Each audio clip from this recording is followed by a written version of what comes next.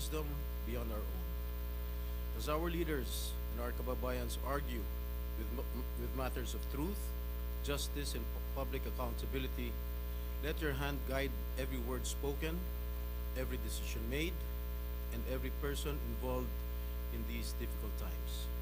And as we gather today in this august chamber to discuss matters of national importance, specifically on whether or not to proceed with the impeachment trial of the Vice President against the backdrop of a recent Supreme Court decision, may you always remind us that public service is a sacred trust, that no one is above the law, and that the majority's final decision is anchored on principles of fairness to create a just society.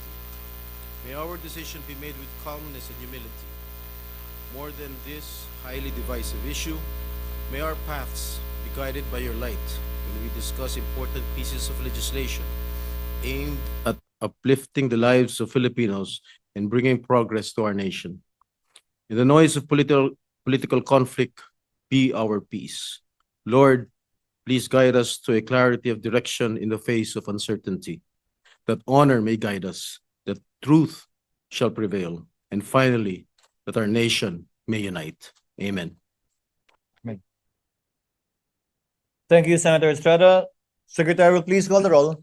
Roll call of members. The Honorable Senator Aquino, Senator Cayetano Alan, Senator Cayetano Pia, Senator De La Rosa, Senator Ejercito, Senator Estrada, Senator Gatchalian, Senator Go, Senator Ontiveros, Senator Lacson, Senator Lapid, Senator Legarda, Senator Marcoleta, Senator Marcos, Senator Padilla, Senator Pangilinan, Senator Soto, Senator Tulfo Erwin, Senator Tulfo Rafi, Senator Villanueva, Senator Villar Camille, Senator Villar Mark, Senator Zubiri, the Senate President. With 22 senators present, Chair declares the presence of a quorum. Majority Leader. Thank you, Mr. President. Mr. President, before we proceed with the reference of business, may I just be allowed to acknowledge some guests from the gallery? Guests of Senator Risa Ontiveros, Justice Conchita Carpio Morales, Commissioner Ed Garcia, Commissioner Christian Monsod, Commissioner Feli Aquino, and Justice Adolf Ascuna. Guests of Senator Marcoleta, Mrs. Edna Marcoleta, Congressman Paulo Henry Marcoleta, Ms. Kathleen Marcoleta, and Commissioner Rowena Guanzon. Guests of this representation, Mr. President, may we acknowledge also Justice Efren de la Cruz, former Congressman Doming Rivera, Attorney Rebecca Chato, and the members of the body of Christ. We welcome all of them in this august chamber.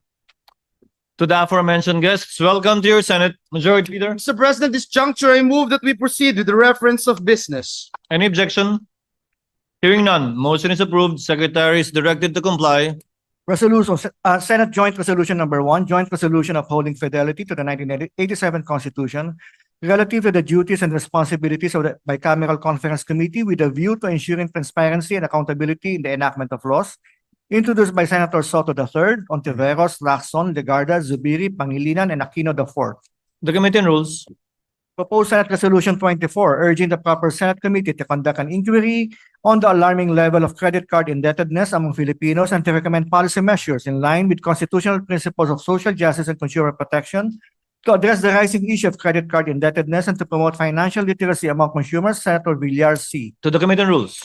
25, resolution urging the proper Senate Committee to conduct an inquiry on the alarming rise of leptospirosis cases in the Philippines and to strengthen the measures for its effective prevention and control. Senator Villar C. The Committee on Health and Demography. 26, resolution urging the proper Senate committees to conduct an inquiry on the social, economic, and public health impacts of online gambling operations in the Philippines, especially among the youth and minors, aiming to strengthen the regulations that will protect the youth and minors from exposure to online gambling and holding online platforms, operators, and promoters accountable.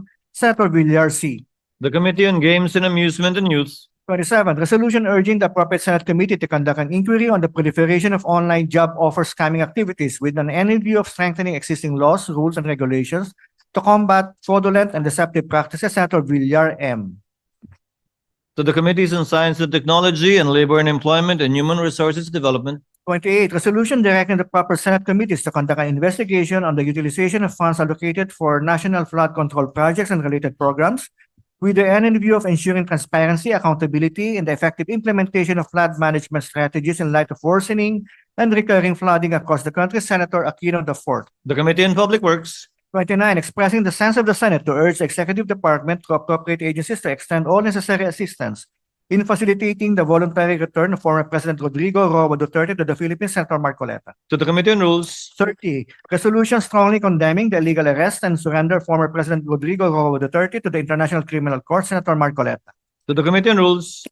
31, resolution directing the appropriate Senate committee to conduct an investigation in aid of legislation into the reported abuse of flood control programs and related projects with the end in view of adopting a comprehensive and effective approach to address the country's persistent and destructive flooding problem, Senator Tulfo E. To the Committee on Public Works. 32, resolution congratulating Mark Magnifico Magsayo for his hard-won victory at claiming the World Boxing Council Continental America Super Featherweight title, Senator Ejercito. To the Committee on Rules. 33, resolution commending and congratulating Yumer Marshall for his recent boxing victory, Senator Ejercito. To the Committee on Rules. 34, resolution loading the immense contributions of Manny Pacman Pacquiao in the field of professional boxing, Senator Ejercito. To the Committee on Rules. 35, resolution amending Rule 10, Section 20 of the Rules of the Senate by Senator Soto III, Ontiveros, Lacson, Legarda, and Zubiri.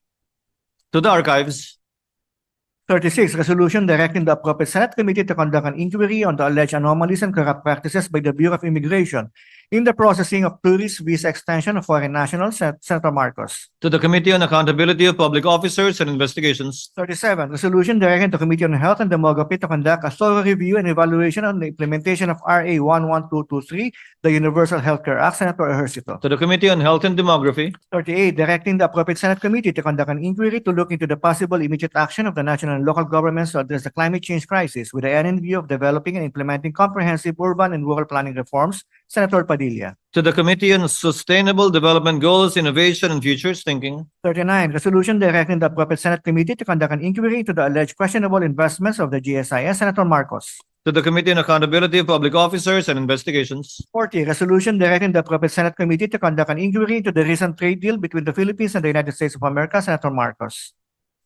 To the Committees on Ways and Means, Trade, Commerce, and Entrepreneurship.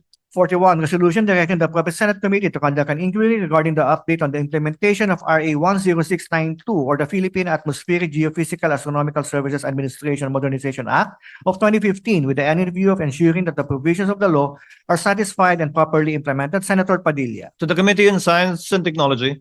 42, directing the appropriate Senate committee to conduct an inquiry on the alarming rise in cases of babies being sold online and to identify and address the systematic gaps in the implementation of relevant laws and offices, Senator Cayetano P. To the Committee on Women, Children, Family Relations, and Gender Equality. 43, resolution congratulating and commending Alexandra Alex Maniego Ayala for her historic achievements and outstanding contributions to Philippine tennis, Senator Cayetano P. To the Committee on Rules.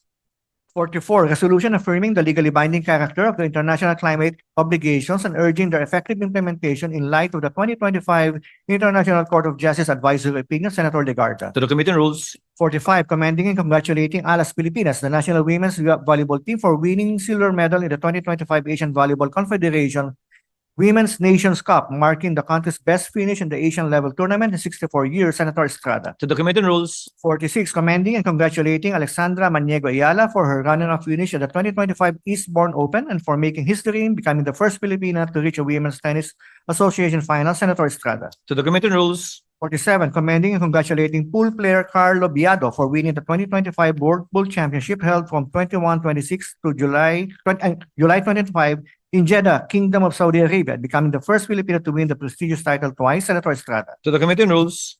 48, commending and congratulating the Strong Growth Philippines basketball team for winning the championship in the 44th William Jones Cup men's tournament held from 12 to 20 July 2025 in New Taipei City, Taiwan, Senator Estrada. To the Committee on Rules. 49, directing the appropriate Senate committee to conduct an inquiry into the delay and abrupt postponement of the final phase of the commissioning of the MILF forces and weapons, Senator Marcos. To the Committee on National Defense and Security, Peace, Unification, and Reconciliation. 50, resolution calling for Senate inquiry into the quality, reliability, and accessibility of water services provided in areas covered by joint venture agreements between local water districts and private entities with the end in view of developing an effective regulatory framework that safeguards consumer welfare and promotes transparency and accountability, Senator Tulfo R. The Committee on Public Services. 51, resolution directing the Senate Committee on Migrant Workers to conduct an inquiry into the existing policies and regulations of the Department of Migrant Workers pertaining to the deployment of Filipino seafarers in high-risk maritime areas following several attacks on ships in the Red Sea, Senator Tulfo R. The Committee on Migrant Workers. 52, resolution directing the Senate Committee to conduct an inquiry on the existing requirements and regulations of the Marina pertaining to the conduct of seafarers training and refresher courses with the end in view of adopting alternative methods to ease the burden of seafarers, Senator Tulfo R. To the Committee on Public Services. 53, resolution directing the appropriate Senate Committee to conduct an inquiry on the exorbitant, unreasonable, and predatory prices for domestic flights with the end in view of reviewing the current rules and regulations related to the rates, charges, and fares of commercial airlines, Senator Villar M. To the Committee on Public Services. 54, resolution directing the appropriate Senate Committee to conduct an inquiry into potential irregularities in the management and use of OWA funds with the end in view of ensuring accountability and transparency in the use of OFW's hard-earned money, Senator Tulfo R. To the Committee on Migrant Workers. Majority Floor Leader. Mr. President, at this juncture, the distinguished gentleman from the great province of Tarlac and Rizal, Senator Rodante Marcoleta, is seeking the floor to deliver his privileged speech. I move that he be recognized, Mr. President.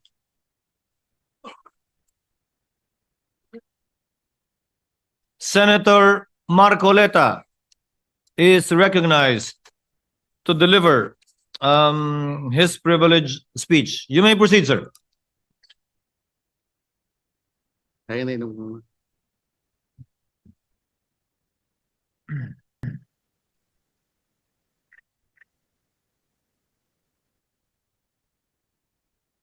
Thank you, Mr. President. Mr. President, I rise on a question of privilege. Today, I believe the entire nation awaits the disposition of the matter in regard to the impeachment complaint filed against the Vice President, Sara Duterte. In the light of the recent but unanimous decision of the Supreme Court,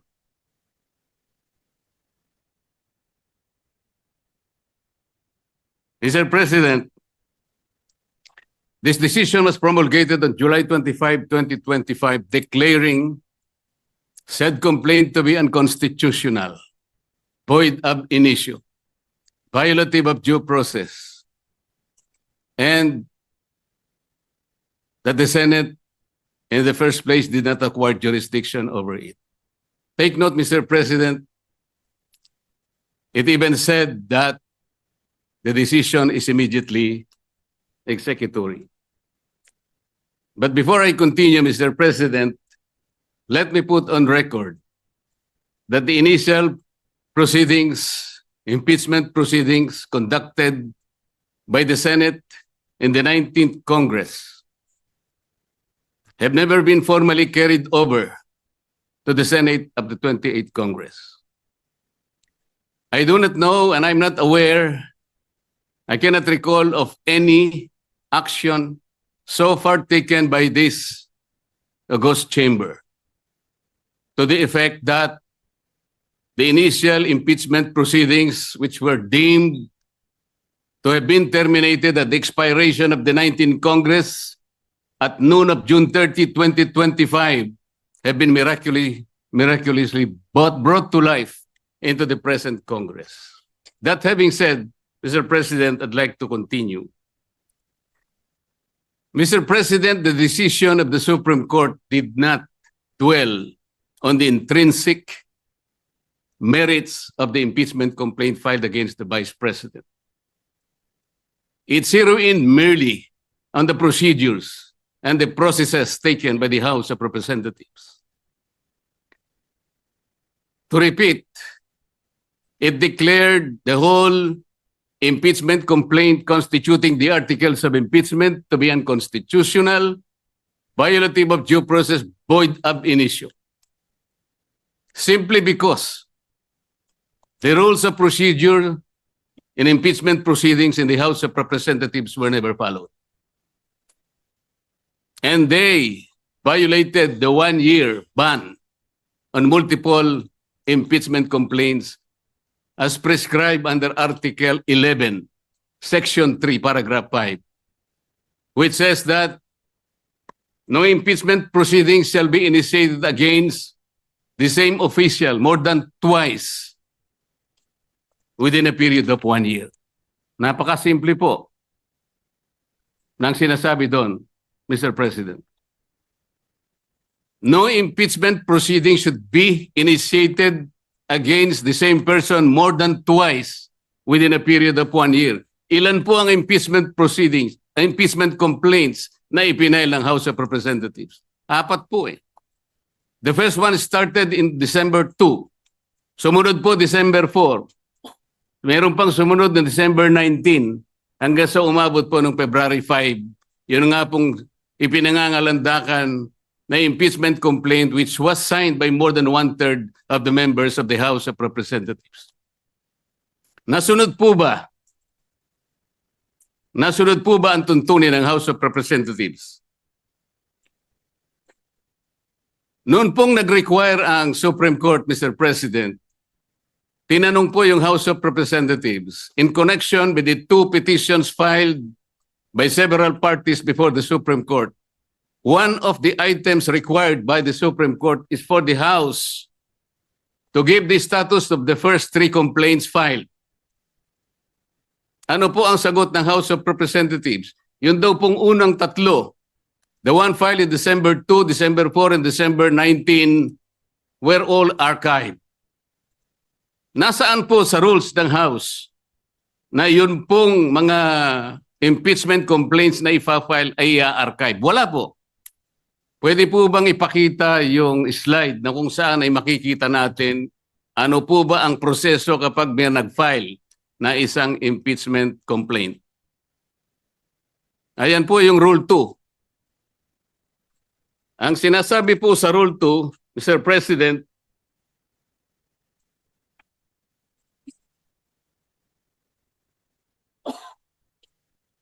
hindi sa Rule 3, sa Rule 3. Rule 2, Section 3. A verified complaint for impeachment by a member of the House or by any citizen upon a resolution or endorsement by any member thereof shall be filed with the office of the Secretary General and immediately referred to the Speaker. Bakit hindi po nasunod ang tuntunin na ito, Mr. Speaker? Kailan po ni-refer ng Secretary General sa opisina ng Speaker yung impeachment complaint dated December 2, 2024? Kailan po ni-refer ng Office of the Secretary General yung impeachment complaint na i-file noong December 4? Wala po silang sagot. Kailan po ni-refer ng Office of the Secretary General yung impeachment complaint that was received on December 19? Wala po silang sinasabi. Kapag titingnan po natin ang sagot ng Solicitor General in behalf of the House of Representatives, ang sabi po nila, the Secretary General diligently referred simultaneously all the impeachment complaints to the office of the Speaker on February 5, 2025. Immediately po ba yan, Mr. Speaker? December 2, December 4, December 19, at isinama po yung February 5, all of them were simultaneously referred to the office of the Speaker on February 5. 2 buwan po ang kanyang ginugol para lang i-refer sa office of the Speaker. Ano po ang immediate doon? Wala po. Wala po silang sinunod. Wala silang ni-refer at ni-refer nga po delayed. Nung ma-refer po, ang sabi po ng Solicitor General, the 4 impeachment complaints were included in the order of business doon po sa session number 36. You will note, Mr. Speaker, hindi po niya ibinigay bilang annex yung order of business in section number 36. Ang kanya pong ipinakita ay yung journal number 36. Bakit po? Sapagkat hindi totoo na yung 4 na impeachment complaints were included in the order of business. Mr. President, I have a copy of the order of business, session number 36. And I will deposit a copy to the office of the Senate Secretary for everyone to see and examine for themselves kung talagang in-include nila sa order of business. Wala po. Saan po nila in-include? Doon sa journal. Iba po yung journal sa order of business. Alam po niyo kung bakit lang nalagay sa journal, Mr. Speaker? Idinagdag po nila as additional reference of business. That is not the requirement of the Constitution. Pwede po ba nating makita yung slide, ano yung sinasabi po ng Constitution?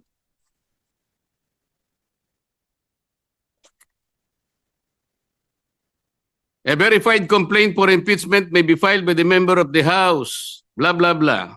Ang sinasabi po rito,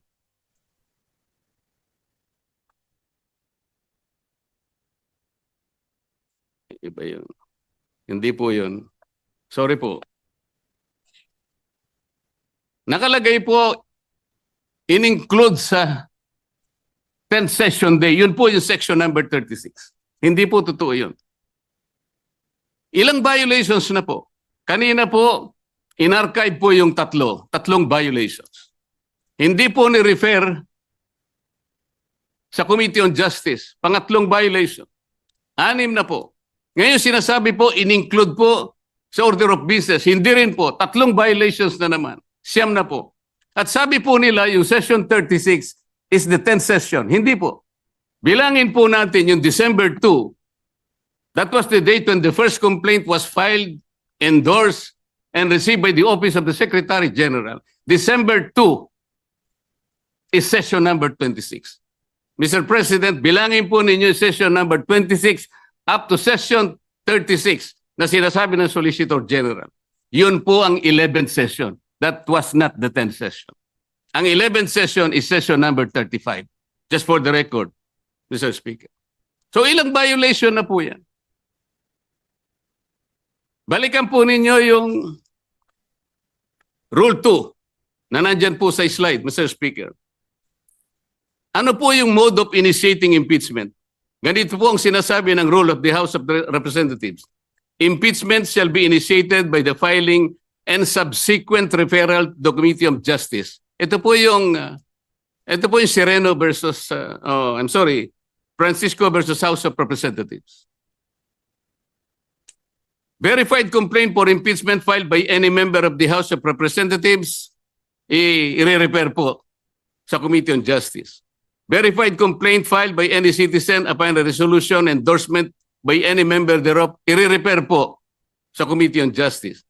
A verified complaint or resolution impeachment filed by at least 1/3 of all members of the House, i-refer din po sa Committee on Justice. Bakit po ang ginawa nila nung makakuha sila ng higit sa 1/3, dali-dali po nila ang tinransmit sa Senate? Ang pagkakakala po nila, Mr. Speaker, sapagkat ang pinagbatayan po nila ay yung Rule 4 na kung saan in Section 14 sinasabi po endorsement of the complaint resolution to the Senate. Ang sinasabi lamang naman po noon, Sir President, ay yung pamamaraan kung paano po i-endorse yung impeachment complaint that was signed by 1/3 or even more members of the House of Representatives. Hindi naman po sinasabi doon na hindi na sa i-refer sa Committee on Justice. Bakit po nakalagay dito sa rule? Kailangan i-refer din siya sa Committee on Justice, but they never did. Mr. Speaker, Mr. President. So ilang violations na po ito? You cannot use Section 14 in isolation of Section 2. Hindi po pwede yun. Binigyan po ba ng discretion, Mr. President? Was the House given the discretion to select, to withhold and select from among the 4 impeachment complaints, which will be the one to be transmitted in the Senate in derogation of the 1-year ban rule? Wala po silang discretion. Kung sila po mismo ay hindi sumusunod sa tuntunin. Bakit po ngayon ay napakarami pong nagsasalita? Na parang akala mo ay ang Supreme Court pa ang nagkasala, ang nagkamali. Samantalang ito po, napakasimple po ng tuntunin, hindi kailanman sinunod. Even the 10th Session day na sinasabi nila. 11th session day nung ilagay po nila sa order of business, sabi nila. They never included them in the order of business. Wala po. Nasa akin po yung kopya. Ano ba po ang pagkakamali? Mr. President, ipakita po natin yung last page ng impeachment complaint. Pakita po sa slide. Ayan po, Mr. President. Subscribed and verified before me.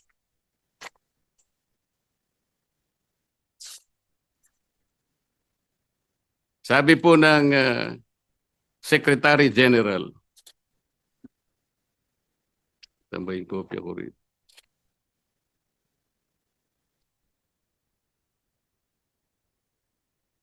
Subscribed and verified before me on this blank day of February 2025. Wala pa pong date.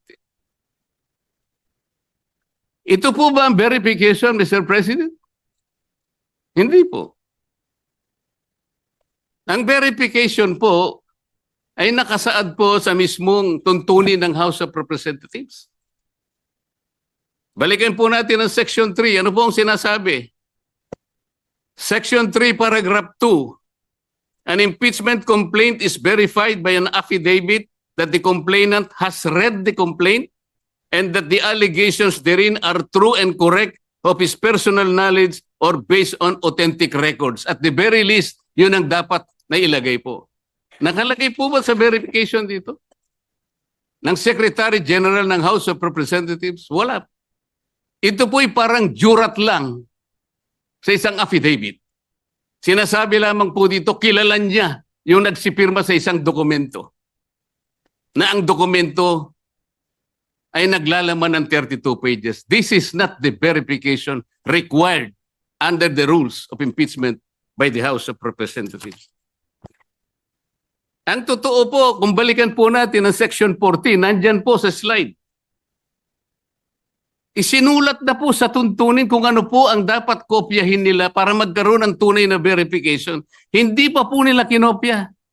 Mr. President, ito po yung contents ng verification na dapat sana yun ang nilagay nila sa complaint.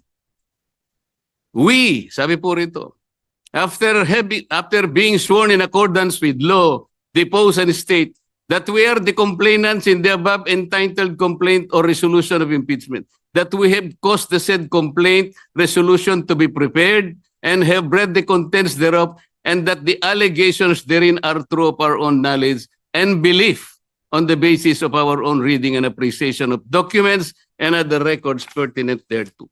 Kokopyahin na lang, Mr. President. Hindi pa nakopya. Mr. President, alam mo po, nung ako'y grade 4, yung teacher po namin, binigyan po kami ng isang short quiz. I-drawing ninyo kanya yung Bicol region. Siguro po 1963 yun, Mr. President. Yung Masbate, hindi pa kasali sa Bicol region. O hindi, kabisado ko naman po sapagkat mahilig po ako sa social studies, Mr. President. Meron pong dalawang nangungopya sa akin. Yung isa nasa likod, yung nasa kaliwa ko. Yung nasa likod po, nakopya niya pong tunay yung aking drawing. Pinagalitan siya pero ipinasa po sapagkat nakopya niya po yung aking drawing. Yung isa po, nangopya na nga, hindi pa niya nakopya.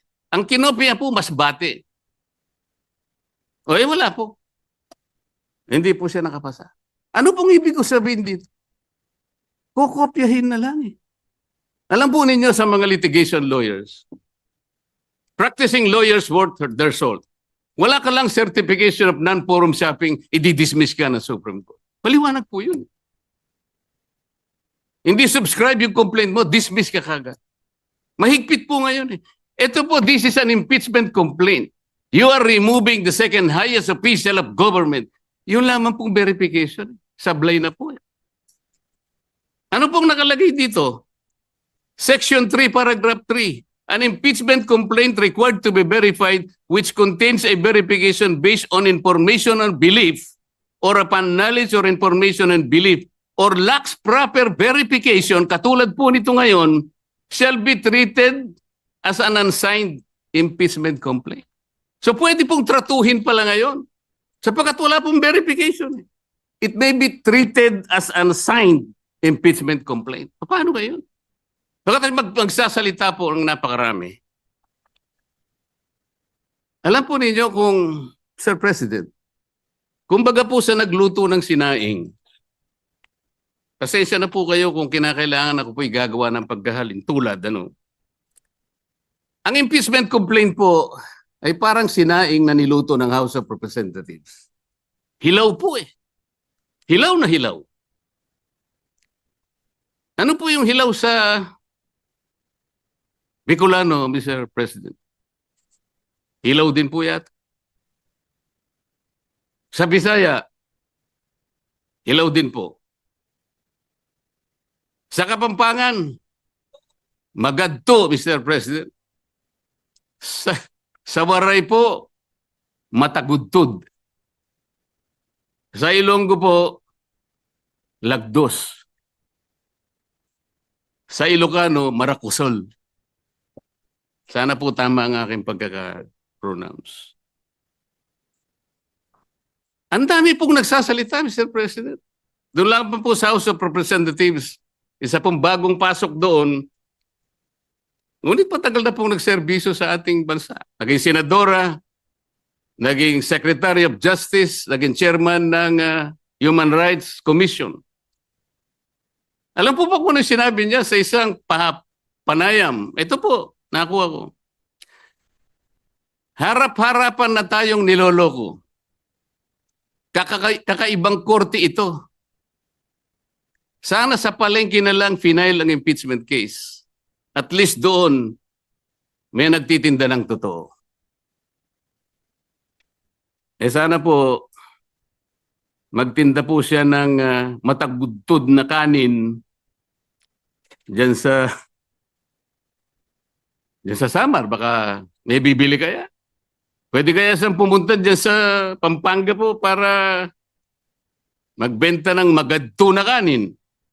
Kung may bibili, baka sakali. Pumunta kaya sa Panay para magbenta ng lagdos na kanin. Wala po siguro, Mr. President. Baka ngayon dagan dingding, hindi pa patusin. Huwag pong ganun. Ang dami na pong nagsipagsalita. Samantalang hindi po nila nakita. Ang dami, kayo po nagsimula ng mali. Hindi naman po sinasabi ng Korte Suprema na kailanman ay huwag kayong mag-impeach. Huwag na kayong mag-file. Ayusin nyo lang po eh. Yun lamang po ang gustong mangyari dito. Ayusin nyo. You want to impeach the Vice President, do it in the right way. Hindi naman po tinignan ng merito eh. Ang sinasabi yung proseso, hindi po nyo sinunod eh. Sinasabi na nga, walang impeachment complaint bukod sa isa. Laban sa isang opisyal sa loob ng isang akalain mo namang 4 po kagad ang ipinay. Pagkatapos yung 4, i-consider mo na isa. Hindi naman po yata tama yun, Mr. President.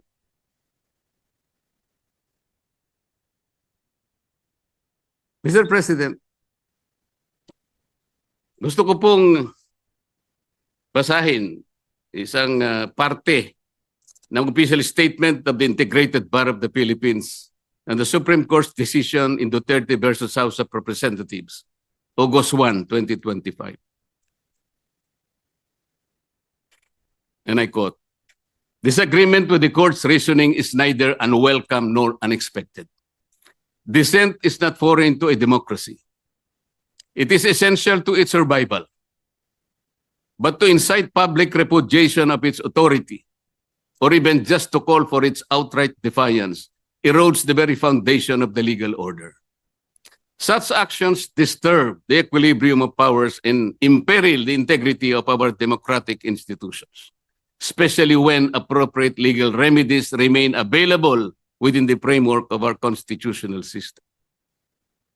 If every adverse ruling becomes an invitation to disobey, the law ceases to be a constraint on power and becomes its casualty. The Constitution does not require agreement. It demands adherence." Ang sinasabi po ng mga ibang kasama natin, magpapile pa naman ng motion for reconsideration. Bakit hindi natin hintayin? As I said, Mr. President, if you are a practicing lawyer worth your salt, you are confronted with the unanimous decision of the Supreme Court. In a firm voice, it says this is unconstitutional, void ab initio, violative of due process, and the Senate never acquired jurisdiction over this. And it is immediately executed. Parang sinasabi niya sa'yo, wala ka ng room mag-file niyan. Is anyone expecting that even one soul of the members of the Supreme Court will reverse himself? We cannot depend our action, Mr. President, on the fortunes of litigation. Naalala ko pa nga po doon sa kaso ng Francisco versus House of Representatives. The former Chief Justice, Renato Puno, in his separate concurring opinion, naalala ko po ang sabi niya, with the possibility of 2 impeachment complaints reaching the Senate, the good Chief Justice said that the Senate, in the exercise of its primary jurisdiction, can decide the question of whether or not the 1-year bar rule has been violated or not. The Senate can even decide if on its face the impeachment complaint has no legal basis. At ang sabi pa po niya doon, Francisco versus House of Representatives, sabi pa niya ron if the Senate finds that the 1-year bar rule is violated or that the impeachment complaint has no legs to stand on, that will be the end of the entire controversy. He was saying that let's give all the remedies available to the House and the Senate because of their primary jurisdiction. But when the case is ripe for judicial determination, it was the view of the former Chief Justice that the Supreme Court at that time, and only at that time, when it can speak with great moral authority in order to compel the loyalty, the respect, and the obedience of our people. Mr. President, when the Supreme Court negates the actions of a co-equal branch of government, it does not assert its superiority. Instead, it upholds the supremacy and the dominance of the fundamental law of the land, the Constitution. And so the Supreme Court has already spoken. The last arbiter of law, it says the complaint is unconstitutional, is void ab initio, is violative of due process. The Senate never acquired jurisdiction over this. It is immediately executory. On that note, Mr. President, I respectfully move that the impeachment complaint be dismissed. I so move, Mr. President. Majority Floor Leader. Mr. President, before, Mr. President, we act on the motion of the distinguished gentleman from the great province of Tarlac and Rizal. Mr. President, the motion is not among the privileged motions listed under our Rule 32, Section 90 of our rules. Therefore, Mr. President, it is debatable and may be subject to clarificatory questions. Nonetheless, Mr. President, our movant, Senator Marcoleta, has the floor, and Mr. President, subject to his consent and with his magnanimity, clarificatory questions on the motion may be entertained. In fact, Mr. President, we have some members of the Senate who wanted to interpellate with the permission, Mr. President, of the... What is the pleasure of Senator Soto, our distinguished Minority Floor Leader? Thank you, Mr. President. If the distinguished gentleman from Tarlac favor me with a few questions, I will be gladly accepting his favor. And if the Senate President will allow me, after a few questions, I will make my own manifestation to that effect. The gentleman may proceed. Should Senator Marcoleta so allow it? Yes, Mr. President. Thank you, Your Honor. Thank you very much. Mr. President, thank you. So, listening to the privileged speech of the distinguished gentleman from Tarlac, the basis of your motion to dismiss is the Supreme Court's decision, which is now pending appeal by virtue of the MR, or the motion for reconsideration filed last Monday by the House of Representatives. Is it not, Your Honor? The question whether is it Yes, your subject basis to for appeal? your motion to dismiss is based on the Supreme Court decision that the so-called impeachment is unconstitutional, based on their decision. Yes, Mr. President, Your Honor. That's very, very clear and categorical. Correct. The Supreme Court decision, Mr. President, although immediately executory, is not yet final, thus appealable. Ngayon, naka-apela na. Marami nagtatanong, kung naka-apela na, ba't tayo nagmamadali na i-dismiss ito sa atin? So may I ask the gentleman, what will happen if we prematurely dismiss the case and the Supreme Court subsequently grants the MR and reverses its own decision? The question, Mr. President, is speculative. Yes, yes. May I have a speculative answer, Mr. President? We cannot speculate. We can only guess, second guess, because on the basis of our experience as a practicing lawyer, Mr. President, ito pong ganitong klaseng desisyon, talaga pong wala na pong kaduda-duda na kahit po mag-file pa tayo ng motion for reconsideration. We are hoping against hope. It is as if we are wishing for the moon. Palagay nyo po, palagay nyo lang po merong isa na nag-reverse. Hindi rin po ma-overturn eh. Kasi po ang kailangan po ninyo ay 8 ang mag-reverse. Sa inaakala po ba ninyo meron kayong makukuhang 8 na pumirma doon sa unanimous decision na babaligtarin po nila yung kanyang sarili. Kaya napakahirap pong mag-speculate, Mr. President. I will accept the answer of the gentleman, but I have done my research, Mr. President.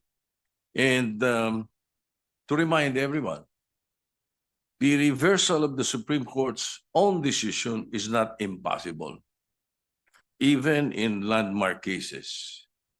In the case of Labugal, Bilaan Tribal Association Incorporated versus Victor Ramos, GR number 127882, December 1st, 2004, questioning the constitutionality of Republic Act 7942, or the mining law, the Philippine mining law.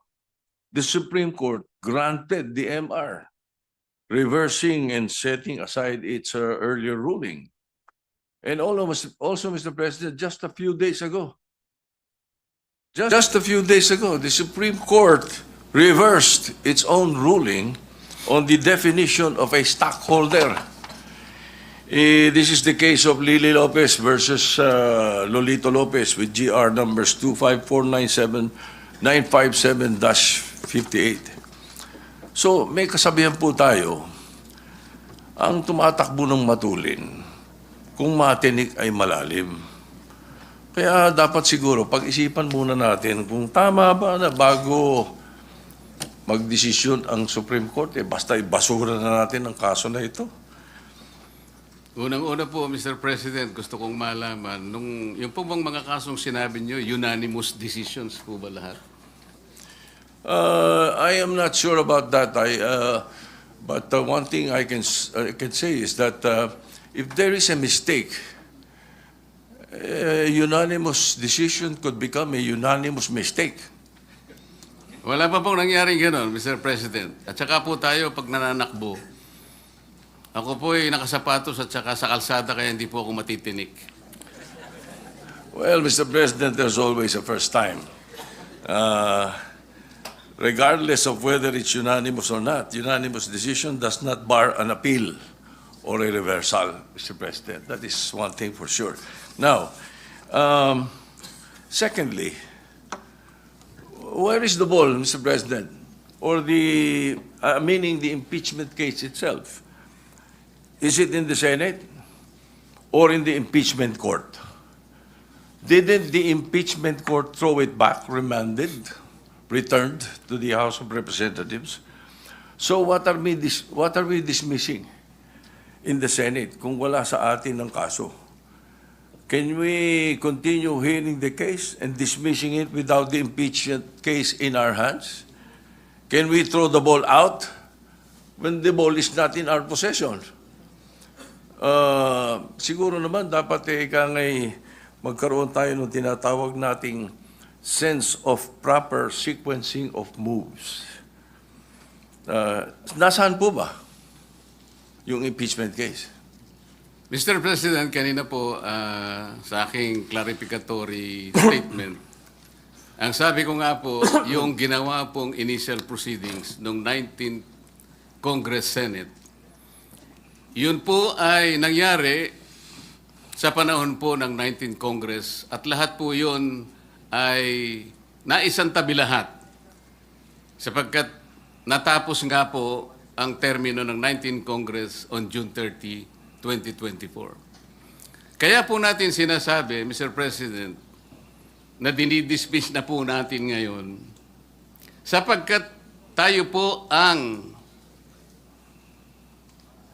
nasa lugar na sinasabihan ng Korte Suprema nung sabihin niyang ito ay immediately executory. Sino pong mag-i-execute nun? Hindi naman po i-execute yun ng House of Representatives. Maliwanag naman po na tayo lamang ang tinakdaan ng kataas-tahasang hukuman na gumawa ng paraan para isang tabi na po ang usaping ito sapagkat napagtibay nga nila na ito'y unconstitutional, void ab initio, at wala na po tayong jurisdiction para dito. Thank you, Mr. President. Your Honor, thank you. But as I said earlier, not because it is immediate and executory does not mean it's not appealable. Now, to continue, Mr. President, I hope you don't mind. I will be posing a question, but then I will be doing a manifestation based on this question that I will be posing. So I'm certain that the gentleman from Canal Rock has read the 97 pages ruling of the Supreme Court to come up with this motion. So the question is, must we agree on the statement of the decision of the Supreme Court on page 3, page 56, as basis that the one-year ban has set in? With that question, allow me to proceed with my manifestation, with your permission, Mr. President. For the benefit of our colleagues, my colleagues, the last paragraph of page 3 states that, quote, since the 19th Congress terminated, the 3 impeachment complaints became enacted upon, end of quote. Again, this was reiterated in page 56, second paragraph of Roman numeral 5. It says, quote, the House of Representatives, however, was unable to act on the first 3 impeachment complaints because of the adjournment of the 19th Congress. To continue, for constitutional purposes, the first 3 complaints were effectively dismissed. In both instances, Mr. President, the Supreme Court was referring to the February 5, 2025 adjournment. But they have, erroneously believed that the said adjournment is the same adjournment with a sine die adjournment that ends a Congress. It is not. February 5 did not terminate the 19th Congress as stated in the decision. The sine die adjournment of the 19th Congress was on June 13, 2025, wherein the last session day was last June 11. Mr. President, and for the information of the public, there is a world of difference between adjournment versus adjournment sine die. Sa atin, pag nag-adjourn tayo for the Christmas break, nag-adjourn for the Easter break, nag-adjourn for the election period, nothing dies. Treaties, bills, resolutions, anything filed continues. It is never archived. Well, perhaps the lawyers of the ponentes did not realize that, or they were not familiar with the rules of Congress. As I said, this is a world of difference. Now, this is a transcendental case. Ang laking constitutional issue. Wala man lang oral arguments, or at the very least, a consultation with some members of Congress or members of the bar na nakakaintindi ng rules ng Congress regarding the procedure. In that matter alone, Mr. President, kasabihan ninyo mga lawyer, falsus omnibus, falsus unos, falsus omnibus. Mistake in one, mistake in all. In that manner, they wouldn't have decided based on their unfamiliarity with the legislative process. May mali agad eh. Pati ba legislative rules natin gusto nilang palitan? Ganun ba yun? Maybe not everyone may appreciate the importance of the legislative calendar of Congress. But us, it is a big deal. That's why I'm stressing this point. Concurrent joint resolution pa nga when we approve this calendar, only to be misinterpreted and used erroneously in this case. Nag-adjourn daw yung 19th Congress. Kaya na-archive lahat. Now, may kinopya lang, kopya, mali pa. Sabi nga kanina ng ating distinguished gentleman from Tarlac, hilaw. Hilaw yung complaint. Hilaw din yung decision. In addition to this factual error, Mr. President, it can be seen in the website of the House of Representatives that the 3 impeachment complaints were referred to the Committee on Rules and were consigned to the archives on February 6, not February 5, as claimed in page 78 of the decision. Nag-housekeeping lang ang House, kaya in-archive, hindi to end the Congress. This archiving were not the results of the ending of the 19th Congress, but because of the fact that the 4th complaint were already filed and transmitted to the Senate. Dito pa lang, Mr. President, pilit na patunayan na barred ang 4th complaint. Kapag ayaw, may dahilan. Kapag gusto, may paraan. Now, to continue, Mr. President, and this is very much related. The Supreme Court, by the way, if it is wrong, if the complaint done by the House of Representatives was wrong, we cannot correct a wrong with another wrong. The Supreme Court essentially amended the Constitution by removing the third mode of filing of impeachment complaint. This third and speedy mode was enshrined there for a reason. In times that there is an urgent need to impeach a person who is influential and powerful and may use his position to evade the law, the third mode, which is the fastest way, was provided in the Constitution. Why did they ask? Why don't you ask the authors of this provision in the Constitution? Constitutionalists or CONCON delegates Munsod, Ascuna, Sarmiento. So, Mr. President,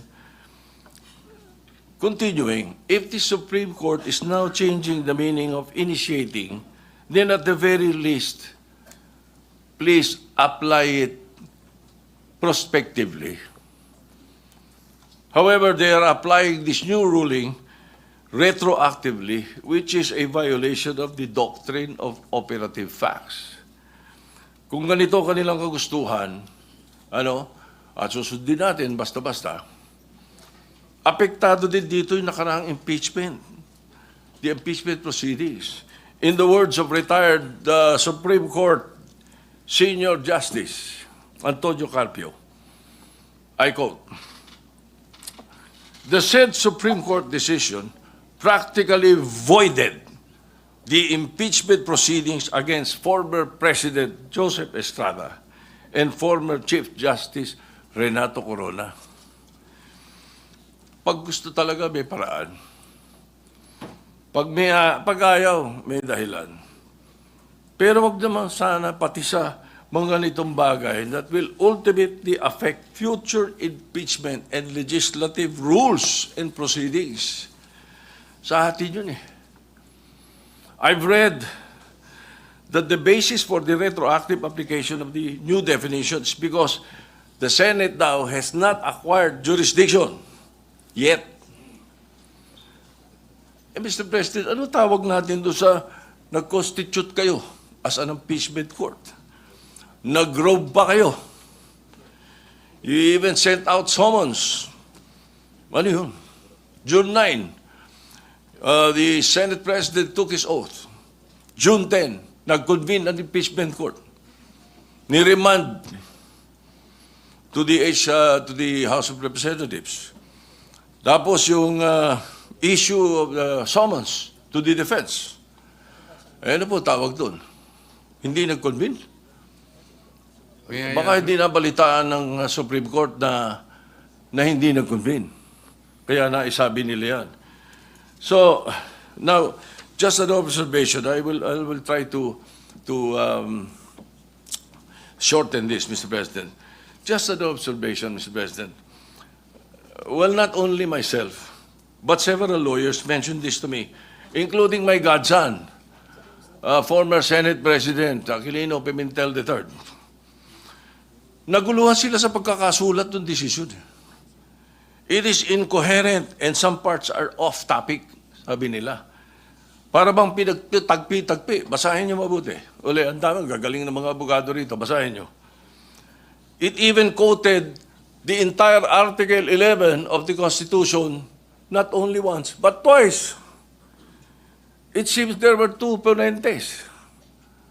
Parang dalawa author dito.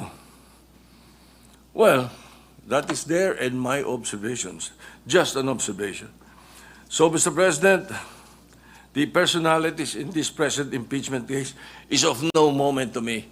The Vice President is a friend of mine. The former President, President Duterte, has been my friend since 1988. Everybody knows that. What I'm pointing out is the danger of outright dismissing the impeachment proceedings by virtue of a decision that is not yet final and still pending appeal. Justice Leoden himself said, Mr. President, I quote, "The Supreme Court is not perfect. citizens and academics certainly have the right to call attention to the fallibility of the courts. Tama po yun. There is no perfect institution. Even Supreme Court ka, pwedeng mag-commit ng grave abuse of discretion or culpable violation of the Constitution. A case decided unanimously does not mean that it is infallible. For all we know, it is a unanimous mistake. That again can be corrected by setting aside and reversing prior pronouncements.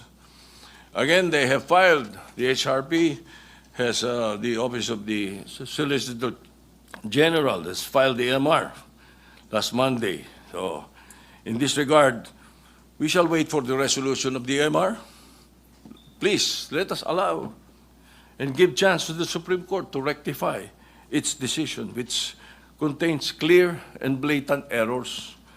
For their sake and for the sake of future proceedings, let us not dismiss forthwith. And in that light, considering the motion of the gentleman to motion to dismiss, I move to table the motion to dismiss. A motion to table has a higher precedence than a motion to dismiss. Thank you, Mr. President. Mr. President, may I have a quick reaction to the manifestation of the gentleman? The gentleman may do so if he so desires.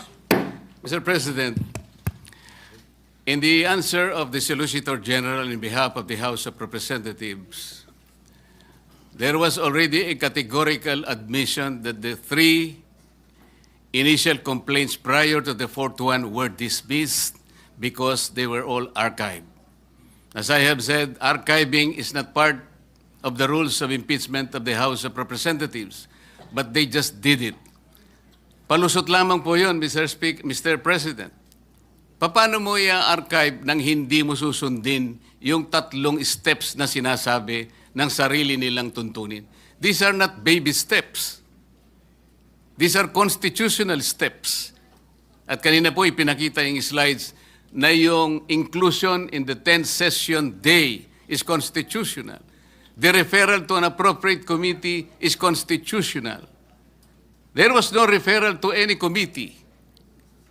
Ang ginawa po nila, tinransmit nila sa Senate without requiring themselves to observe another provision of their own rules. This is to refer to the Justice Committee, where the Vice President might probably be given at least a modicum of right to defend themselves. That is what we call due process. Wala po eh. Inakala po nila na kapag may 1/3 na or more, ay pwede na nilang huwag gamitin yung Section 2 ng kanilang rules. Hindi po nakalagay yun eh. So hindi na po kailangan na i-distinguish pa natin yung adjournment and sine die adjournment. Kasi inadmit na rin po na in-archive nila kahit na wala po sa tuntunin. Kanina sa manifestation, tinanong din po. Kung wala tayong jurisdiction, things. Pwede po yung initial proceedings ninyo will be considered under the doctrine of operative facts. Hindi pa po na-declare na wala pang jurisdiction ang Senate at that time. Ngayon lang po nangyari. Kaya po yung ginawa ng Senate of the 19th Congress, tama pa rin po eh. Wala pa pong declaration noon. Kaya lang, ang kagaya po ng aking clarification na sinabi, all these initial proceedings conducted in the Senate of the 19th Congress were not officially transmitted to the 20th Congress, where I myself belong, a Congress of different composition. So yun po ngayon, naharap tayo ngayon sa issue na talagang tayo lamang po ang gagawa because there is no other agency of government that will execute that decision of the Supreme Court. Only the Senate. So may I go back to the first question, to the original motion, Mr. President. Mr. President, if I may. Majority Floor Leader. Thank you, Mr. President. With the indulgence of my colleagues, Mr. President, our Senate Minority Leader, Senator Soto, and first movant of the motion, Mr. President, Senator Marcoleta, may I respectfully appeal, Mr. President, of our, and remind, Mr. President, our colleagues of our concurrence during our caucus held last week, that we will debate on this and talk about this and discuss this matter, Mr. President. But if the minority leader would continue to insist his motion, Mr. President, we have no other choice but to dispose with the motion of the minority leader, considering that it takes precedence, Mr. President, with the motion of Senator Marcoleta. It is the understanding of the chair that during our all-member caucus, which the chair announced in plenary, that it was agreed unanimously by all the members that we will be discussing, debating, and acting on the Supreme Court decision on a date certain. And this was the date certain that was agreed upon in caucus. Maybe hear from the distinguished minority floor leader if there has been a change in that position given on that date when we had an all-member caucus. Mr. President, as a matter of fact, concur with what you said. But during that time when we discussed it, there was no MR filed. There was no motion for reconsideration filed by the House of Representatives or the Solicitor General. So it becomes a different, it develops into a different scenario now that there is a motion for reconsideration. Because again, my question was not clearly answered when I said, what happens if we move to dismiss as what? As a Senate or as impeachment court? I think that is one of the questions that is going to be posed by another member of the Senate, and we wish that you could recognize them to continue debate on this matter before we decide. But again, my answer is that there was no motion for reconsideration when we agreed to decide on August 6 on the motion to dismiss. That's why my motion is not against the motion to dismiss, Mr. President. It is merely a motion to table the motion to dismiss, which you may be able to take up on the floor even tonight or tomorrow. A motion to table is alive always in parliamentary rules, and you may take it up anytime. Then we can take up the motion to dismiss after that, Mr. President. Thank you. We note the intent of the distinguished minority floor leader, but the chair would therefore like to make some points known before we act on the motion. Mr. What is the President? pleasure of the majority floor leader? Mr. President, upon conferment with the minority leader, Mr. President, he is amenable, Mr. President, for us to continue with the discussions and debate on this particular topic, Mr. President. And so with that, Mr. President, may I move that we recognize the distinguished gentleman from Cavite, Senator Panfilo Ping Lacson, to ask his questions, Mr. President. Well, first, the chair would like to thank the Thank you, Mr. magnanimity President. of the distinguished minority floor leader in order for us to be able to continue with the debates. The gentleman from Cavite, Senator Lacson, is recognized for his interjections with leave, of course, of the gentleman who has the floor, Senator Marcoleta. You may proceed, sir, if Senator Marcoleta so desires. Thank you, Mr. President. This is not an interpellation. Rather, this is a manifestation to be followed by a parliamentary inquiry. The gentleman may proceed then. Mr. President, I've been diligently reading and reviewing the rules of the Senate since I've been out of this august chamber for 3 years. Nowhere in our rules can I find a provision on a motion to dismiss, as submitted by the honorable gentleman from Tarlac. Neither is there a supplementary application of the rules of court to offer a space for such motion to dismiss, except perhaps in the committees performing their legislative inquiries in aid of legislation. Obviously, we are now assembled in plenary, not as an impeachment court, but as a legislative body, and I cannot relate to a motion in this plenary to an issue that involves a collective decision that falls solely and exclusively under the jurisdiction and authority of an impeachment court. Having said that, Mr. President, my parliamentary inquiry is addressed, of course, to the Senate President. Mr. President, how do we deal with the pending motion? I refer to the motion to dismiss. Shall we even take it up or deal with it? Kasi wala po sa rules natin. Paano wala tayo pong guidelines? Kasi wala po sa rules natin yung motion to dismiss. So anong guidelines ang susundin natin in addressing the motion to dismiss submitted by the Honorable Marcoleta? Assuming arguendo, Mr. President, that the motion is voted upon and adopted by this body, what if, Mr. President, the Supreme Court reverses itself when it rules on the MR filed by the House of Representatives through the Solgen? Shall we also backtrack and reverse ourselves in dismissing the impeachment case? I pose that question, Mr. President. Thank you.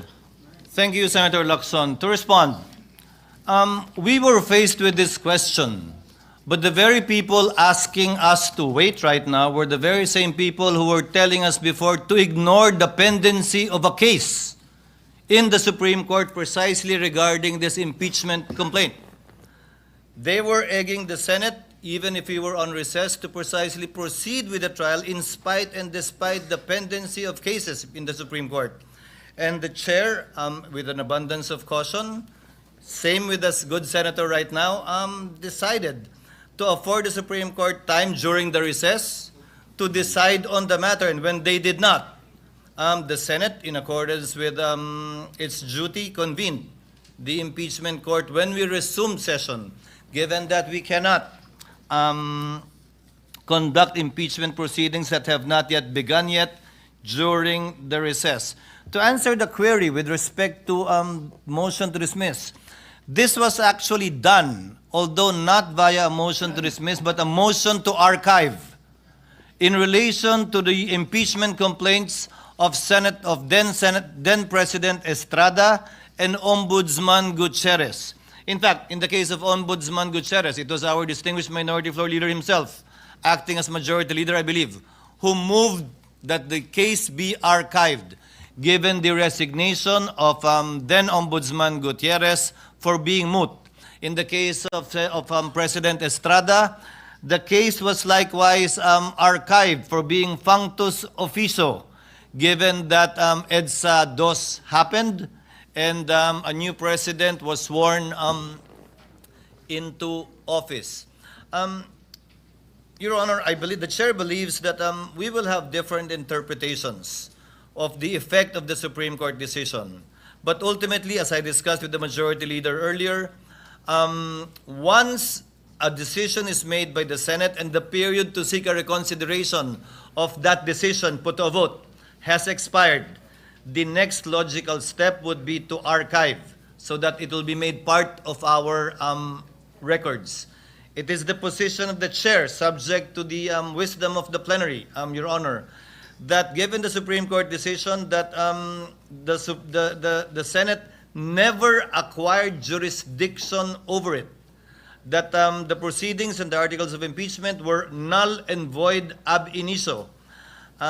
Indeed, there might not even be anything to dismiss, and the procedure would be more properly to archive, similar to what we have done in the past, so that these proceedings will still be made part of the Senate's records. But we will cross that bridge once we put it to a vote, Mr. President. I go Your back Honor. to my previous question, Mr. President. Anong gagawin natin sa motion to dismiss? How do we deal with it?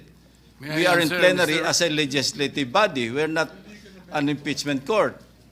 So yun ang tanong ko po, Mr. President. Yun ang essence ng aking parliamentary inquiry. The predisposition of the chair is what I stated, but subject, of course, to the wisdom of plenary. Maybe here from Senator Marcoleta, with respect to his ideas, given that he is the proponent Mr. of the President, motion. it is true that the motion to dismiss is not part of our rules. But it is part of our rules po yung pagiging suppletory application po ng rules of court. In the rules of court, yung korte po can motu proprio dismiss a case kung wala pong jurisdiction. And considering that the rules of court has become part of our rules, that's why I use the motion to dismiss. Pag wala pong jurisdiction, halimbawa, sa isang korte, collection case po ito, 5,000 pesos po yung pinal niya, dinismiss po ng court kahit hindi pa sumagot yung kalaban, Mr. President, kasi ang jurisdiction po ng korte hanggang 3,000 lang. Ganun po ibig sabihin nun. Minsan po, hindi po verified yung complaint, dinismiss. Sa motu proprio, talagang dinidismiss. Paano po kaya kung sinabihan pa nga na the Senate didn't acquire jurisdiction over the case? Mas lalo po sigurong dapat nating panindigan na talagang i-dismiss na po natin, Mr. President. Senator Lacson is recognized. Again, I refer to our rules, Mr. President. Wala rin po ako makitang suppletory application sa rules of the Senate pagdating sa plenaryo. Pwede pong gamitin ito sa mga committee hearings, Sa impeachment. inquiry in aid of legislation. But we are not there. We're here in plenary. Maski po basahin natin na 100 beses ang ating rules of the Senate, wala pong suppletory application sa ating rules. Thank you, Mr. President. The point of Senator Lacson, insofar as that is concerned, is well taken. Senator Pangilinan. Just on the point of Is recognized. suppletory, the rules of court being suppletory. Mr. President, the rules that are suppletory presupposes that there are no rules of the Senate or the Senate impeachment court. In other words, in the absence of a standing rule or provision of either our Senate rules or the Senate impeachment court rules, then we refer to the rules of court as suppletory to our rules. But in this case, the Senate impeachment court has a specific rule, resolution number 39. Upon presentation of the articles to the Senate shall specify the date and time for the consideration of such articles. Unless the Senate provides otherwise, it shall continue in session from day to day until final judgment shall be rendered, and so much longer as may in its judgment be necessary. In other words, as an impeachment court, of course, not as a Senate in plenary, but even that is now being debated because this representation believes the sole power to try and decide impeachment cases is the impeachment court and not the Senate in plenary. Mr. President, Majority Floor Leader. Mr. President, next to interpolate, Mr. President, on the list of this representation is the distinguished gentleman from Taguig and Pateros, no other than Senator Alan Peter Cayetano. I move that he be recognized, Mr. President. If I may, Mr. President, with the indulgence of the good gentleman from Taguig and Pateros, yung akin po ay the lady may proceed. susog doon kay Senator Lacson ng mga punto. But, Your Honor, It's the not an chair- interpellation yet, Mr. President. I follow up point to the point of Senator Lacson. If the SP lady may and proceed. the gentleman. Thank you, Mr. President, and with the indulgence, as I said, of the good gentleman from Taguig and Pateros, nabanggit na rin po, Mr. President, pareho ni na Senator Lacson at Senator Pangilinan, yung usapin ng tayo ba, Senate or Senate impeachment court ba? So this is a point of inquiry, actually, a brief point of inquiry, Mr. President, related to the motions at bar now. The question presented to the body is related to an ongoing impeachment case, which is within the jurisdiction of the impeachment court. Should we not first have the newly elected senators take their oaths as senator judges and convene as an impeachment court? I note, Mr. President, that the Supreme Court decision is not yet final as colleagues have mentioned, a motion for reconsideration has been filed by the House of Representatives, and the court itself, the Supreme Court, has given 10 days for the Vice President to comment. So yung point of inquiry ko nga po, Mr. President, hindi po ba dapat pasumpain na muna ng presiding officer with us convened as an impeachment court yung mga bagong halal na senador para makapag-convene po tayo bilang impeachment court at i-treat yung mga motions at bar. Salamat po, Mr. President. Noted and entered into the records. What is the pleasure of the Honorable Just a very quick intervention. Very quick, Mr. President. With the Pangilinan? permission of Yes, our you may please. proceed, sir. Yes, Mr. President, and we place this on record after reading the ruling, the decision of the Supreme Court. Mr. President, the Supreme Court referred to the Senate Impeachment Court repeatedly. And therefore, it is the Senate Impeachment Court that was also impleaded. It is the Senate Impeachment Court that may, if it opts to, file a motion for reconsideration. And therefore, this motion to dismiss, we believe, should be forwarded to or tackled by the Senate as an impeachment court. Your Honor, just on that point, the parties mentioned in the case is not the Senate Impeachment Court, but the Senate. And the dispository section of the decision makes mention also of the Senate. If I may quote, consequently, the Senate did not acquire jurisdiction to constitute itself as an impeachment court. That's the decision of the court in Duterte v. HOR. Mr. President, and we will go back to the earlier manifestations The of... mic, please. We will go back to the earlier manifestations of the minority leader. Yes, the Supreme Court ruled that we have no jurisdiction. Yet, the decision is flawed in terms of the facts on procedure, the one-year bar, and on due process. This is at least, of course, our assertion. And therefore, should we not wait for a motion for reconsideration to be resolved before we proceed and vote on the matter that has removed from the impeachment court jurisdiction? Should we not at least assert the power and the prerogative under the Constitution of the Senate Impeachment Court in terms of the exclusive jurisdiction, number one, and the sole power to try and decide? That is what we will be deciding and voting upon this afternoon, Your Honor. Thank you, Mr. Senator President. Cayetano is Yes, recognized. please, Mr. President. Thank you, Mr. President. The distinguished gentleman, Senator Marcoleta from Tarlac and Senador ng buong bansa. Sir President, initially I wanted to speak pagbotohan na po. But very interesting po yung question na bringing up ni Senator Lacson. But aside from that, Mr. President, masyadong mabigat yung crossroads na hinaharap ng ating bansa. And remember, assuming we do nothing today, I am 101% sure that on February 6, 2026, an impeachment case will be filed against the Vice President. Maybe against other impeachable officers too.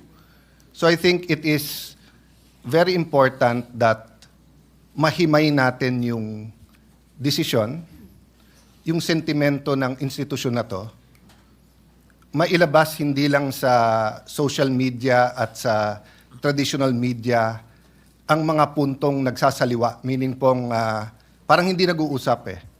So at least here we disagree, but whether we listen to the minority leader or to Senator Marcoleta, we agree to listen to each other and to examine each other's points. So I just like a few minutes on some very important matters. Let me start by the accusation that because of this decision, masyado nang mahirap at wala nang mai-impeach.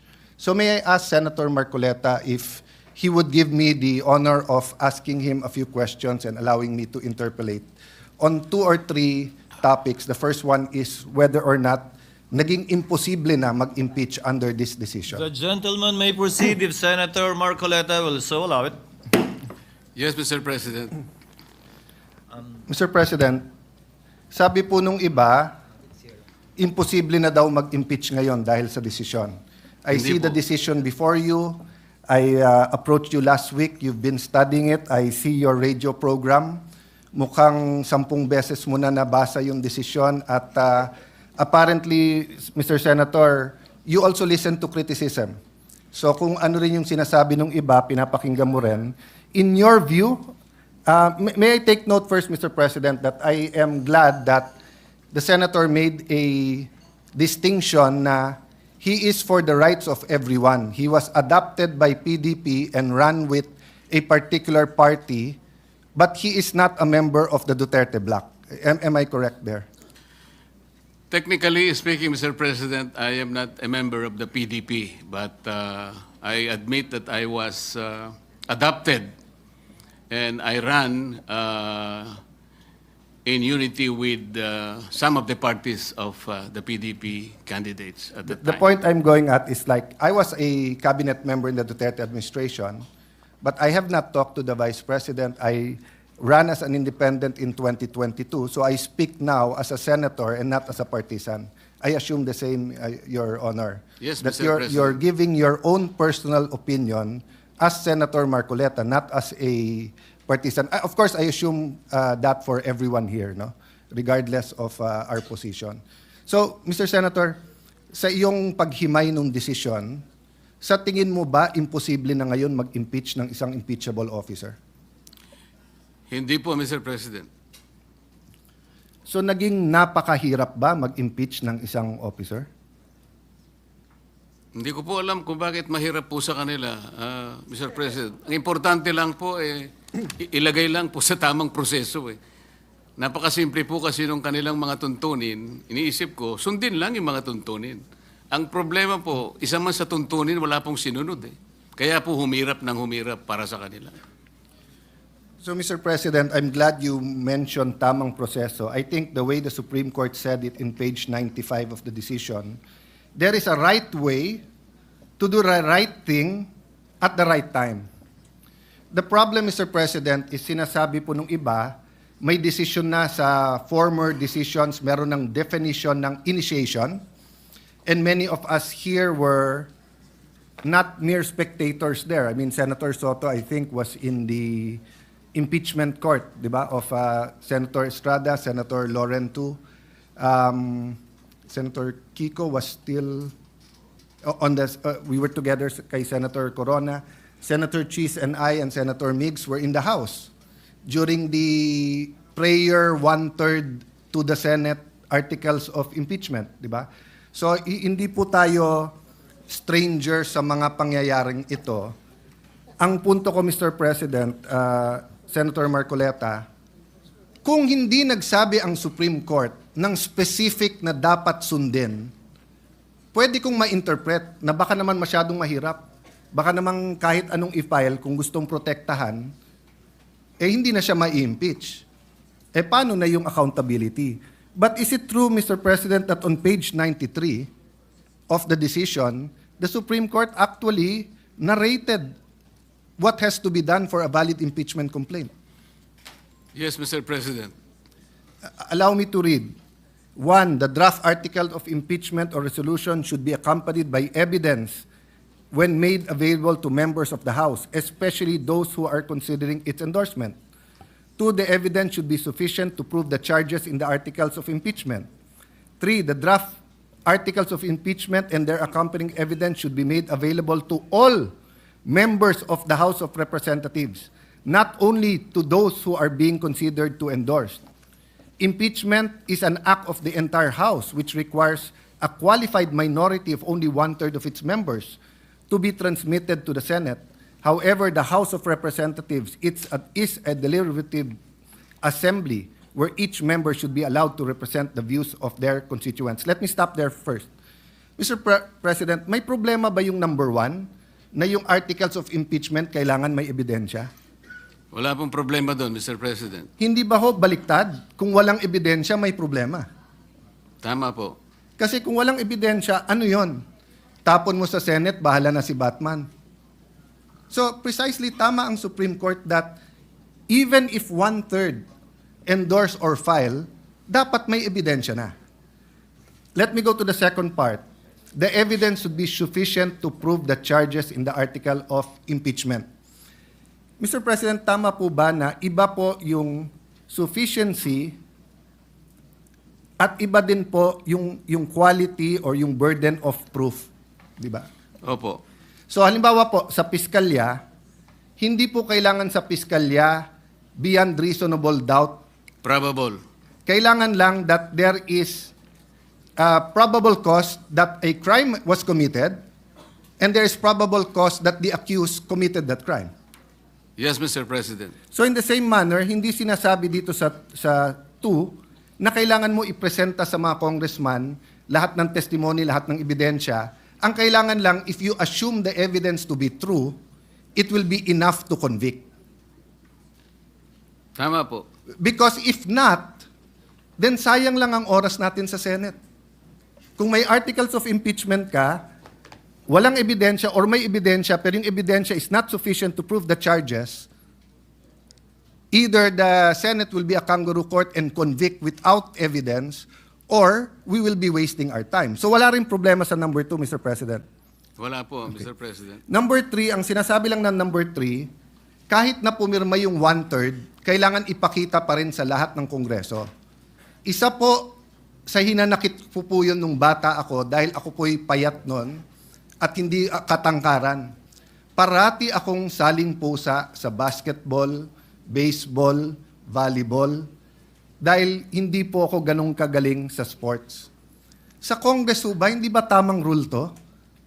Na kahit wala ka sa majority, kahit wala ka sa qualified minority, kapag ka may impeachment, merely being elected as a representative of the district or of the party list, dapat ipakita man lang sa iyo yung articles of impeachment at saka yung ebidensya. Tama po kayo. Wala man lang po akong nakita sapagkat ako po hindi isinali sa pakakitaan ng... So naiintindihan niyo po kung paano maging saling Hindi ko nga pusa. po alam na meron na po pala. Hindi man lang kami binigyan eh. Kaya nung tinanong ko po yung aking mga kasama, kayo pala binigyan, bigyan nyo nga ako ng kopya para mabasa ko.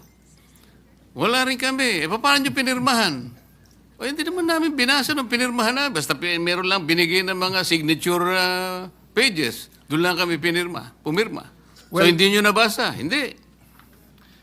God and the world has a way of correcting itself because now I have the privilege of serving the people here, not as a salimpusa, and definitely, Your Honor, as chairman of the Senate Blue Ribbon Committee, is not a salimpusa here in the Senate. In fact, you are an esteemed neophyte with a very powerful committee. So, again, number 3 is just a simple walang salimpusa rule, which is very good. Number 4, respondent have the opportunity to be heard on the draft articles of impeachment. Hindi ko na po babasahin dahil mahaba, pero basically ang sabi ng Supreme Court dito, hindi naman kailangan pumunta doon ang Vice President. Pwedeng through pleadings. Meron po bang masama dito, Mr. President, na kapag may na-impeach, bigyan man lang siya ng kopya at pasagutin muna siya sa House bago siya pasagutin sa Senate? May masama po ba dito? Wala pong masama, Mr. President. Ang totoo nga po, sinasabi nga na dapat i-repair po lahat ng impeachment complaints kahit na yung pinirmahan ng 1/3 o higit pa, i-repair sa Committee on Justice. Yun po ang paraan siguro para magkaroon man lang ng pagkakataon ng Vice President, kahit na by pleadings lang, makasagot siya. Yeah. Pero hindi nga po ibinigay. Before I go to number 5, just because I like your answer, Mr. President, one thing that guides me, no? So I've in coming to my decision with this, I follow 2 books. One, the Bible, which is of course a covenant between God and people, tayo, and the Constitution, which is a covenant among the Filipino people and the government, no? Alam mo, both books talk about due process. Ang Panginoon, nung kinain ni Adam at Eve yung prohibited fruit, nagtanong muna siya, ba't kayo nagtatago? Hindi nag-accuse, nagtanong muna, pero alam na ng Diyos. So ang ibig lang sabihin ng due process, sabi ng desisyon ng Supreme Court, magtanong ka muna bago ka humusga. So Mr. President, I was thinking, what if naging masyadong emotional yung eleksyon ng huli? And one-third of members of Congress ay naging anti-administration at ang kinahaharap natin ngayon ay isang impeachment labang kay President Marcos at pag siya'y na-impeach, magiging presidente si Vice President Sara. I wonder if all of us in this room and out of this room will still have the same paninindigan. I hope I will. I'm not judging. I am just saying, Mr. President, what helps me is those two books, but also to put myself in the opposite side, to put myself in that position. What if, so I'm looking, I see my good friend, former Senate President Subiri, shaking his head. So natanaw ko tuloy si Senator Kiko. What if Vice President Lenny and Senator Kiko won in 2022? And what if ang ini-impeach ngayon ay si Senator Kiko? I hope yung decision ko to support this decision would be the same. Tama Because po, the Supreme- dapat walang pagkakaiba. Wala saan pagkakaiba. So number 5, a reasonable period of time determined on the basis of complexity of charges must be given to all members of Congress. Kasi lumalabas po, yes, tama si Senator Soto, ibang mode yung 1/3. Pero lumalabas po mismo sa pleadings, mismo sa sinabi ng House of Representatives, wala pang 3 oras. Yung Wala po. ibinigay sa mahigit 200 na pumirma, samantalang ang complaint is a few hundred pages. Tama po ba? Mahaba pong pahina lahat ang sinabi sa akin, Mr. President, at hindi po nila na kayang basahin sapagkat wala nga silang kopya. Humihingi po sila ng kopya bago pumirma, ngunit wala pong ibinigay. Yun po yung sinabi sa akin ng mga ilan sa aking mga kasamahan doon. Yung number 6 po, Mr. President, madali kasi kailangan yung impeachable act is an act done while they were in their present office. So wala naman pong problema dyan. Meaning, kung may nagawa si Senator Cruz nung konsyal pa siya, pero ngayon Vice President na siya, hindi naman siya pwedeng impeach base sa ginawa niya nung konsyal siya. Tama po. So madali po yon. Number 7, at the very least to accord the opportunity to be heard under the requirement of due process in the procedure under Article 11, Section 3, Paragraph 4, after the draft articles of impeachment and required proof arrived at. Letter A, the House of Representatives should provide a copy of the draft articles and its accompanying evidence to the respondent and give her an opportunity to respond within a reasonable period. May problema po ba dito? Wala po. Kapag ka ganito kabigat, natatanggalin mo ang isang impeachable officers, tama po ba yung surprise? Hindi po. Parang, eto yung wag mo nang tignan, 1/3 naman kami, sa Senado ka na, sa Senado ka na mag-reply.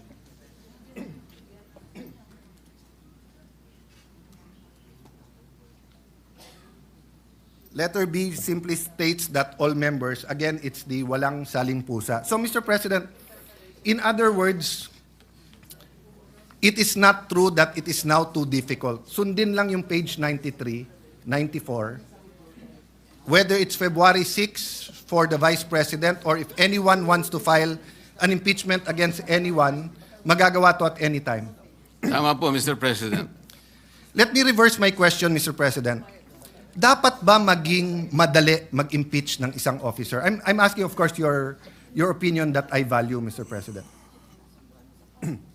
Depende po sa ini-impeach na opisyal. Pero kinakailangan po hindi dapat magmadali. Kaya dalawa po kasing bagay yun eh. Kailangan po siyang mapagbigyan ng due process niya at gaano man po karami yung ebidensyang inaharap sa kanya. Bigyan natin siya ng pagkakataong makasagot. So maaari pong mahirapan ng konti, tumagal ng konti. Ngunit kailangan po natin ibigay lahat ng proseso sa ini-impeach at sa mga nag-i-impeach. I value your answer on due process, Mr. President, and that's my second point. But if you would just also accept, or maybe I can put on record, I'm of the personal view, hindi dapat maging madali mag-impeach ng isang impeachable officer. Bakit po? unang-una, iilan lang po sila sa ating bansa. Ombudsman, member of constitutional commissions, President, Vice President, Supreme Court. Hindi dapat madali dahil it's an extraordinary remedy in extraordinary circumstance not to penalize them, but para protektahan ng ating bansa at para nga po alisin sila sa equation if they will damage our country.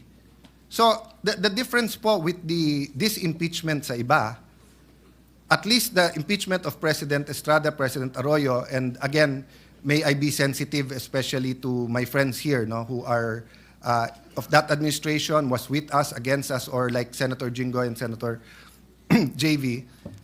Yung feeling kasi doon is that if there was another day na hindi na-impeach, magagamit yung opisina na yon. Kasi presidente pinag-uusapan. Ganon din sa Chief Justice, na habang nandun ka, ma-impluensyan mo yung korte. Pero pag pinag-uusapan mo Vice President ngayon, wala naman siyang hawak na departamento, wala siyang hawak na agency, wala namang police, militar, NBI, Coast Guard, whatever under sa kanya. Yes, we should hold her accountable kung may ginawang mali. Dapat i-impeach pag may ginawang mali. Pero it's not true that today and tomorrow matters that much. Because wala naman siyang opisina na magagamit not only to cover her tracks or to damage the country. Di ba? In fact, I doubt kung walang perpetual disqualification yan, baka iba ang suma natin ngayon. But I don't want to go to the political aspect. The point I want to make, Mr. President, is para tayong nag-Goldilocks, pag gusto natin yung i-impeach natin, so nung time na yon na gustong impeach si President Erap, padaliin natin. At kung hindi, walk out tayo. Oh. Kung kakampi mo si GMA, pahirapan natin. Kung kakampi mo si Duterte, pahirapan natin. Di ba? So, in that point, I see why the Supreme Court, they made a statement nag-statement sila about history. Sabi ng Supreme Court, ito po, sa page 94, we understand our history. We have learned that in the past, momentary desires to do what is convenient and concede means to ends have inadvertently created precedents that weaken the succor of law for those who dissent, or those that are society's margins, or those who have fallen out of grace from the powers that be. We have learned that the clash of political interests in the past, often disguised by noble intentions, have obscured the need to address the real problems of corruption, inequality, poverty, and disempowerment faced by our people. Kung ito lang po ang sinabi nila, Mr. President, sasabihin kong hindi ba namumulitika yung korte? But sinabi nila to after page 93 na iniisa-isa nila paano mo i-impeach . So parang ang tinuruan na ang Senado at saka House, gusto nyo impeach ang Vice President o sino man, sundin nyo lang to. Wala na kayong problema. So I think in that sense, Mr. President, it's a balanced decision. Ang question, Mr. President, yung tanong ni Senate Minority Leader, former Senate President Soto, operative fact, Mr. President. Mr. President, may I venture to answer the question of Senator Soto nung tinanong niya, ano to? Diba? Ano to yung nag-robe, etc. Nasagot na po kasi ni Sara Geronimo yon. Nung sinabi niya kay Coco Martin, there was never an us. There was never an us. Sinabi kasi ng Supreme Court na void ab initio to. But I have a reason, Mr. Minority Leader, former Senate President, and Senator Ping, why I bring this up. Because I agree with Senator Ping na ano ang i-dismiss natin. Because ang sinasabi ng Supreme Court, and that goes to my last point, for your consideration, Senator Marcoleta, sabi ng Supreme Court, there was never an us, ibig sabihin, void ab initio. So wala tayong i-dismiss. So theoretically, if we do not do anything today, we are following the Supreme Court decision. Except, Yeah, that's why I'm agreeing with you. So agree with me when I'm agreeing with you, Mr. Senate President, and Senator Ping. However, human nature is that if we do not do anything, people will say it's pending. And we do have the 1 year, one filing bar. So the Constitution did not intend that every single day of your life as ombudsman, as vice president, president, may nakatutok sa yung impeachment. So it is also fair to the vice president that we dispose of this. The question now is, if it is void ab initio, why did the Supreme Court not apply the doctrine of operative fact? In my research, two reasons. One, hindi po bringing up ng House of Representatives ito. Bringing up po to ng House of Representatives later on in the MR. Number two, there is a rule that kapag ka magkakaroon ng injustice or may ma-oppress, hindi pwede yung operative fact. So since my finding, please correct me, Senator Marcoleta, if I'm wrong. Since my finding po ang Supreme Court na sinircumvent yung 1 year bar, hindi ka ngayon pwede mag-operative fact kasi para mo ni-reward ngayon yung circumvention. Am I correct sa Yes, pagkaintindi? Mr. President, because the doctrine of operative fact is based on equity and fairness. Wala pong equity talaga eh. Hindi po sinunod ang mga tuntunin. So, sa umpisa pa lang, nagpalusot na, kaya hindi po pwedeng gamitin yung operative fact. I see former Secretary Jeremiah Bellica in the crowd. Sa ease of doing business na si Majority Leader and si Senator Ping, I think, were the sponsors, di ba, or the authors of the law. I don't know kung, ang alam ko, covered ang Congress dun eh.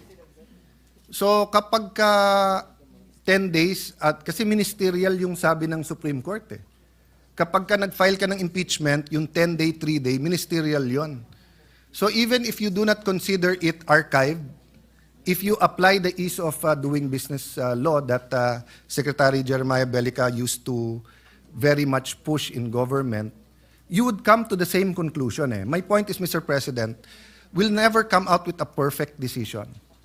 People will disagree. That's why I agree with the statement of the IBP na ang kailangan sa Constitution ay hindi agreement, kung hindi adherence.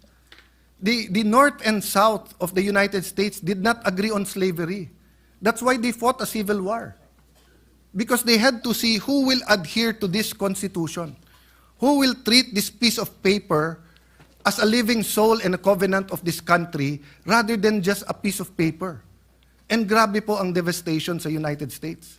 Buti po tayo nagdidebate lang. Buti po tayo yung dugo ng ating mga bayani ay minsan lang po inalay at ngayon nagdidebate na lang tayo sa desisyon na to. Pero kung hindi natin susundin ang Supreme Court decision and we will court a constitutional crisis, we will tear the Constitution apart because, Mr. President, this is going to second to the last question. May option ba tayo not to follow the Supreme Court? Wala po, Mr. President. So it's for academic discussion and for criticism, for enlightenment, and trying to influence the court na masama decision nyo. In accordance, I respect the opinions for those who think na masama yung decision. But in actuality, as an institution, we have to follow, hindi po ba? Tama po, Mr. President. Is the gentleman a member of the Commission on Appointments? Wala pa po yatang ini-elect. Hindi, kasi may decision ng Supreme Court kung paano hati-hatiin yung membership ng CA. Kung hindi rin natin susundin yung decision ng Supreme Court sa impeachment, wag na rin natin sundin sa CA. What about sa sweldo ng mga senador? Diba, sabi sa konstitusyon, sa mga batas, hindi tayo pwede magpasa ng batas na makikinabang tayo. Tama po yun. So kung disagree tayo, wag na rin natin sundin dahil mas mataas na sweldo yon. Kailangan po kasi palagi nating isasaalang-alang kung anong sinasabi ng desisyon ng Korte Suprema at hindi yung sarili po nating nilalayon o ang sarili nating interes. Correct po ba? Especially when we disagree. Madali kasi magsang-ayon pag we agree eh. Tama po. Maraming magsasabing nag-uusap tayo through microphone but we agree on many things. But mas mahirap when we disagree. Tama so, po. Mr. President, so since we disagree slightly on dismiss, would the movant, the distinguished senator, consider na ma-amend yung motion that the Senate obey or follow or anong tamang salita na acceptable sa minority, the Supreme Court decision? Because if the motion is to obey the Supreme Court, so if the Supreme Court reconsiders, the motion still carries, then we will follow. If they don't, we will still follow. And right now, sabi naman nila, it is immediately executory. So as far as I'm concerned, it doesn't exist. But I agree with the gentleman, there's some action that is wanting eh. Kung Tama hindi, po. kung hindi, it's there floating in the air. Anyway, I'll leave that as a question. There might be some people who want to interpolate, Mr. President, but may I offer that solution? We are allowed to amend, to propose an amendment to any motion if the movant agrees. I am amenable to an amendment, Mr. President, like moving it to send it to the archives. Like we will have the same result if that is the case. And I will be pleasing Senator Soto if I do that. What is the pleasure of the Honorable Soto, the distinguished Minority Floor Leader? Thank you, Mr. President.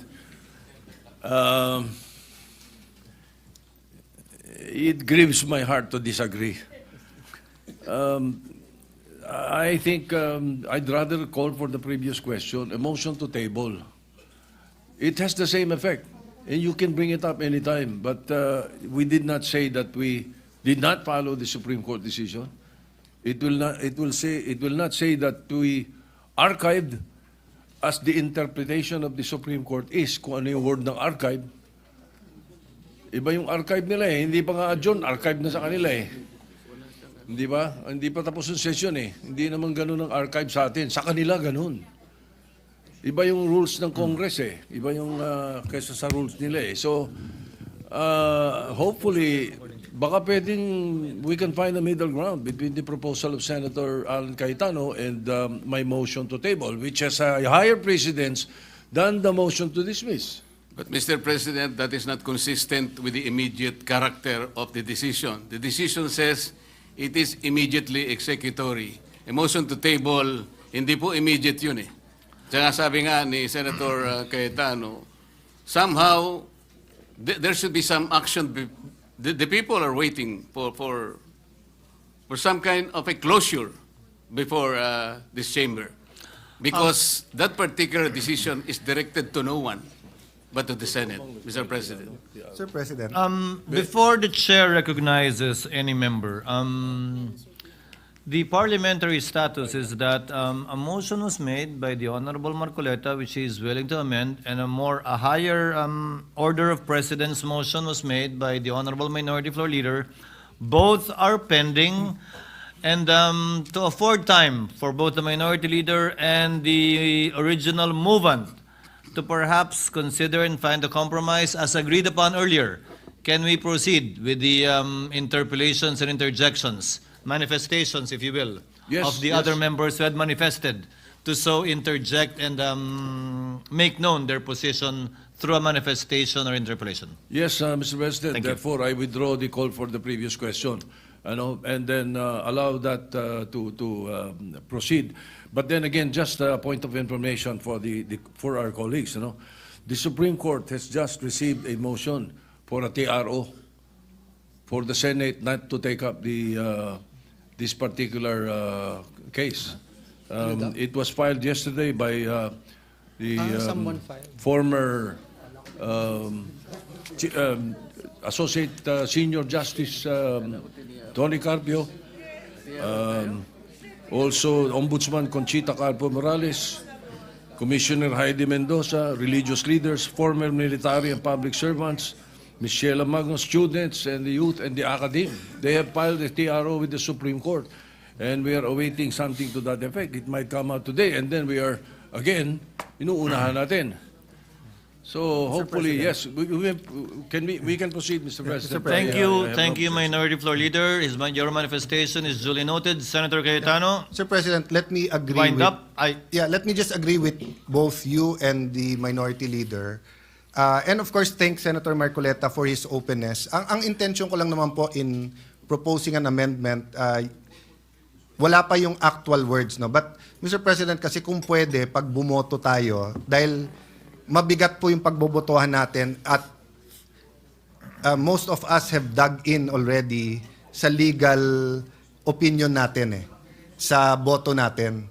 So kung mali ang framing kung ano pagbobotohan, mahirapan din tayo lahat. So meaning I don't mind if I vote for or against the proposition, at least malinaw kung anong pagbobotohan ko. So like I would vote to follow the Supreme Court decision. I'm thinking whether I'll vote to dismiss because the Supreme Court said it did not exist, void ab initio. But I don't want to vote against it because if I vote against it, it is live.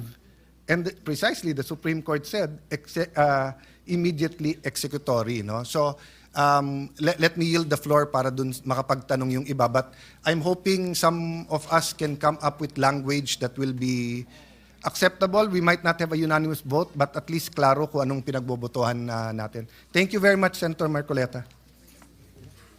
Mr. President, just a point of information. Senator Pia Cayetano is recognized for her point of information. Yes, thank you, Mr. President. I'm happy to be corrected. We have on the floor, I don't know, maybe 5 or 6 previous majority floor leaders. Senator Alan was a majority floor leader. The minority floor leader was Senator Soto was a majority floor leader. Senator Kiko was a majority floor leader. Senator Subiri, former Senate President, was also a majority floor leader. I hope I didn't forget anyone. Lauren was a majority floor leader. So on that note, so again, I'm happy to be corrected, but the rules, to my knowledge, do not limit us to a particular kind of motion. Rule 31, the title is Precedence of Motions, so it lists the motions that take precedence. Rule 32 is the privilege motion. It doesn't mean that we cannot have a different motion. So just put that on the table so that those who want to be creative can continue this discussion later on when we get to that point that we are deciding if we will rephrase, if we choose to look for a more appropriate wording. But I'd like to include this in for everyone's consideration, that there doesn't seem to be a limitation on what kind of motion we can present to the body. Thank you. Thank you very much, Senator Cayetano. Mr. President, at this juncture, may I move that we recognize the distinguished gentleman from Davao, Senator Bato de la Rosa. Senator De La Rosa is recognized. What is your pleasure, sir? Thank you, Mr. President. I just would like to make a clarification, Mr. President, that it is very clear to me during our caucus, we have agreed that today, on this date, we are going to tackle this Supreme Court ruling, and we have to debate on this, and we have to decide on this today. It was not part of the agreement that whenever the House of Representatives file a motion for reconsideration, ay ma-install yung ating plano to decide today. So, bakit nagbago yung usapan, Mr. President? I'm just asking. Your Honor, the Senate is a collegial body and decides everything by dividing the House. The current parliamentary status is that we have 2 motions that have not yet been acted upon. One has precedence over the other. Pinahintulutan ng dalawang movement na magpatuloy muna yung pagdedebate. So darating po tayo sa punto, matapos ang debate, na pagbobotohan natin yung dalawang motion po na yan. Ayon sa precedence ng rules natin. Majority Floor Leader. Mr. President, just very quickly. Mr. President, Very quickly. Is this already your... Just an interjection on the point raised by Senator De La Rosa. Mr. Majority Leader. President, if I may appeal, Mr. President, to distinguished gentleman from Pampanga, Mr. President, because next to interpellate is the distinguished lady from Iloilo, Mr. President, quick Senator Risa, and manifestation. then it's his turn, Mr. President. Just a quick manifestation, The Mr. President. gentleman may proceed for Because his it- quick it- manifestation. Because it has been referred repeatedly about what we agreed on in the caucus. Mr. President, we agreed to decide on this matter. And if the decision is to lay it on the table, that is a decision of the Senate in plenary. In other words, we didn't agree on deciding that we will decide on a motion to dismiss. We didn't agree that we would decide on holding it in abeyance. We said we will decide. Your Honor, that's precisely what the chair said. We will be Thank you. deciding on these pending motions at the proper time after debate. Senator President. Ontiveros Yes, yes. is recognized for her interpellation and interjection if Senator Marcoleta so desires. Yes, Mr. President. Salamat po, Mr. President. In lieu of an interpellation of the good gentleman from Tarlac, I will be seconding a motion, Mr. President, preceded by a brief manifestation. Earlier, Mr. President, Senator Marcoleta said he refuses to speculate on reversal. But the good gentleman's own position is based on his own speculation that the SC will not reverse its decision. A tabling of the motion to dismiss, which is what I will second in a few minutes, Mr. President, a tabling of the motion to dismiss by the Senate today is not defiance of the Supreme Court. Wala pa nga po kasing final na decision. Kahit ang Korte Suprema po, iniintay pa ang comment ng VP. That is why I will be seconding the motion of the minority leader to table the motion to dismiss the impeachment complaint until the decision of the Supreme Court has attained finality. Tama po. We should exercise extraordinary prudence in this matter of transcendental importance. Still, I also wish to also take this opportunity to express my thoughts at this crucial moment for our chamber. Mr. President, I agree and I continue to respect the Supreme Court. Hindi po magbabago iyan. But, Mr. President, hindi naman po ibig sabihin ng respeto ay pananahimik. Lalo na kapag inisip natin kung gaano kalaki ang nakataya dito. Magkaiba rin yung rumerespeto at yung bulag. Kaya naman, I will not be choosing silence, nor will I be turning a blind eye in the face of clear and unmistakable injustice. I am encouraged by the words of brave professors of the UP College of Law who in 2010 issued a sharp critique of a Supreme Court decision, Vinuya versus Executive Secretary, which said, the court cannot regain its credibility and maintain its moral authority without ensuring that its own conduct, whether collectively or through its members, is beyond reproach. So, in the context of the SC decision, Duterte versus House of Representatives, I believe we need to shed light on some concerns which former justices and constitutional framers themselves, some of whom are here this afternoon, Mr. President, have underscored. Una, the Supreme Court decision was based on critical factual errors. At binanggit na rin po ito ni Minority Leader. And this has since been pointed out by no less than retired Senior Associate Justice Antonio Carpio. For example, the decision said that the February 5 impeachment complaint was transmitted to the Senate without a plenary vote in the House. A simple check of the records, specifically House Journal number 36, shows that this is false. Walang haka-haka. Those official records are plain for anyone to see. Sabi tuloy ni retired Chief Justice Renato Espuno, na siyang chairman ng Philippine Constitution Association, the Supreme Court was faced with a famine of facts necessary to make a decision invulnerable to constitutional assaults. Pangalawa, actions already taken under a prior and valid interpretation should be recognized as legally effective. Yan naman ay mula kay retired Justice Adolf Ascuna. The House of Representatives was operating under the regime of the legal doctrines in Francisco and Gutierrez, which held that the initiation of impeachment proceedings begins from referral.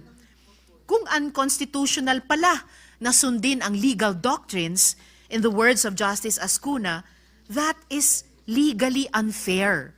Paano nga naman unconstitutional kung sinunod lang nila ang patakaran ng mismong Korte Suprema? Dagdag pa po sa isang desisyon nitong 2020 lamang, Madreo versus Byron. Sabi ng Korte na kung may pagbabago sa doktrina at interpretasyon ng batas, dapat prospective ang aplikasyon nito. At ang pangatlo at huling punto, mistulang nadagdagan ang requirements sa proseso ng impeachment na hindi naman nakasaad sa ating saligang batas. These new limitations, Mr. President, are not found in our fundamental law. Wala yan sa konstitusyon at kontra yan sa accountability. One disturbing example, sabi ng desisyon, kailangan daw na isumite na ang bawat ebidensya laban sa opisyales sa pag-file pa lang ng complaint sa House. Dapat ba naka-attach na ang bawat bank slip, public record o testimonya ng witness na ihaharap kahit wala pa silang proteksyon ng Senate Impeachment Court? Ang tanong tuloy ng marami, realistic ba yan? Paano kung ang impeachment ay laban sa mataas na opisyal na kayang-kayang magtago ng ebidensya o manakot ng mga potential witness? Bakit humaba yata ang checklist ng proteksyon para lang sa impeachable officials? Samantalang ang taong bayan na nagtatanong, na naniningil ng pananagutan, sila pa ang pinahirapan. Sila pa ang nadagdagan ang requirements. Ayon sa Korte Suprema, an official facing impeachment does not stand to lose fundamental constitutional rights such as life, liberty, or property. Hindi buhay, kalayaan, o pag-aari ang inihahabla sa impeachment. Kung ang usapan naman ay due process, hindi ba't ang mismong impeachment trial na nga ang mismong venue para doon? Maririnig ang dalawang panig. May ebidensya, may magdedepensa. That is due process. So what are we afraid of? At dahil nandito rin po sa gallery ngayon, Mr. President, ang isa sa mga constitutional commissioners na si Christian Monsod, di lalo po akong confident na mag-take exception sa isang sinabi kanina ng good gentleman mula sa Taguig at Pateros na dapat mahirap ang proseso ng impeachment. Kontra po doon ang pananaw ng Constitutional Commission kung mababasa po natin ang records ng deliberations ng komisyon, partikular sa panig ni Commissioner Regalado. Muli, patuloy nating nirerespeto ang Korte Suprema. Pero pwede mong respetuhin ang isang institusyon habang nagtatanong at pinag-uusapan ang kanyang desisyon. In Firestone Ceramics Inc. versus Court of Appeals, the court conceded that it is not infallible. Should any error of judgment be perceived, sabi nila, it does not blindly adhere to such error. In this jurisdiction, rectification of an error more than anything else is of paramount importance. In the 2010 letter that I mentioned earlier, the UP law professors said that the position of the Supreme Court as the final arbiter of all controversies requires competence and integrity completely above any and all reproach. A breach of these values, the professor said, does violence to the primordial function of the Supreme Court as the ultimate dispenser of justice. And the UP Law Dean who led that letter to the Supreme Court, walang iba po kundi ang nagsulat ng desisyon na ating pinag-uusapan. Dear Mr. President, dear colleagues, I believe this decision is of the highest public interest, whose consequences will echo through time and history. Maraming taon mula ngayon, pag-aaralan at hihimayin ito ng lahat. mula sa mga estudyante, mga journalist, mga political analyst, mga academics, at higit sa lahat ng ating mga kababayan. One day, and this day will come, history will judge all of us based on our actions today, August 6, 2025. When history comes to remember, let's hope we stood where it mattered, that even in the face of doubt, we did what was right and just, with deep respect for the Supreme Court and all institutions of our country, Mr. President. I therefore second the motion to table the motion to dismiss the impeachment complaint until the decision of the Supreme Court has attained finality. Salamat po, Mr. President. Mr. President, quick reaction. Noted and entered into the records. Senator Marcoleta. Mr. President, unang-una, yung sinabi ko pong speculative, sapagkat it was not based on my own speculation. It was based on my long practice as a litigation lawyer. Wala pa po akong nakitang isang unanimous decision. Ewan ko lamang po kung merong magbo-volunteer ngayon na abogado in the last 40 years na sinasabi ang isang unanimous decision na ang karakter niya ay sinabi na ab initio, void ab initio, unconstitutional, violative of due process. Maybe if we can speculate that all the members of the Supreme Court after the filing of the motion for reconsideration will resort to their worst will resort to the worst angels of their nature. Maybe, baka ganun lang. What do we expect? We expect that 8 of them will reverse themselves altogether? Kung sakasakali naman po na in-archive natin or whatever word is applicable at sinabi, under miraculous circumstances, sinabi ng Supreme Court, we are all reversing ourselves. E di continue natin. Anong problema? Pero kagaya po na sinasabi ko kanina, Mr. President, ang pagkakaluto nga po ay hilaw eh. Ipinipilit po ngayong ipakain sa Senado ang isang bagay na hilaw. Eh paano? Sinabi po ba ng Supreme Court na wag na kayong mag-impeach? Hindi po. Binigyan po tayo ng guidelines. Alam po ba ninyo kung bakit binigyan na ng guidelines ng Supreme Court kung paano mag-impeach? Kasi po, Mr. President, if you recall, the Supreme Court issued a notice on July 8, 2025, requiring at least 11 information from the House of Representatives and the Senate. The Senate made a manifestation na wala po kaming maibibigay sapagkat lahat po niyan ay makukuha ninyo sa House of Representatives. Alam po ba ninyo na 4 sa hinihingi ng Supreme Court ay nandun po sa puso ng due process? Ano po yung hinihingi? Sinabi lamang po ng Supreme Court, pwede bang ibigay nyo sa amin kung lahat ng miyembro ng House of Representatives ay binigyan ninyo ng kopya at kailan? Pwede bang ibigay nyo sa amin ang timing kung kailan nyo ibinigay at binigyan, kung paano nyo sila binigyan ng pagkakataong mabasa yung impeachment complaint? Pwede nyo bang ibigay sa amin kung every article of impeachment ay nakalagay doon ang mga dokumento na nagpapatibay ng artikulo? Pwede nyo bang ibigay sa amin kung nagkaroon sila ng pagkakataon talaga na mabasa yung impeachment complaint? Alam po ba ninyo kung anong sagot ng Solicitor General in behalf of the House of Representatives? Ito po yung sagot nila. It is the position of the House that these matters pertain to its internal proceedings, which have always been regarded as beyond the jurisdiction and scrutiny of this honorable court. Sa Tagalog po, wala po kayong pakialam dito sa amin. Yung inihingi po ninyo, kami lang po yun. Para tinatanong lang naman po eh. Binigyan nyo ba ng pagkakataon sila na mabasa? Bakit? Mahirap po ba sagutin yun? Ano pa po sinabi?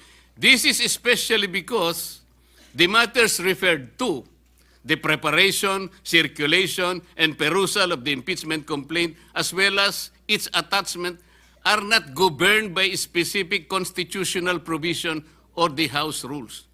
So dahil po wala sa Constitution at wala rin po sa House rules, Ano po yun? Wardi-wardi na lang. So, ibig sabihin talaga, kaya po pala ang dami kong kasama doon, wala talaga silang kopya. Ako nga po hindi nabigyan eh. Bakit hindi po kinakailangan bigyan lahat? Baka sakaling, malay po ninyo, baka pumirma ako, hindi ba?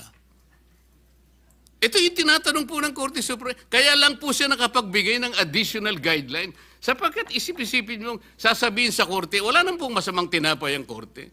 Pwede po malaman namin kung talaga nagkaroon ng pagkakatong mabasa man niya lang, ma-appreciate ang bawat dokumento na nakasalig dyan sa impeachment na yan. Para sa ganun, ay boboto siya sang-ayon sa kanyang sariling kagustuhan. Matibay ang gusto ng Korte Suprema. Gusto niyang makita na lahat ay dumaan sa kayusan. Hilaw nga po Mr. President. Kanina ko pa po pinaiintindi, hilaw. Ba't hindi po kayo magluto ng mas masarap na kanin?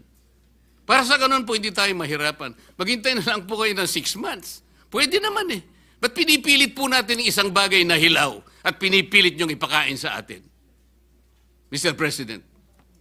Sabi ko po kanina, Mr. President, I am ready to amend my motion. Kung kinakailangan po, that will be consistent on the respect accorded to the Supreme Court. Kaya lamang po, kailangan nating umaksyon. Sapagkat kagaya po ng nalalaman natin, naghihintay ang taong bayan na kailangan magkaroon po ng closure ito sapagkat kapag ito will be hanging on the balance, baka hindi po mabutihin ng ating mamamayan. Yun lang naman po ang pinakapunto rito, Mr. President. Thank you, Senator Marcoleta. Mr. President. What is the pleasure of the minority floor leader?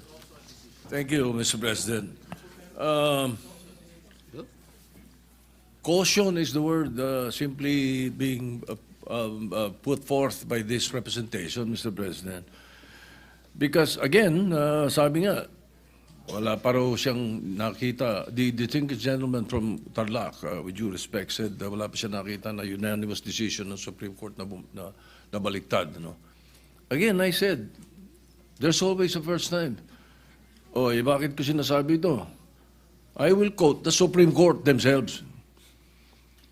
In De Pedro versus Romasan Development Corporation, GR 194751, July 1, 2015, I quote, Supreme Court nagsabi nito while the Supreme Court's decisions are immediately executory, they are not considered final until the lapse of the prescribed period without a motion for reconsideration or upon denial of such motion. Sila nga mismo nagsasabi na hindi final Ano ba naman ang masama na maghintay tayo na kung final na? For all you know, I might vote on the motion to dismiss. Hindi ba? If there is such a motion, because according to Senator Lacson, it does not exist in the Senate. It exists in the impeachment court. And what I'm being told is that it should be the defense, the lawyers of the defense who should pose that motion to dismiss, not a judge. I agree with Senator Lacson. There is no such thing as a motion to dismiss in the Senate. In the impeachment court, yes. Thank you, Mr. President. Hindi po ba inamid na natin, Mr. By the way, just one last point. Why did the Supreme Court ask Sara to comment? Kung final and executory na yan, bakit si Vice President Sara was asked to comment by the Supreme Court just a few days ago? Di ba? So, ibig sabihin, talagang pakikinggan pa nila. At baka sakali makita nila, dahil yung mga abogadong nakapaligid sa kanila, nagbigay sa kanila ng mga maling figures at maling impormasyon. Mr. By way of point- President, kaya nga po nag-i-speculate tayo rito Hindi natin alam kung anong iniisip ng Supreme Court. Pero sa ngayon, sinabi po niya, immediately executory at tayo lamang po talaga ang pinagsasabihan niya. At tungkol naman po sa motion to dismiss na minodify ko na kung ayaw po ninyo, wala po akong magagawa. Pero may I invoke Section 135 of the Senate Rules. Ang sabi po rito, if there is no rule applicable to a specific case, the precedents of the Legislative Department of the Philippines shall be resorted to. So ang dami po nito Dito po magkakaroon ng motion to dismiss dito. Lahat po ng precedents, kahit na wala po tayong specific rules, I-observe po natin ang Section 135 ng ating rules. Pero dahil inamend ko na nga po, kung pwede na po yung motion to archive, which is consistent to the immediate execution of the decision of the Supreme Court addressed to this august chamber. Oy, bakit naman po ipinipilit pa nating i-delay based on speculation? Based on the fortunes of whatever the Supreme Court will decide later on, which is based on impossibility. Noted and entered into the records. Mr. President. Just What for, is the pleasure of the Honorable Cayetano? Just 1 minute, Mr. President. Just for the information of the body, there's actually a Supreme Court case about the power to dismiss a case. Ito po yung Velasquez Jr. versus Lisondra Land 2020 case. Ang sabi niya, in order for the court or an adjudicative body to have authority to dispose of the case on the merits, it must acquire jurisdiction over the subject matter. It is axiomatic that the jurisdiction over subject matter is conferred by law and not by the consent or acquiescence of any or all of the parties or by erroneous belief of the court that it exists. Thus, when a court or tribunal has no jurisdiction over the subject matter, the only power it has is to dismiss the action. So Supreme Court na mismo nagsasabi na pag walang jurisdiction, it does not exist. So sabi ng Supreme Court dito, void ab initio yung articles of impeachment. Pag tinitingnan natin rules natin, the impeachment court is triggered by an articles of impeachment. Kung walang article of impeachment, walang court. So yes, it's true na it is a fact, not an operative fact. It is a fact na nag-robe tayo, nandito tayo. It is not an operative fact na meron tayong jurisdiction doon. Lastly, Mr. President, sa Rule 39, Section 4, judgment not stayed by appeal. Judgments in actions for injunction, receivership, accounting, support, and such other judgments that are now or hereafter be declared to be immediately executory shall be enforceable after their rendition and shall not be stayed by an appeal. Some may say this is for injunction, receivership, etc., and not for the impeachment court. Ang point ko lang, Mr. President, Your Honor, meron naman tayong... This is a case for injunction. Yes. Filed by the Vice President against both the Senate and the House.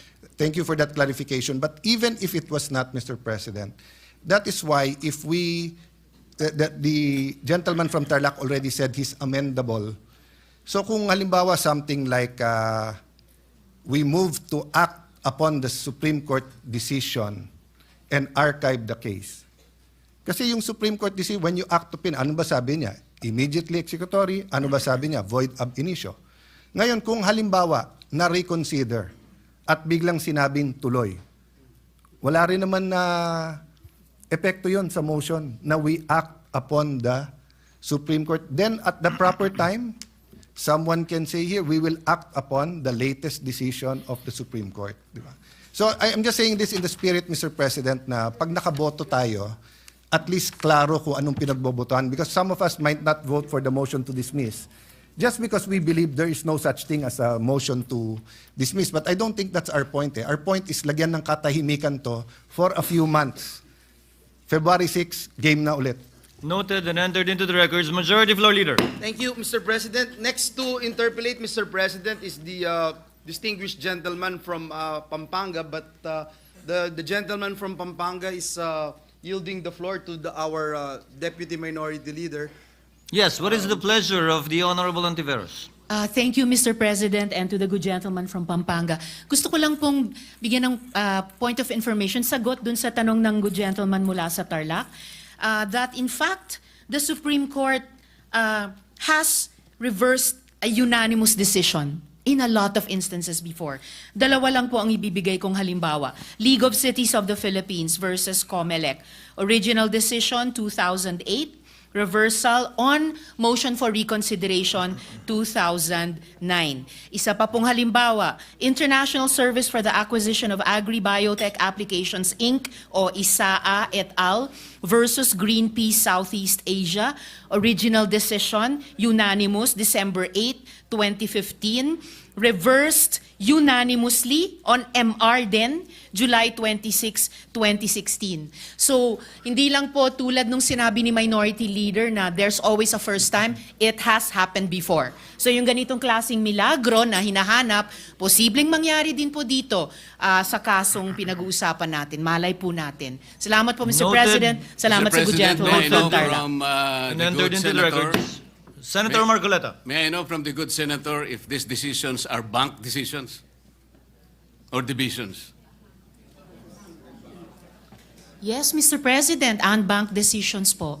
Well, you have to cite the I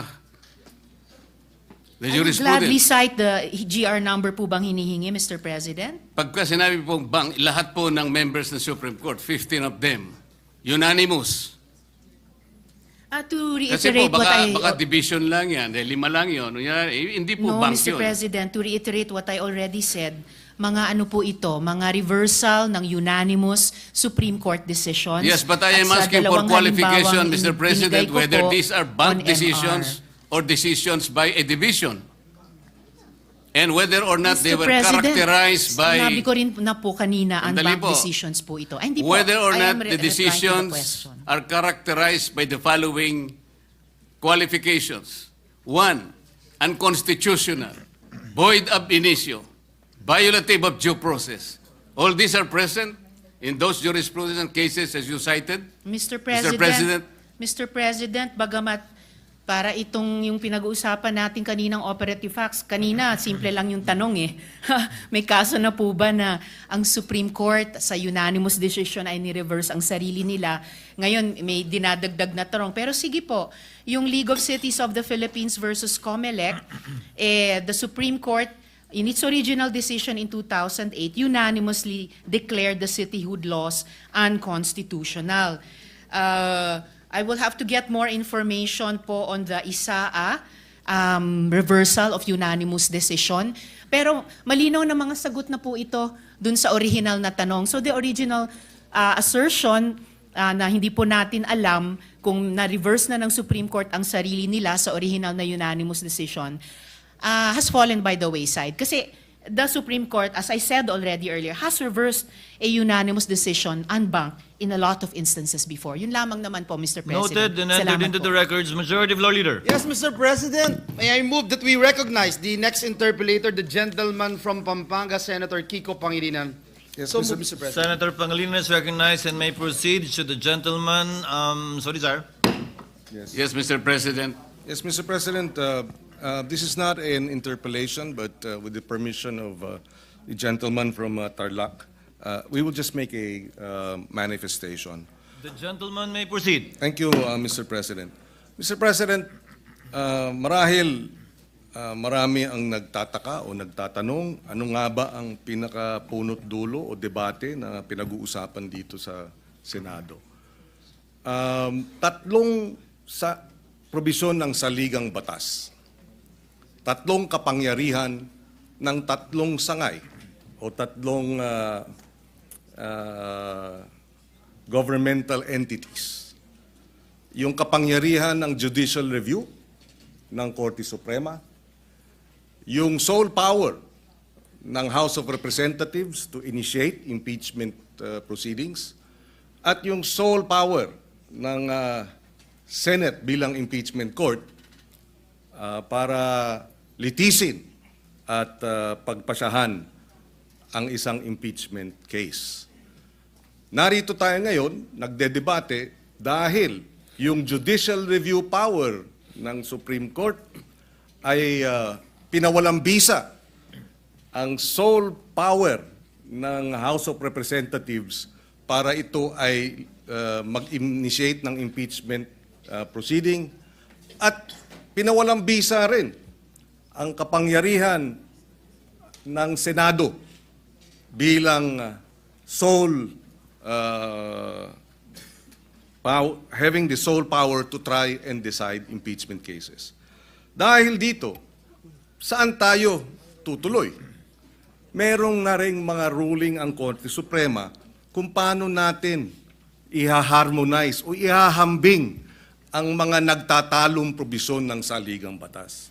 Sinabi ng Korte Suprema sa kaso ng Civil Liberties Union versus the Executive Secretary, pati na rin sa Francisco case versus HOR, the Constitution is to be interpreted as a whole, and one section is not to be allowed to defeat another. In this case, the judicial review should not be defeated. The sole power of the House to initiate should not be defeated. And the sole power of the Senate to try and decide cases. All mandates, all duties, all constitutional powers that do not belong to us, that was given to us, not by any whim, but by the Constitution, all of whom here sworn to uphold and defend. Kaya, ano ang way forward? Sabi nga, may mga minungkahi, si Justice Ascuna, hayaan, sa MR, payagan, sa motion for reconsideration, payagan na magkaroon ng operative facts doctrine para yung anuman ang pinagpasya ng Korte Suprema sa kasong ito should apply prospectively, number one. Pangalawa ay sa pamamagitan ng MR pa rin ay mabigyan ang House of Representatives na maituloy ang kanyang kapangyarihan to initiate, and at the same time, mabigyan ang kapangyarihan ng Senado to try and decide the case. Kaya habang naririyan ang MR, baka sakali, at nangyari na nga, na the Supreme Court has reversed itself, even in a unanimous decision. But even assuming it does not reverse itself in this case, the Supreme Court may modify its ruling. And therefore, if it modifies the ruling, assuming that it modifies but does not reverse itself, should we not await the resolution of the motion for reconsideration before we vote? Today, we hold it in abeyance or we table it. Mr. President, if I may add, the SC, the Supreme Court, hindi niya binanggit. Binanggit niya nawalan ng jurisdiksyon ang Senate Impeachment Court. Pero ang ibig sabihin nun ay pinawalang bisa, ginawang void ab initio ang mga kilos at pasya ng Impeachment Court. The convening of the Impeachment Court was voided. The majority decision to remand the complaint to the HOR was voided. The summons by the Impeachment Court were all voided. Which brings us to the question, who now is deciding the impeachment case? Now that all the decisions of the impeachment court have been voided. It's a tricky question, Mr. President.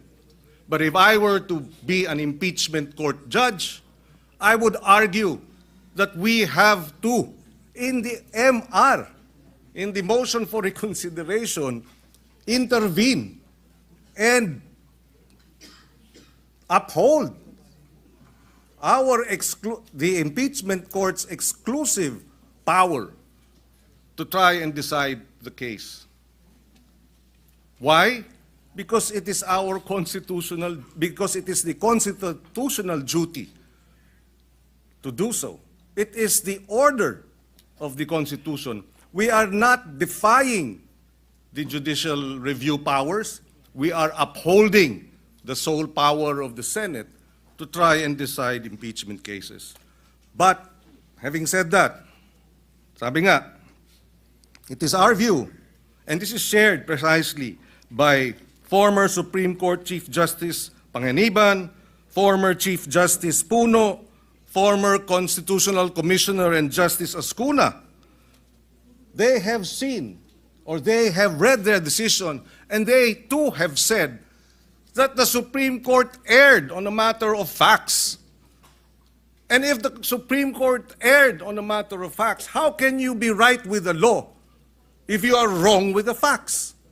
And if you are not right with the law, why will the impeachment court and the Senate for that matter decide on the matter today? Why not wait for the motion for reconsideration? Siguro naman, hindi natin binabangga ang Supreme Court. Hindi natin binabangga rin ang House of Representatives dahil meron ding prinsipyo ng parliamentary courtesy. Meron ding prinsipyo na kinakailangan natin bigyan ng respeto ang co-equal. We are a co-equal to the House of Representatives. Ano na lang ang magiging repercussion na ito ang House of Representatives nag-file ng motion for reconsideration, hinihiling nila sa Supreme Court na baguhin ang ilang mga findings of facts, baguhin ang kanilang naging desisyon, habang pinangunahan ng Senado ang House of Representatives at sinabi, wala kaming pakialam sa inyong motion for reconsideration, i-dismiss namin ang kasong ito.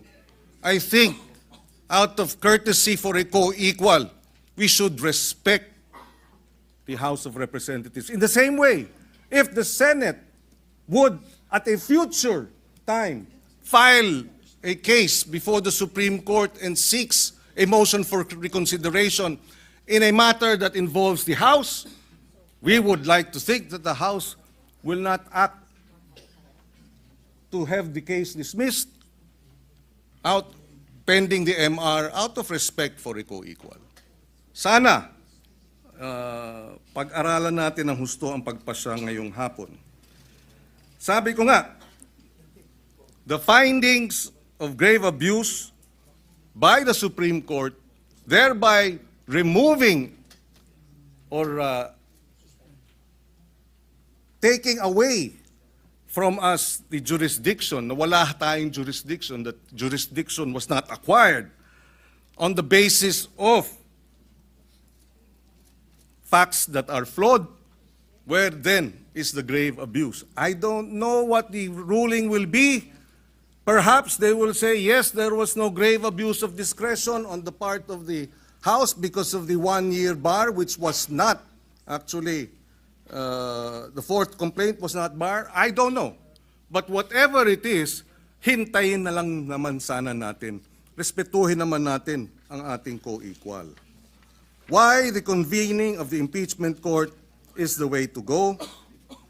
Dahil pag tayo ay bumoto ngayong hapon o ngayong gabi na i-dismiss ito, aksyonan ang impeachment complaint, we will be acting without legal authority dahil wala naman sa atin yung impeachment complaint. Wala namang kapangyarihan ang Senado in plenary, ultra vires, without legal authority, ang magiging desisyon natin. One final point. In the Corona impeachment trial, nang himasok, nag-TRO ang Supreme Court para sa mga bank accounts. Ano ang ginawa ng Senate Impeachment Court?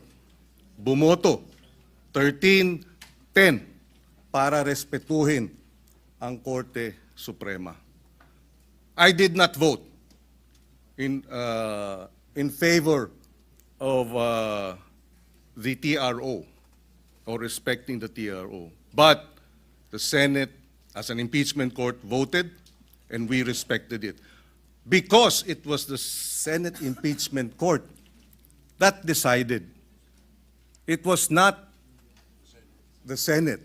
It was the Senate Impeachment Court that, seeing perhaps that we needed to harmonize the power of judicial review, the power of the Senate as an impeachment court, to have the sole power rather to try and decide cases, seeing that the Senate in impeachment court decided to harmonize the conflicting provisions of the Constitution.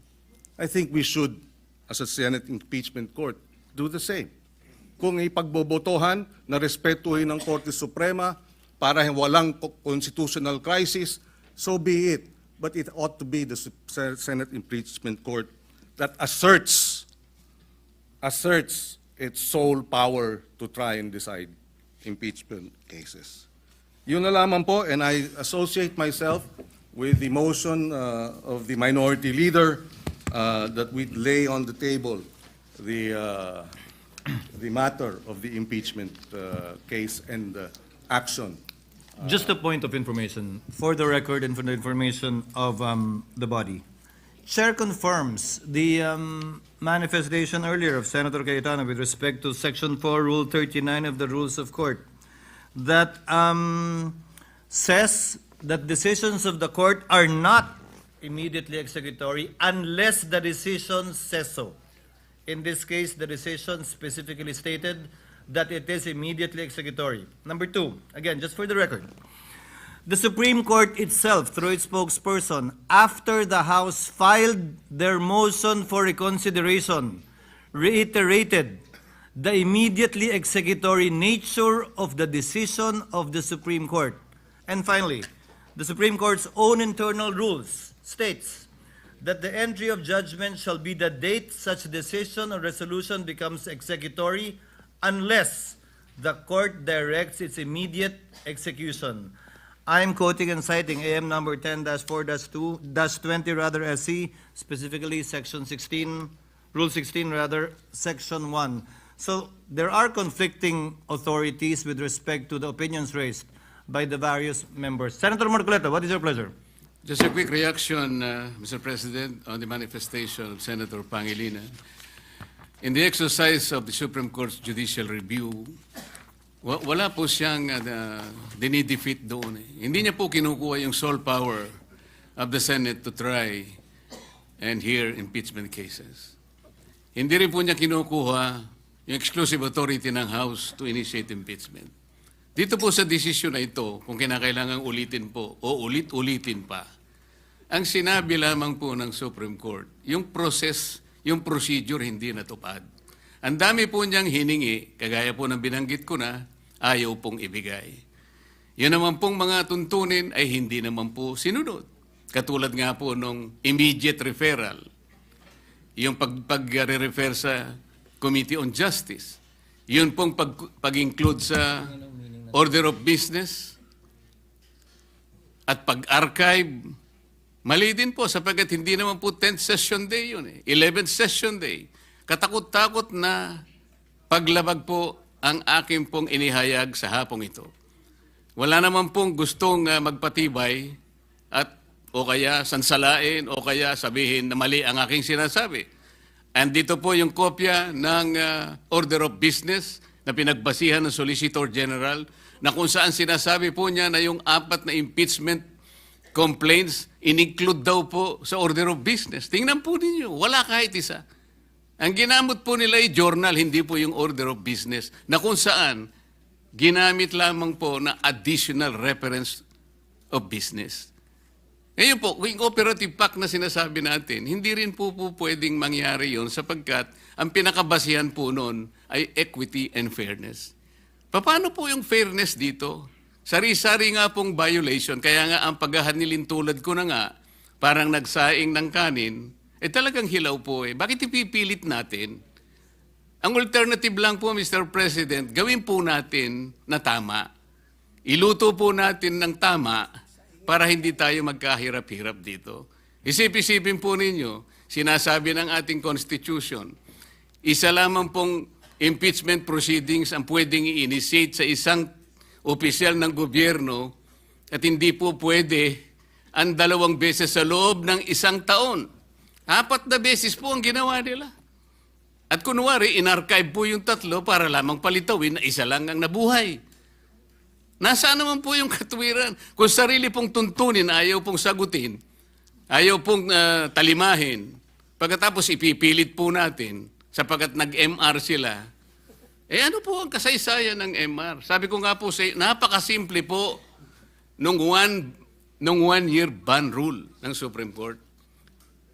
And the Supreme Court is not even obligated and expected to conduct a microscopic, a forensic and scientific scrutiny of this provision, where the pertinent language and the relevant meaning is as clear as daylight, Mr. President. Ano po yung gagawin? Hihintayin po ba natin kung ano ang magiging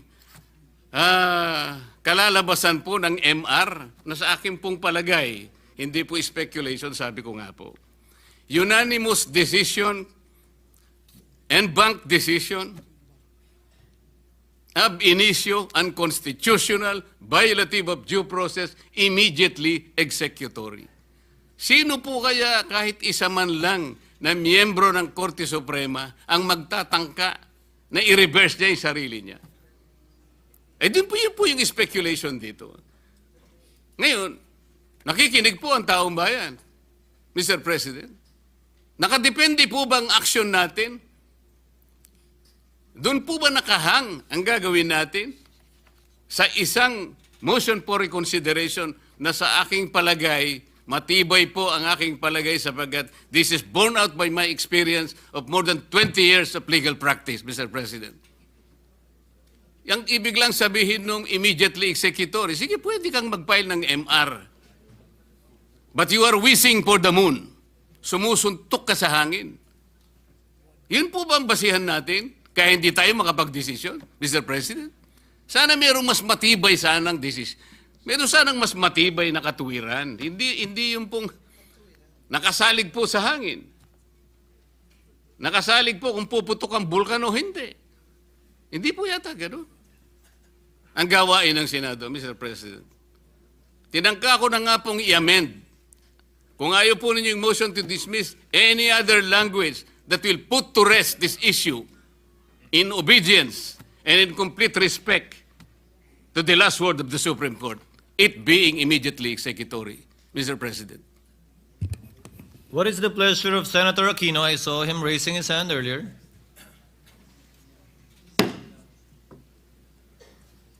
Senator Aquino seems to be yielding to Senator... Yes, Mr. President, may we recognize Senator Lacson, Mr. President? Thank you, Mr. With the President. permission of Senator Aquino, Senator Lacson is recognized. Thank you, Mr. President. Gusto ko lamang pong itama ang misimpression that may have been created by the interpretation of the Honorable Marcoleta do sa Section 135. Sabi niya, yung supplementary application of the rules of court. Basahin ko po yung Section 135, Mr. President. If there is no rule applicable to a specific case, the presidents of the Legislative Department of the Philippines shall be resorted to. And as supplement to this, the rules contained in Jefferson's Manual, Riddick's Precedents and Practices and Hin's Precedents. Wala naman po ako nakita doon sa enumeration na rules of court. Di ba po sabi ng mga abogado, di ba yung expressio unius est exclusio alterius. What is expressly included excludes all others. So wala naman pong rules of court. Kaya gusto ko pong itama yung medyo hilaw pong interpretation ng ating Honorable Marcoleta. Maraming salamat po, Mr. President. Noted.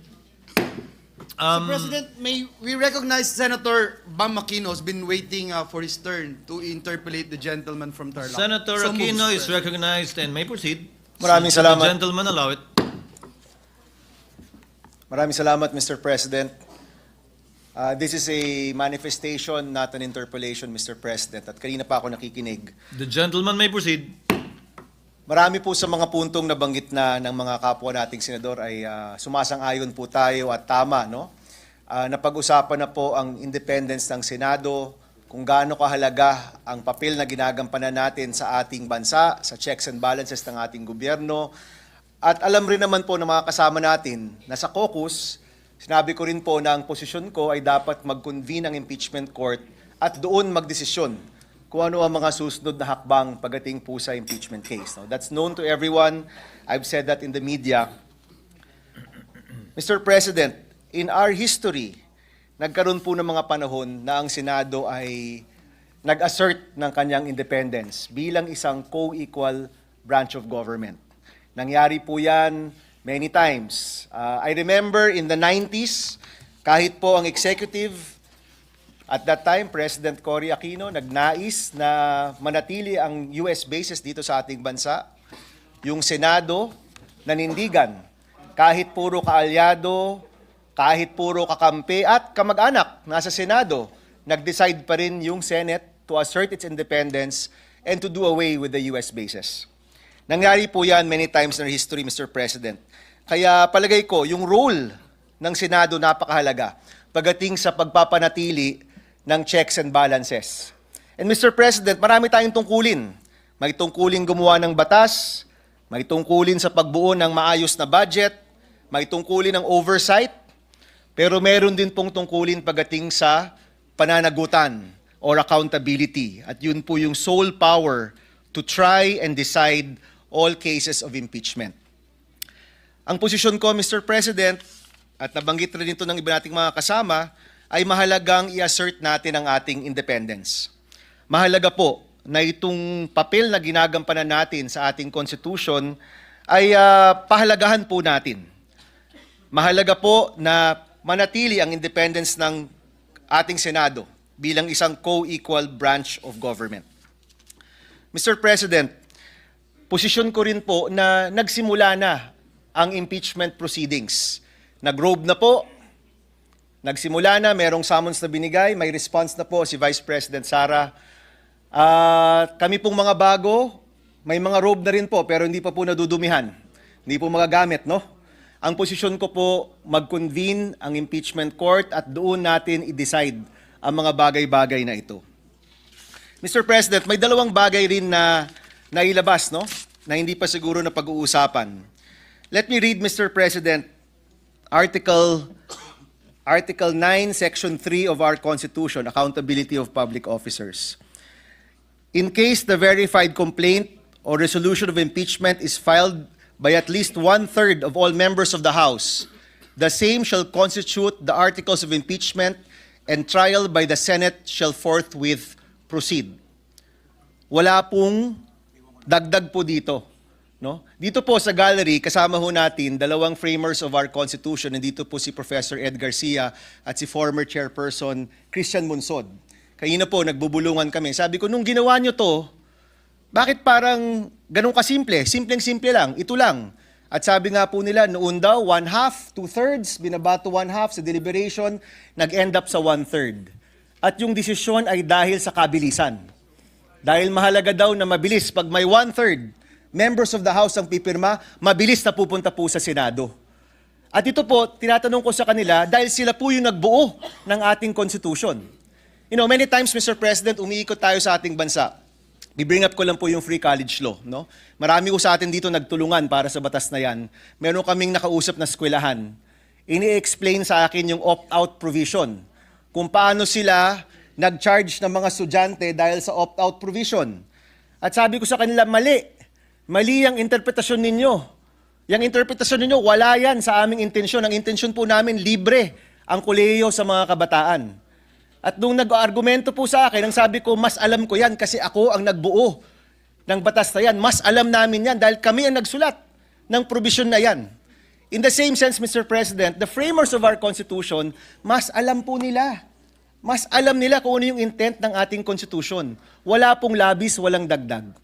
Many times, Mr. President, tinatanong tayo, usually pag campaign time to, tinatanong kami, Mr. Senator, hindi ba dapat merong educational attainment requirement yung pagiging senador? At sinasabi ko po lagi, wala, kasi wala po yan sa ating konstitusyon. Wala pong dinagdag, wag tayong magdagdag nang wala pong nakasaad po dyan. So gaya po niya, no, binabanggit ko lang po dito, dahil na pag-uusapan, may mga dinagdag na mga procedure. Alam ko po, siguro, tama po ang sinasabi ni Senator Marcoleta, baka maganda naman ang intensyon ng Supreme Court. Pero aminin na po natin, wala po yung ibang mga bagay dyan dito po sa ating konstitusyon. Pangalawang punto, ito po hindi rin po nagpag-uusapan pa. Nabanggit po dito, wag na tayong lumaban kasi matatalo rin naman tayo. No?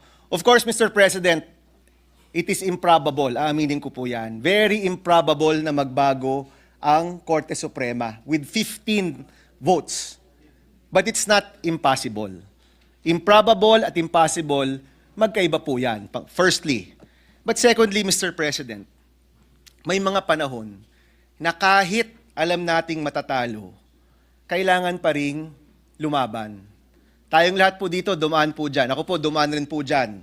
Kahit mukhang mahirap, kahit mukhang matatalo, kailangan lumaban pa rin.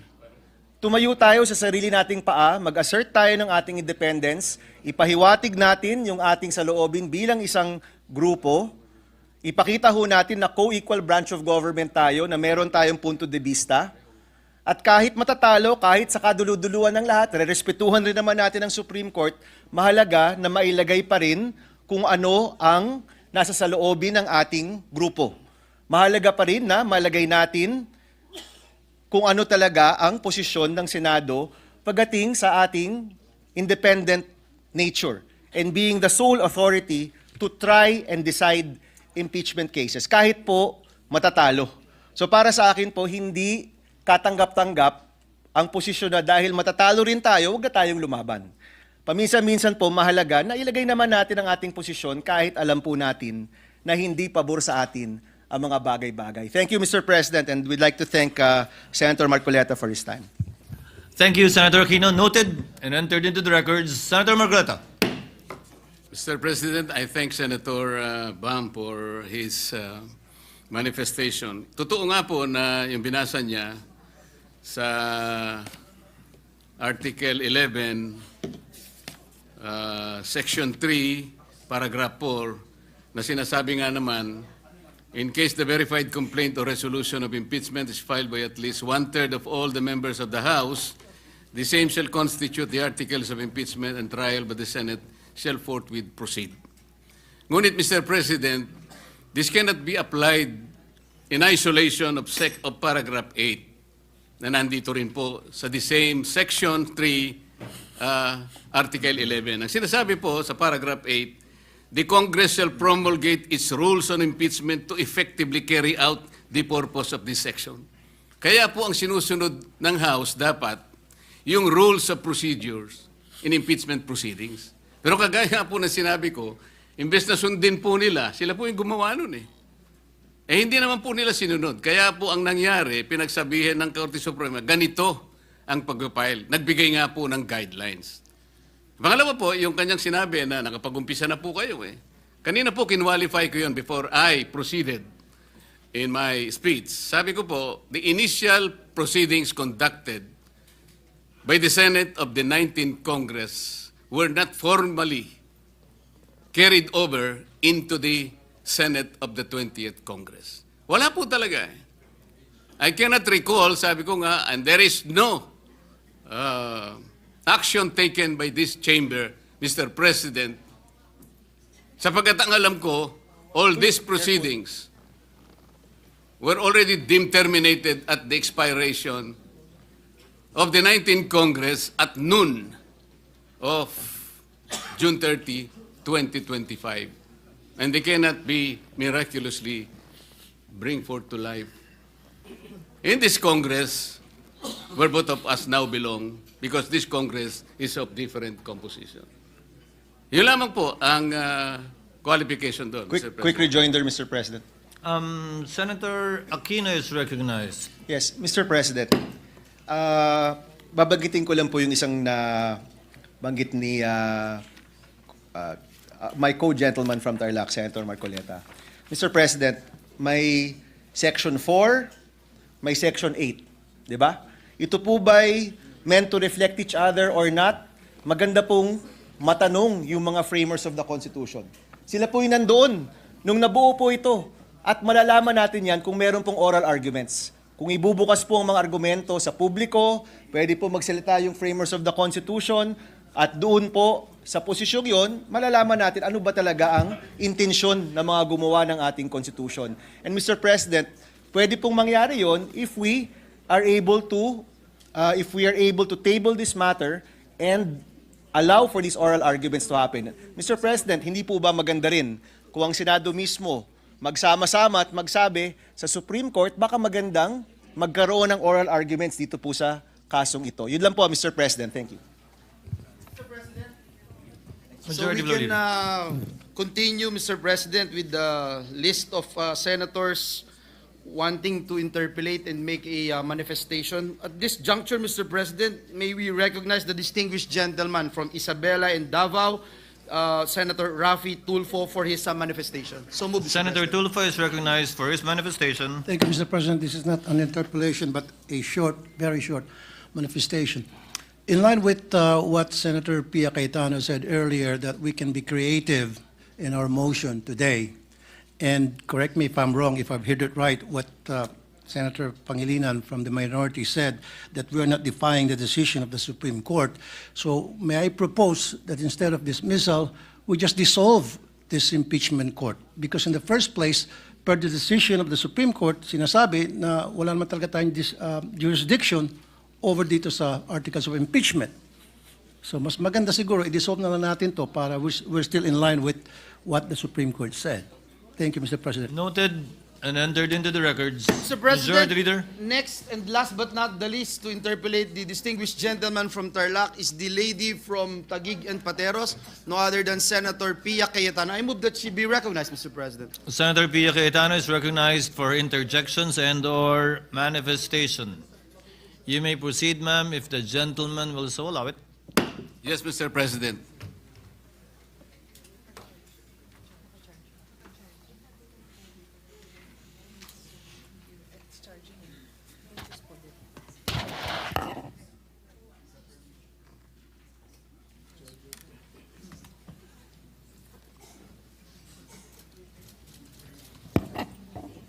Thank you, Mr. President. With the permission of the proponent, Senator Marcoleta, I would like to Yes, Mr. President. make a few observations and then perhaps ask His Honor's opinion on these matters. Please. Thank you. So, Mr. President, I'm reading directly from the case Duterte versus House of Representatives. Page 95. It states, the subsequent filing of the articles of impeachment under Article 11, Section 3.4 against Vice President Sara Z. Duterte and its transmittal by the House of Representatives to the Senate of the 19th Congress is considered to be a separate and distinct mode of initiating the impeachment process. The articles of impeachment are declared barred by Article 11, Section 3.5 of the Constitution. Likewise, they are unconstitutional and are deemed null and void ab initio. Consequently, the Senate did not acquire jurisdiction to constitute itself into an impeachment court. This decision is immediately executory. It shall be deemed served on petitioner and release upon publication in the Supreme Court website and receipt of the parties of their digital copy in accordance with AM number 250516 SC, or the guidelines on the transition to electronic filing in the Supreme Court. So, I read this into the record, Mr. President, because I'd like to emphasize a few key phrases. The Senate did not acquire jurisdiction to constitute itself into an impeachment court. I'll start with that one, and then the second one is this decision is immediately executory. So, pag sinabing the Senate did not acquire jurisdiction to constitute itself into an impeachment court, and yet the fact remains that we did constitute ourselves into an impeachment court, then what are we supposed to do? Because the Supreme Court tells us that we did not acquire jurisdiction. As most lawyers, well, all lawyers should know, when the Supreme Court tells another body, usually it's the lower court, or sometimes it's a government agency, and the case was by our accepted rules elevated to the Supreme Court. They tell them you have no jurisdiction. The only thing you do is, what do they call it? There's a term, you have residual powers. And those residual powers basically simply allow you to dispose of the case as per instructions of the Supreme Court. Is that the understanding of His Honor? Yes, Mr. President. Actually, residual powers apply also under Section 135. Yun po yung sinasabi ko kanina. Hindi ko po sinabi kanina na I am invoking that because the rules of court are there. Hindi po yun. Kasi legislative department po ang sinabi ko doon. Kasi wala pong applicable rules eh. Pwede po yun, ma'am, Mr. President. Kasi ang akin po, and I've tried all my life to be a dutiful citizen, and Alan knows I was a good daughter, a better daughter than he was a son, in terms of following our father's rules. Pag sinabing, hindi mo pwedeng gawin yan, wala kang karapatan na gawin yan, hindi ko gagawin yon. At kung ginawa ko yon, babawiin ko. Kasi nga sinabi sa akin na wala akong karapatan na gawin yon. So, yun ho ang iniintindi ko. I am one of 5, tama bang bilang ko, 5 lawyers here in the Senate, and I'm trying to do my job as a senator and as a lawyer. I am trying to listen carefully to our colleagues who have expressed their desire to constitute ourselves as an impeachment court. But I do not know how we can legally do that when the Supreme Court tells us we did not acquire jurisdiction to constitute ourselves into an impeachment court. We did not acquire it then, and we do not acquire it now. So how would we do that? And those of you who've worked with me know how hard I work to find a solution. I bend over backwards, I listen, I redraft everything para masaya tayong lahat. And of course, within the bounds of the law. How do we do that? How? Mr. President, I think the good senator already provided the answer. By using the Senate's residual power, kung titignan po niyo yung definition ng residual power, hindi po talaga nakasulat yung power per se. Ngunit inherent sa opisina yon, kaya tinawag pong residual power. Nung sabihin po ng Korte Suprema, this is immediately executory, wala pong ibang departamento, walang ibang opisina ang tinitingnan niya kung tayo lamang. Kung hindi tayo gagalaw, wala pong iba na gagalaw. At mananatili pong nakahang ang isyong ito, Mr. President.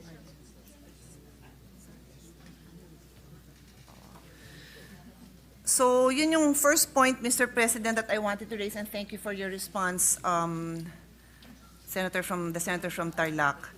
And then with respect to the second phrase that I wanted to dive into, immediately executory. So sinabi to dun sa desisyon, and then I think the Senate President mentioned it also, that in their press briefing just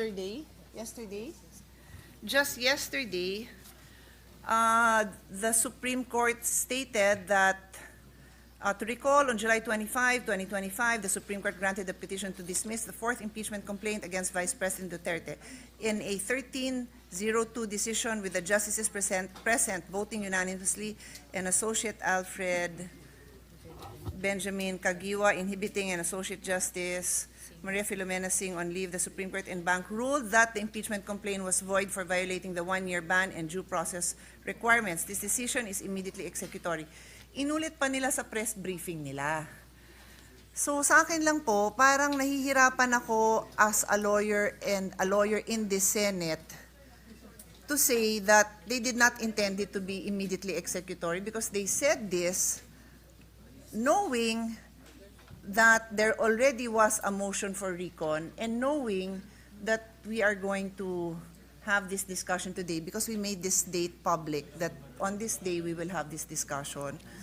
So again, I'm trying hard to see how, other than disposing of the case using our residual powers following the instructions of the Supreme Court, we can further debate this issue. That is my dilemma, dear colleagues, Mr. President. May I offer an answer, Mr. President? Of course. Pasensya na po kayo kung gagamit po ako ng paghahalimbawa. Nung pong kayo po ay medyo bata-bata po, Madam Senator, meron pong lumigaw sigurado sa inyo. Yung unang lumigaw sa inyo talagang... Yung diskusyon na yon. Hahaba ho ito, mas mahaba po sa debate ng impeachment. Ganito po yun eh. Tinapat nyo talaga. Ayaw nyo magtagal pa yun eh. At tama naman po yung ginawa ninyo. Ipinakita nyo sa kanya, pinaramdam nyo sa kanya, talagang wala siyang maasahan. kesa mapagod pa siya. Sino ho Pero ang yun? sabi niya sa inyo, ang sabi po niya sa inyo, pwede bang ako'y kahit papaano idadalaw-dalaw pa rin? Parang nag-MR. Nasa sayo yun, but that will not change my mind. Ganon din po yun eh. Ang Korte Suprema, sa ganitong, Mr. President, the very tenor of the decision, kahit na po sinabi niyang, oh sige, nasa sayo. Formality na lamang po yun, Mr. President. You are a trial lawyer too. Most of us here became trial lawyers. This is our experience. Huwag po nating pahirapan yun. Sana man lang kung ang decision po 8-7. Yun po pwede nating pagtalunan po eh. Wala po talaga eh, Mr. President. If I may, Mr. President, and I think that was a good analogy. Thank you for that. Napaisip niyo ho ako doon.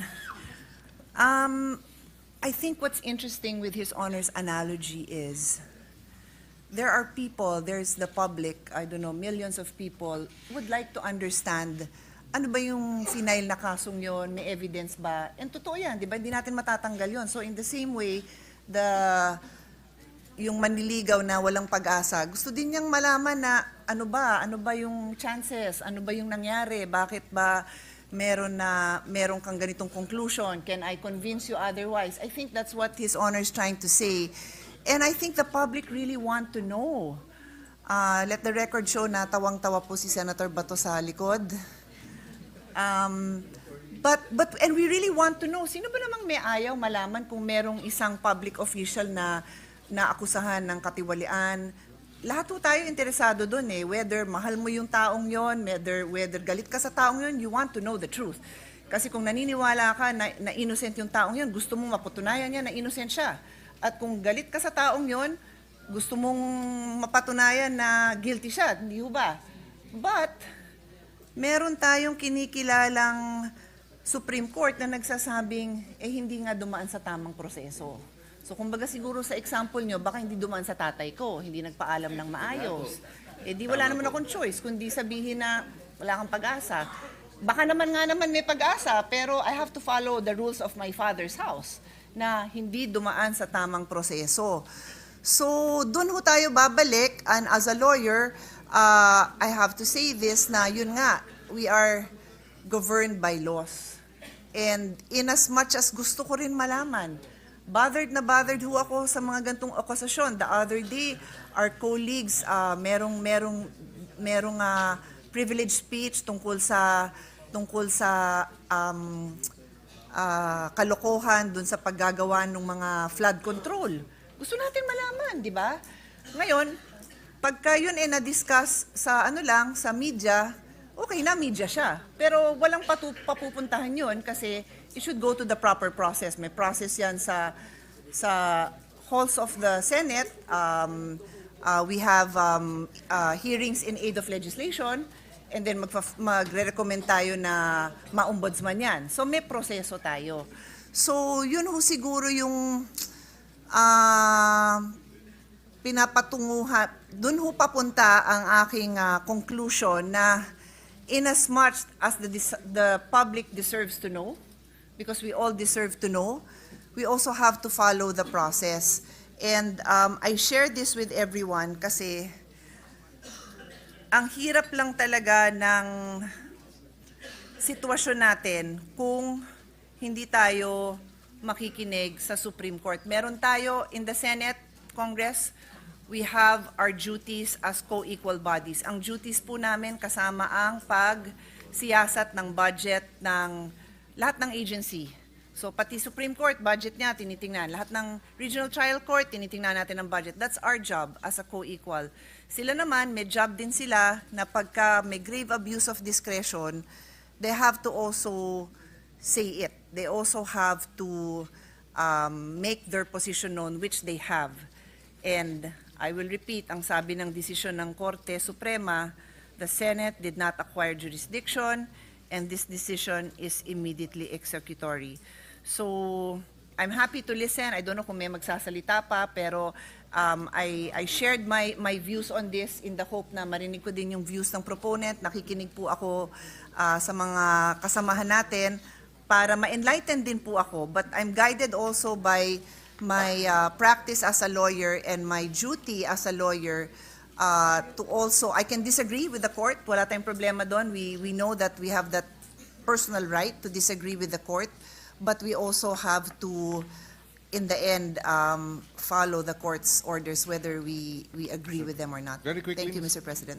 With the permission of Senators Marcoleta and... What is the pleasure of Senator Pangilinan? Just a quick interjection. The gentleman may proceed. Maybe to add to either the enlightenment or additional bewilderment of Senator Pia Cayetano. Yes, the Supreme Court ruled that we did not have jurisdiction. Yes, the Supreme Court ruled that it is immediately executory. But it makes you wonder why the Supreme Court did not issue a writ of injunction. So Did not, sorry, I didn't hear that. It makes did you not wonder issue- why. Did not enjoin us, did not issue a writ. It could have, but it did not. So, yeah, your guess is as good as mine, because if they really wanted us to end this, then why didn't they enjoin us? Just to add to the bewilderment and the enlightenment, what is there to enjoin when we never acquired jurisdiction according to them? What is the pleasure of the Honorable Ontiveros? Thank you, Mr. President. Dalawang dagdag na punto lang para sa diskusyon natin. Precisely regarding the immediately executory na kababanggit lang ni Senator Pangilinan at inulit din kanina ng good gentleman from Tarlac at pati ng good gentlewoman from Taguig Pateros, immediately executory. Still, Mr. President, there is no defiance here dahil the ruling, hindi pa rin po final siya. And even if the ruling states that it is immediately executory, at kahit inulit po yon dun sa recent na anunsyo ng Korte Suprema tungkol sa MR, even if the ruling states that it is immediately executory, the court itself in many cases has explained that this does not mean self-executory. Immediately executory does not mean self-executory. Section 1, at ito kaugnay ng kasasabi ni Senator Pangilinan, Section 1, Rule 39 of the 2019 Rules of Court states that execution shall issue as a matter of right on motion. This means that a writ of execution issued upon a motion is necessary for the execution of a decision. At this point, Mr. President, wala pa pong iniuutos ang Korte Suprema sa Senado. And secondly, at this point, Mr. President, bukod pa po kasi sa yung first group of complainants, yung House of Representatives mismo sa pamamagitan ng Solicitor General at yung isang bayan, meron pang isang importanteng entity, institusyon sa ating lipunan na nagsalita tungkol doon sa Supreme Court ruling. At ito po ay isang entity sa mass media, ang ABS-CBN. Meron po silang anunsyo, ABS-CBN news statement on articles cited in the Supreme Court decision on Vice President Sara Duterte's impeachment. At gusto ko lang i-make of record dito, Mr. President.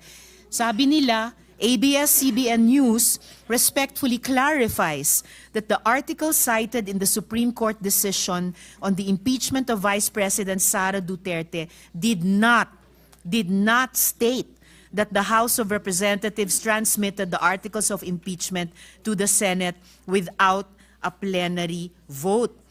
The ABS-CBN statement, Mr. President, calls into question the factual premises of the SC decision. Isa po ito sa binabanggit na numerous factual errors. If the very factual premises were wrong, the legal conclusion cannot be relied upon. With due respect, salamat po, Mr. President. Majority Floor Leader. Yes, Mr. President, last but not the least is a quick manifestation from the distinguished gentleman from Palawan, Senator Erwin Tulfo. I move that he be recognized, Mr. President. Senator Erwin Tulfo is recognized. You may proceed, sir, if the gentleman will so yield. Yes, Mr. President. Ginawang Pangulo, bilang bagong senador, ako po nais ko pong maliwanagan dahil kanina pa po ako nagugulamihanan sa mga pangyayari. Dahil 3 motion po ang nakasala ngayon, motion to dismiss, motion to table, motion to archive. Yung pagkaintindi ko po ngayong araw, 2 lang po ang ating pagdidesisyonan. Kung tayo ay i-dismiss na natin ito, o tayo po ay magkakaroon ng trial. At nag-aantay po ang taong bayan. At lumalalim na po ang gabi. Kaya ang tanong ko po ngayon, are we actually going to vote later or sa ilang saglit? At ano po ang ating pagbobotohan, Ginoong Pangulo? Yan lamang po. To answer the query of the good gentleman, there are only 2 pending motions. The motion to table by the distinguished minority floor leader, which has precedence over the earlier motion of Senator Marcoleta, supposedly to dismiss, but that he acceded to amend it accordingly, and he will state the motion before we put it to a vote after we dispose of the motion of the minority floor leader to table. So 2 lang po yung pagbobotohan at dahil sabi ng kagalang-galang ng puno mayoriya na kayo na po yung huling magmamanifest, tutungo na po tayo doon. Pwede na tayo doon. Maraming salamat po. With that, Mr. President, and no member wishes to interpellate. The minority leader is also seeking the floor. I move that The he be minority recognized, leader Mr. is President. recognized. What is your pleasure, sir? Thank you, Mr. President. Just one last push, so to speak. The gentleman may proceed. We're not saying that we defy the Supreme Court decision. We're simply saying, wait. Patience is a virtue. Yung analogy kasi na sa panliligaw, dismiss mo na kagad. Although merong mga matintimang birheng bumigay. Mas magandang analogy ito, Mr. President. In a basketball game, crucial, finals, world championship, merong review ng foul ang referee. Review muna. Dahil may foul eh. Ang gusto ng isang team, maglaro pa rin kahit nire-review. It's as simple as that. So, why not listen to the possibility of not dismissing but not accepting to table. And then we can bring it out anytime. Again, dun sa sinasabing Supreme Court has never considered a unanimous. It has. And the Supreme Court also spoke. Sabi nila, the immediately executory, they are not considered final until the lapse of the prescribed period without a so and so and so. Supreme Court din mismo may sabi niyan eh. Yun lamang po. Hopefully,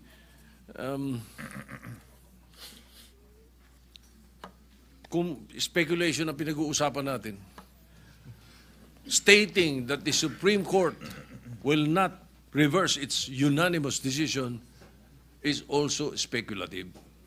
So, pagbigyan natin to, Mr. President, sunod tayo, pero ilagay naman natin sa lugar. Medyo, ang Senado naman dapat itaas natin ang integridad, reputasyon. Hindi tayo, pag sinabi tumalon, tatalon. Pakinggan naman natin muna dahil maraming mali eh. Maraming error ang House, may error din yung Supreme Court decision, obviously. So you cannot right a wrong by another wrong. Thank you, Mr. President. Noted. Senator Allen. Mr. President. Mr. President. Mr. President. Yes, Mr. President. So, I'm discussing with the minority leader, trying to pursue a wording that will articulate our collective intent of the Senate. May I just mention and have a few, maybe 2 minutes with what Senator Risa, the esteemed senator, said. Yung spirit kasi ng Constitution, once ka lang pwede ma-impeach sa isang taon. At very clear po, pati po yung esteemed, I do recognize our the former chairman of the COMELEC, who, if he did not qualify me, I would not have become a councilor. Christian Munsod, our esteemed legal luminaries are here po. Alam niyo po, in all the books nakalagay doon, bakit may 1-year ban? Kasi nga, hindi daw dapat guluhin ng guluhin yung impeachable officer all throughout the year. Dapat isa lang. So yung spirit ng decision, nung sinabi ng BARD na, bigyan mo siya hanggang 1 year, hanggang February 6. Pero lumabas tayo sa legal. Ipa-floating muna natin to. I-dribble muna natin, tignan muna natin. When is the soonest that the Supreme Court can decide? The next 15, 30 days? By September 1, simula na ng budget hearing sa House. By late September, simula na tayo sa Senate. Baha, DepEd, gamot, trabaho, lahat yan, inaasikaso natin. Kung walang choice at isasabay natin impeachment hapon, impeachment umaga, legislation, bakit hindi? Pero hindi ba dapat bigyan din natin ng katahimikan yung ating bansa at least until February 6? Na sinabi na ng Supreme Court, barred, mali ang proseso, tuldukan na rin natin sa Senado.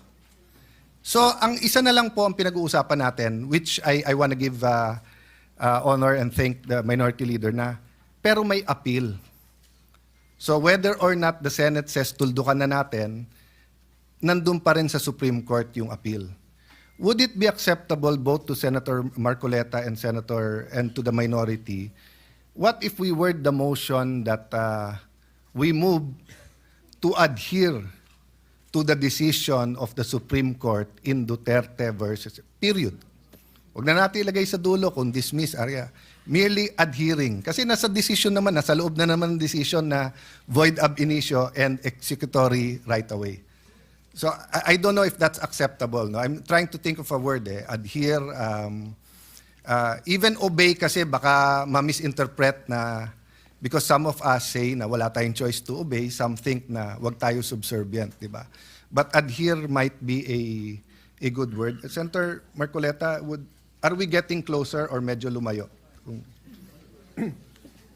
I think, Mr. President, we're getting closer, except that we should put some operative words there that would indicate the closure of this very issue. Mr. President, what if it's we move to for the Senate to adhere to the Senate to the Supreme Court decision in Duterte versus House of Representatives and hereby terminate whatever unless or until certain time na may. Mr. President, may I ask the good sponsor, can we mention the appeal? I don't think so, Mr. President. Yes. I think we can only because adhere. It's immediately executory. I think in obedience to the decision of the Supreme Court, the Senate adheres to it and put to rest. Let me put it another way, Mr. President. If a motion is approved to act upon the decision and to adhere to the decision, am I correct, Mr. President, that that will be the decision, that will be in our journal, and then by operation of administrative process in the Senate, everything that has to do with the impeachment will be sent to the archives? That is correct, Your Honor. That is the I yield to administrative procedure that will logically follow. I yield to my colleagues, Mr. President. I'm just trying to Senator come up Zubiri with a is consensus.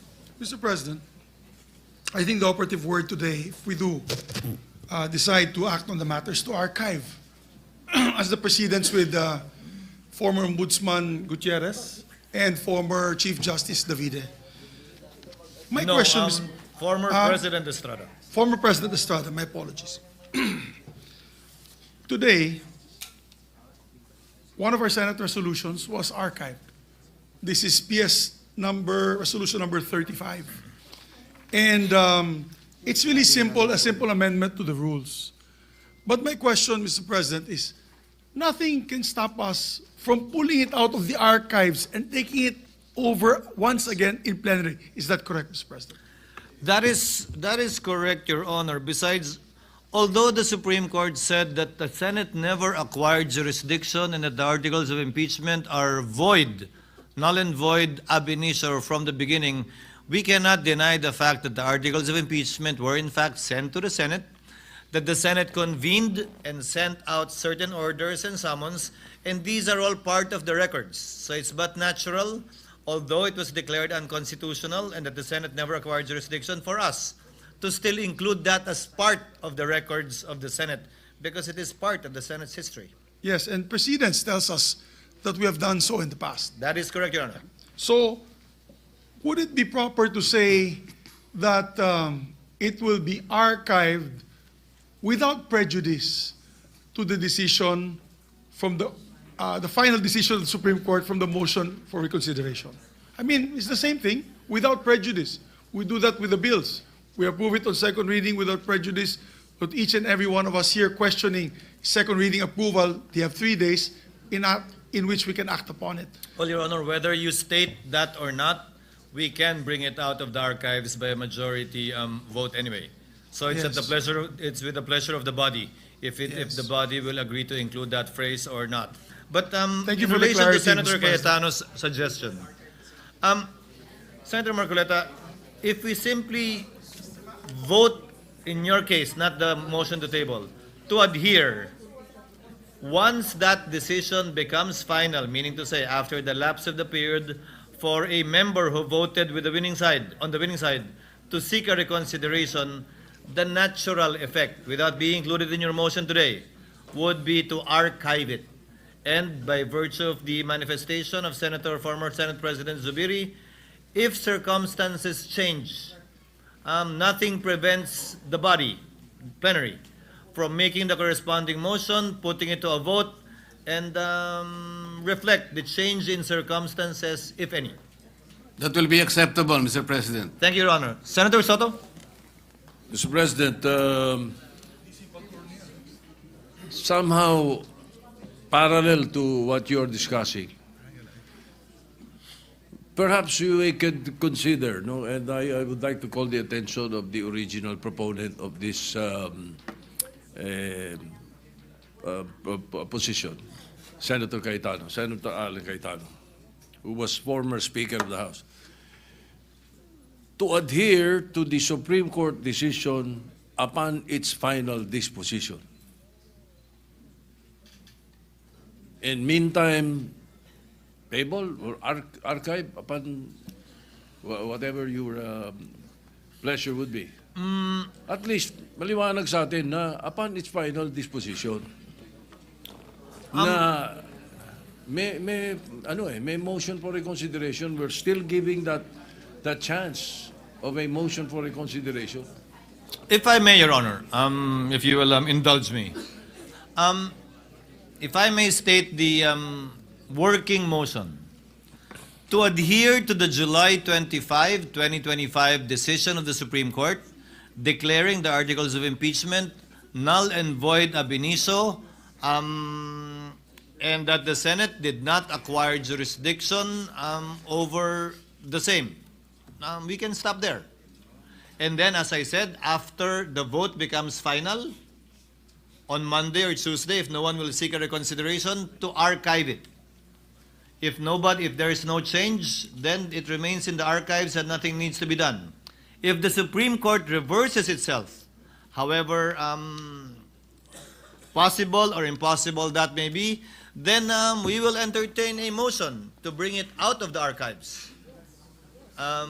Bring it out of the archives and act accordingly again in obedience to the Supreme Court decision. So, ang problema, Mr. President, when we say that the Senate has not acquired jurisdiction, ayon tayo sa sinasabi ng Supreme Court decision nilang ito, na maraming nagsasabi na hindi tama. Dahil tinawag nyo to ng June 9 eh, nag-oath ang Senate President. Nag-oath yung iba ng June 10, nag-motion, nag-robe pa nga eh. Hindi naman pwedeng pampelikula lang yun, pang-TV lang yung robe na yun. You convened.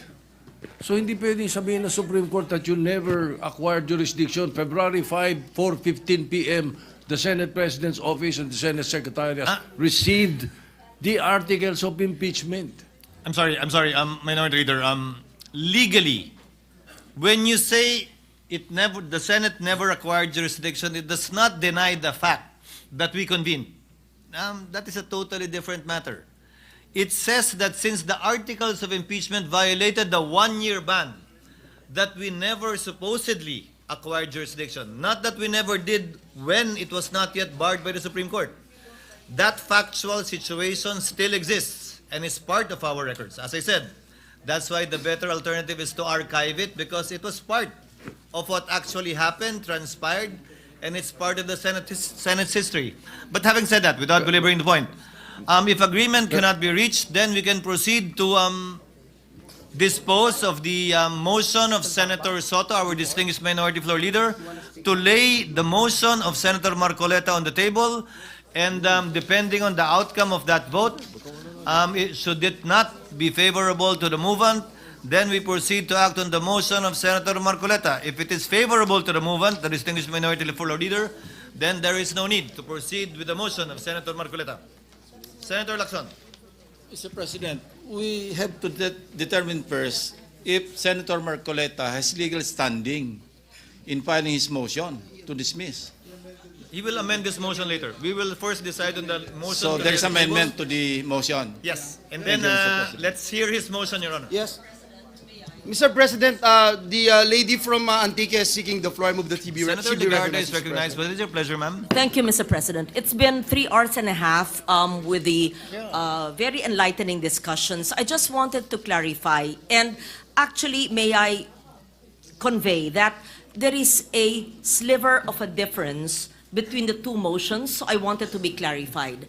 The original motion to dismiss, I believe, has been amended based on the discussions to the motion to archive. Yes. And the motion to archive, in my understanding, based on all the explanations, would be without prejudice to the reopening of the possibility after the Supreme Court conveys its ruling on the motion for reconsideration. Yes. And therefore, in the possibility of the event that it reverses itself, then we would act accordingly. That is correct. Yes. On the other hand, there is a motion which takes precedence, and that has been the motion of the Minority Leader to lay on the table the motion.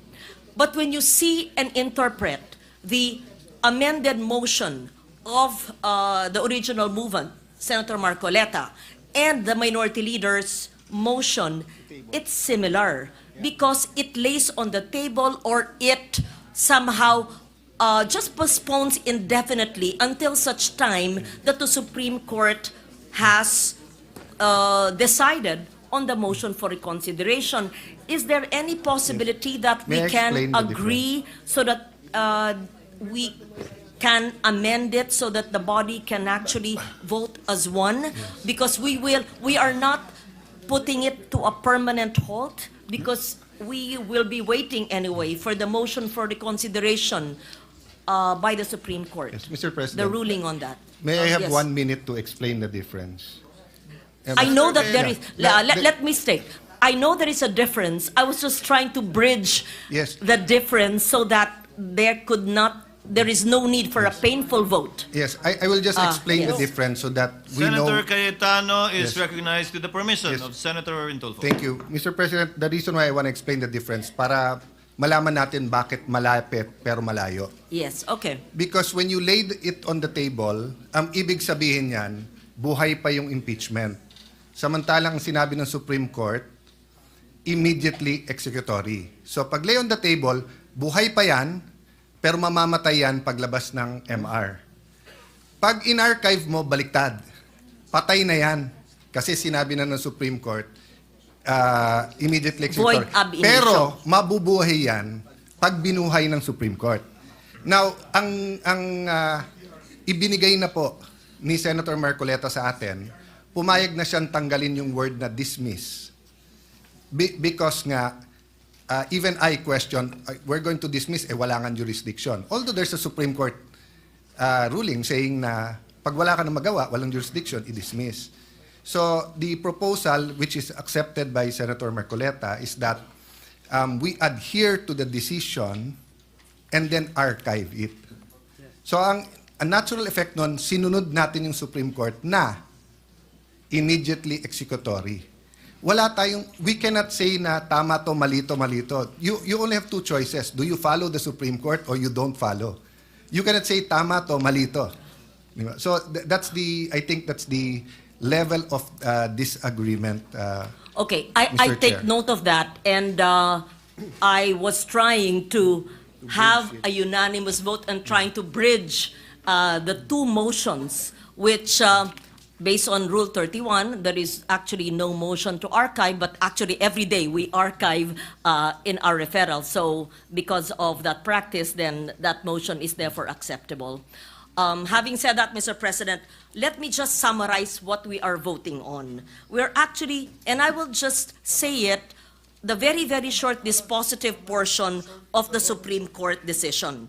And this is the article, and I quote it, the articles of impeachment are declared barred by Article 11, Section 3, Paragraph 5 of the Constitution. Likewise, they are unconstitutional and are deemed null and void ab initio. Consequently, the Senate did not acquire jurisdiction to constitute itself into an impeachment court, and this decision is immediately executory. I just wanted to summarize what we've been discussing for 3 hours and a half. And while my attempt to bridge the two similarly worded motions did not succeed, then we will therefore have to put it into a vote. Thank you, Mr. Majority Thank Leader. you, Mr. President. Mr. President, I think we heard enough, and I think it's about time that we dispose the motion of our distinguished minority leader to lay this on the table, Mr. President. So I move for the previous Parliamentary motion. inquiry, Mr. President. Mr. President, Senator Aquino is seeking the floor. What is the parliamentary inquiry of Senator Aquino? Mr. President, may I get, earlier Senator Cayetano talked about the differences between a motion to table and motion to archive. May I get an official response, Mr. President? Is that really the difference? Your Honor, we have not yet heard the motion of Senator Marcoleta. No, Mr. President, a motion to archive and a motion to table, for us laymen, it sounds similar. Sa totoo lang, Mr. President. Anong pinagkaiba niya, Mr. President? Senator Aquino, I mean, what Senator Soto, that's why I prefer that we act on the motion. What Senator Soto is seeking to table is not the articles of impeachment nor the impeachment case, but the motion of Senator Marcoleta, which we haven't heard. Okay. So when we decide on the motion to table, the motion of Senator Marcoleta, not the articles of impeachment. Yes. And the motion to archive are the articles of impeachment, Mr. President. Yes. Yun yung pinagkaiba niya. Yes. Thank you, Mr. President. Senator Soto? My motion to table was to table the motion of Senator Marcoleta. Yes. The That's motion exactly to what I dismiss. said, Your Honor. Yes. Oo. That's exactly what I said. That is That not, the motion to table pertains to the motion of Senator Marcoleta, to dismiss. not Correct. the articles of new one. impeachment. Articles. The motion of Senator Marcoleta, if at all, would pertain to the articles of impeachment and/or the impeachment case. And if I may add, Mr. President. Senator Pangilinan? Well, the motion to archive. Senator Pangilinan, we're not yet there. Well, okay. The motion to table, the motion, then frees us from the debate of whether or not we have the power as a Senate in plenary to address the impeachment complaint. The chair said that earlier. Yes, and therefore We will first okay. put to a vote the motion to table of our distinguished minority floor leader, which under our rules has precedence over the motion of Senator Marcoleta, although made earlier. Depending on the outcome of that vote, then we will act on the motion of Senator Marcoleta accordingly. Senator Estrada. Mr. President, you have been listening to all the manifestations of almost all senators who stood up. Mr. President, it has been 4 hours listening to several manifestations of our colleagues, and it is about time that we decide right away the pending motions before us. Mr. President, the Filipino people are watching. The Filipino people are listening. The Senate has to act, and the Senate has to act decisively. Thank you, Mr. President. Thank you, Mr. President. I move for the previous motion, Mr. President. On the motion of the Minority Leader, Senator Tito Soto, to lay on the table the motion of Senator Rodante Marcoleta. Is there any objection to the motion of the Majority Leader for the Senate? What is the pleasure of the Minority Floor Leader? Mr. President, I move for a nominal vote. The Chair has every intention of doing that, Your Honor. There is a motion to vote on the motion of Senator Soto to lay on the table the motion of Senator Marcoleta pertaining to the articles of impeachment vis-a-vis and in light of the Supreme Court decision of July 25, 2025. To explain, a yes, affirmative, or aye vote supports the motion of the Honorable Minority Leader, and it therefore means that we will not act on the motion of Senator Marcoleta today.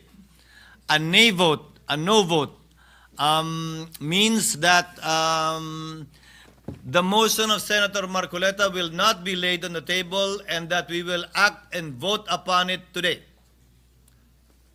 Senator Lacson? Later on, we'll know the amendment. Senator Lacson, so that it's on the record, please. So you're only referring, Mr. President, to the motion to dismiss? No, motion to table. Just the motion to table. Just the motion to table, Your Honor, because we are not yet there.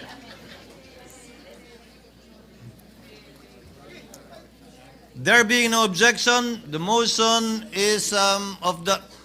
Yes, Senator Zubiri. Yes, Mr. President, being a former Senate President and being former Majority Leader, I'd like to ask the audience to restrain from commenting or laughing, please. Well, we are in a, for me, it's a sacred place. It is in the August chamber of the Senate that we have decorum. May we ask for decorum from those who are watching within the plenary, Mr. President. Actually, they have been silent for the past 3.5 hours. Chair would like to remind the people in the gallery to kindly respect the processes and procedures of the Senate and to avoid any claps, any jeering or comments so that we can proceed with roll call vote. Yes, with due respect, because I heard a lot of laughing after the poor gentleman from our good friend, Senator Lacson, asked only for a clarification of the vote that will happen in a few seconds. The Sergeant at Arms is so directed. Just proper decorum, because this is a very important vote, and it's a very serious vote that will be taking place. Thank you. The Sergeant at Arms is so directed to kindly maintain order in the gallery. Acting now on the motion of the Majority Leader for us to divide the House and vote on the motion to lay on the table, Secretary is directed to call the roll for nominal voting. Roll call vote. The Honorable Senator Aquino. Senator Cayetano Alan. Senator Cayetano Pia. Senator De La Rosa. Senator Ejercito. Senator Estrada. Senator Gatchalian. Senator Go. Senator Ontiveros. Senator Lacson. Senator Lapid. Senator Legarda. Senator Marcoleta. Senator Marcos. Senator Padilla. Senator Pangilinan. Senator Soto. May I register my vote, Mr. President? The Minority Leader may proceed. Thank you. Mr. President, the Supreme Court decision is now pending appeal. It is prudent to wait for the results rather than prematurely archiving, if not dismissing, because I know for a fact, once it is archived, it is dead. So what happens if the Supreme Court reverses itself? Clear and blatant errors are present in the ruling of the Supreme Court. First, They misunderstood the legislative process in assuming that the 19th Congress adjourned sine die in February 5. Grave error. Thus effectively dismissing the first three complaints, paving the way for them to say na ano pala, yung 1-year ban binayolate. The archiving of the three complaints were done after the initiation of the fourth complaint. The 1-year ban did not set in. Second, the decision practically amended the clear mandate by the Constitution by placing a hierarchy on the modes to initiate an impeachment complaint. Parang wala na yung third option. Third, the Supreme Court retroactively applied the new definition to the present case in the violation of the doctrine of operative facts, thus voiding as well the impeachment proceedings of former President Estrada and Chief Justice Corona. They did not interpret the Constitution, Mr. President. They amended the Constitution. So lastly, the Supreme Court now has the chance to rectify these errors in its decision. So I was hoping to table the motion so that we can let us afford them this opportunity for the benefit of future impeachment processes and to uphold the clear mandate of the 1987 Constitution. All we needed to do was wait a little. And so I will have to register a yes vote. I know it will be a vote in the minority, but I have always voted in the minority in many issues in the Senate since 1992 up to the present. Always prayed I was wrong. Unfortunately, I was always right. My God, have mercy on your decision. I vote yes. Noted. Secretary will please continue. Senator Tulfo Erwin, Senator Tulfo Rafi, Senator Villanueva, Senator Villar Camil, Senator Villar Mark, Senator Zubiri, Senate President Escudero. No.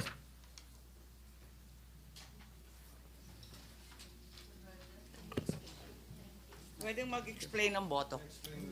Before the explanations of vote, Chair would first like to make of record the result. With 5 affirmative votes, 19 negative votes, the motion to table the motion of Senator Marcoleta is lost. Lost. Soto. Sorry, Senator Soto is lost. No, he said the motion to table the motion of Senator Marcoleta is lost. Yes. Pati tuloy ako, nalito dito siya. Mr. President, Senator Villanueva. If I may, Mr. President, and to go back to the first motion raised by Senator Marcoleta, if I may be allowed, Mr. President, to amend, Mr. President, the motion, Mr. President. The gentleman may proceed with the permission of Senator Marcoleta. Mr. President, adhering to the immediately executory decision rendered by the Supreme Court en banc on 25 of July 2025, which held, among others, the articles of impeachment are null and void ab initio, and that the Senate did not acquire jurisdiction over the same, I move to transfer the articles of impeachment in relation to case number 002-2011 entitled in the matter of the impeachment trial of Vice President Sara Zimmerman Duterte to the archives. I so move, Mr. President. What does Senator Marcoleta say? I accept, Mr. President. There is a motion as enunciated by the minority floor leader.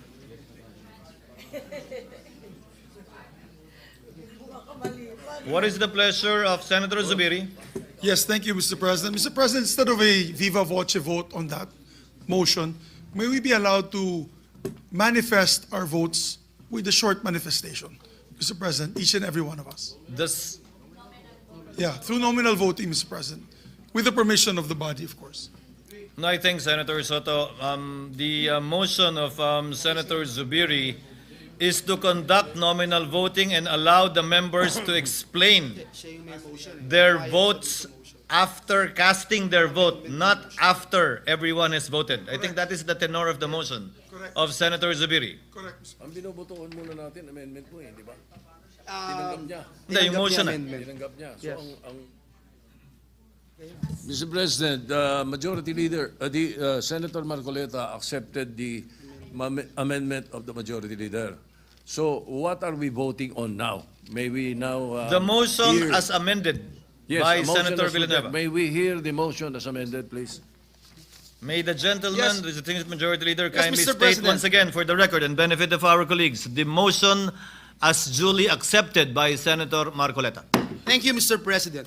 Adhering to the immediately executory decision rendered by the Supreme Court en banc on 25th July 2025, which held, among others, that the articles of impeachment are null and void ab initio and that the Senate did not acquire jurisdiction over the same, I move to transfer the articles of impeachment in relation to case number 002-2011 entitled In the Matter of the Impeachment Trial of Vice President Sara Zimmerman Duterte to the archives. I so move, Mr. President.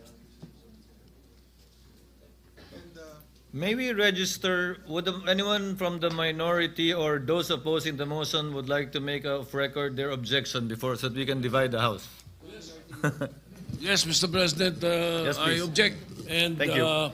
ask for a nominal vote.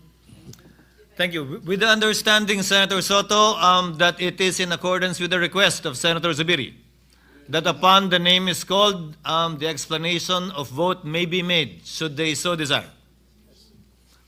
There is a motion duly objected to, as stated by the Minority Floor Leader, to place into to transfer to the archives the impeachment articles of impeachment in relation to the impeachment complaint against Vice President Sara Duterte. Secretary is directed to call the roll and proceed to nominal voting. Roll call vote. The Honorable Senator Aquino. Senator Cayetano Alan.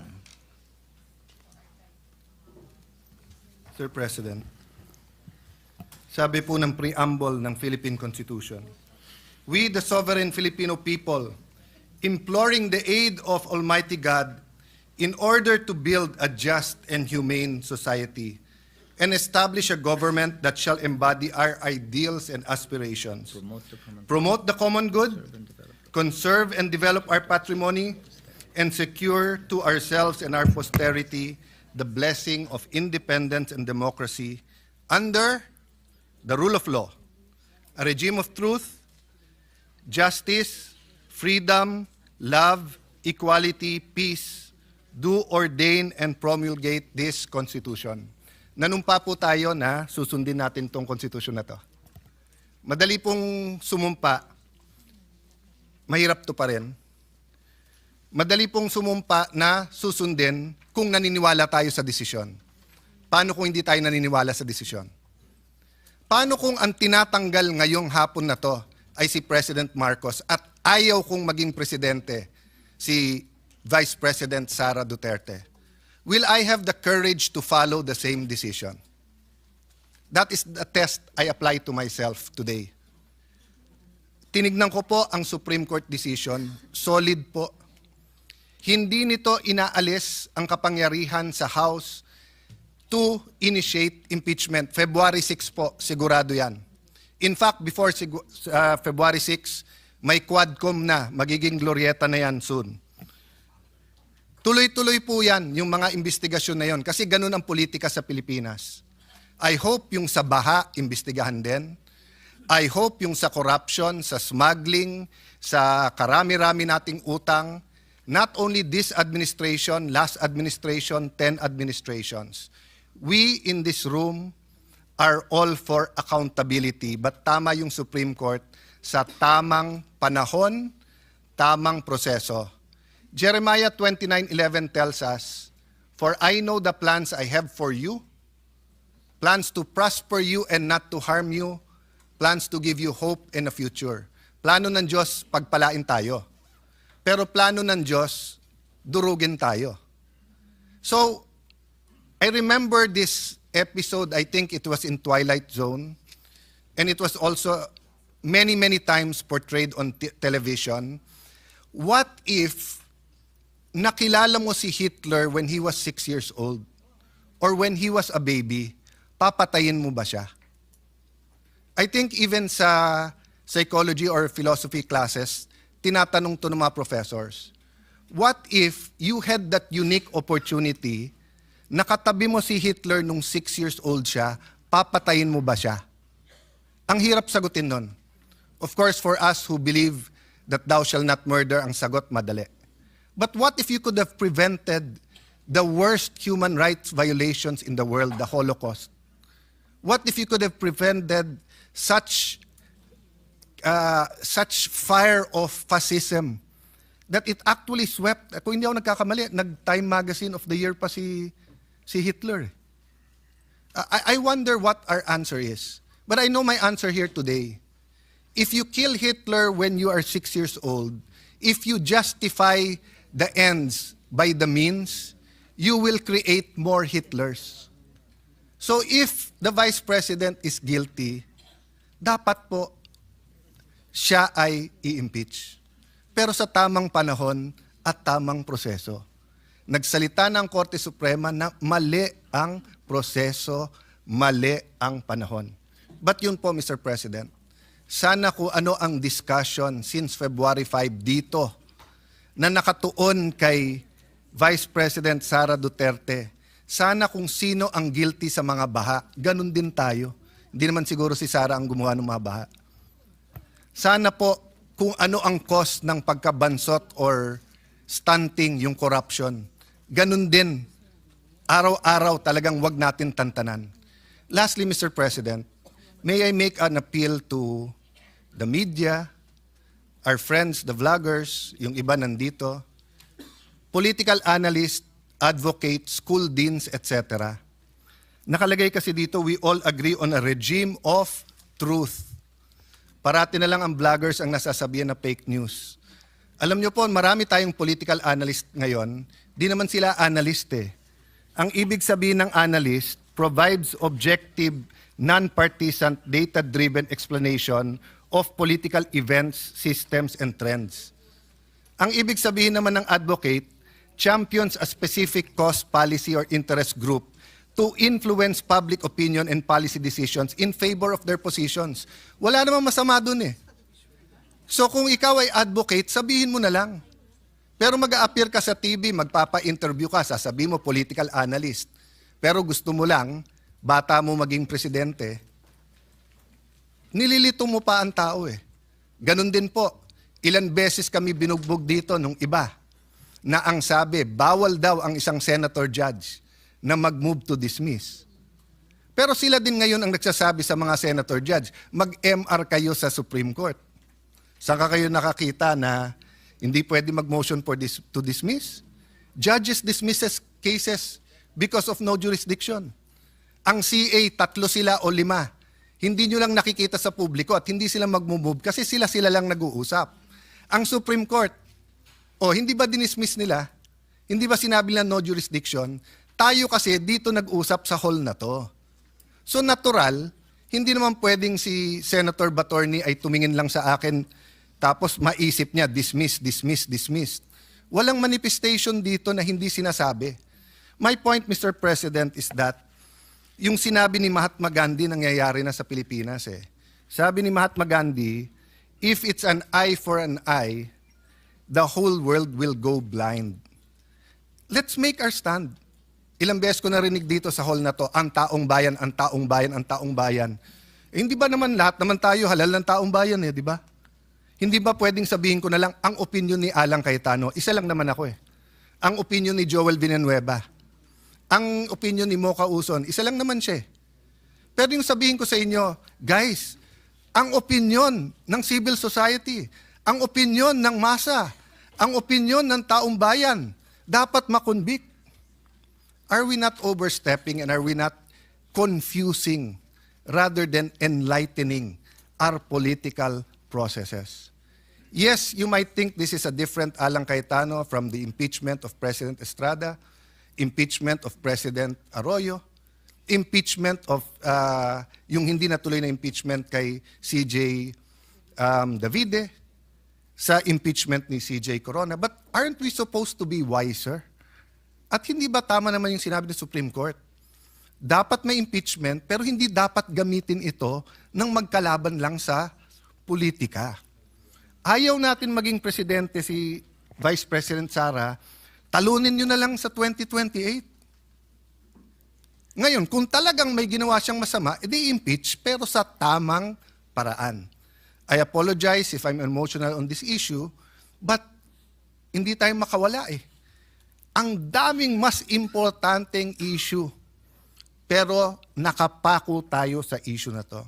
Thank you, dear colleagues, and thank you to the Filipino people for the opportunity to share my thoughts on this. So I vote for the motion of Senator Marcoleta. Secretary will proceed. Senator Cayetano Pia.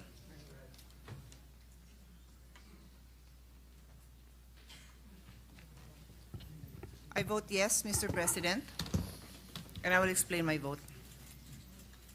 The lady may proceed. Thank you. Why are we here today? Why do I have to cast my vote? It is because a group of citizens, including the members of the House of Representatives, exercised the right to impeach an impeachable officer. Under the Constitution, there are two ways to file a verified complaint for impeachment. Article 11, Section 3.2 by any member of the House of Representatives or by any citizen. And Article 11, Section 3.4 by one-third of all members of the House of Representatives upon a verified complaint or resolution. There were 4 impeachment complaints filed. December 2, December 4, the third on December 19th, and the 4th complaint was endorsed by 215 members of the House on February 5, the last day. On February 18, 2025, Vice President Sara Duterte filed a case with the Supreme Court to question procedural and substantive due process.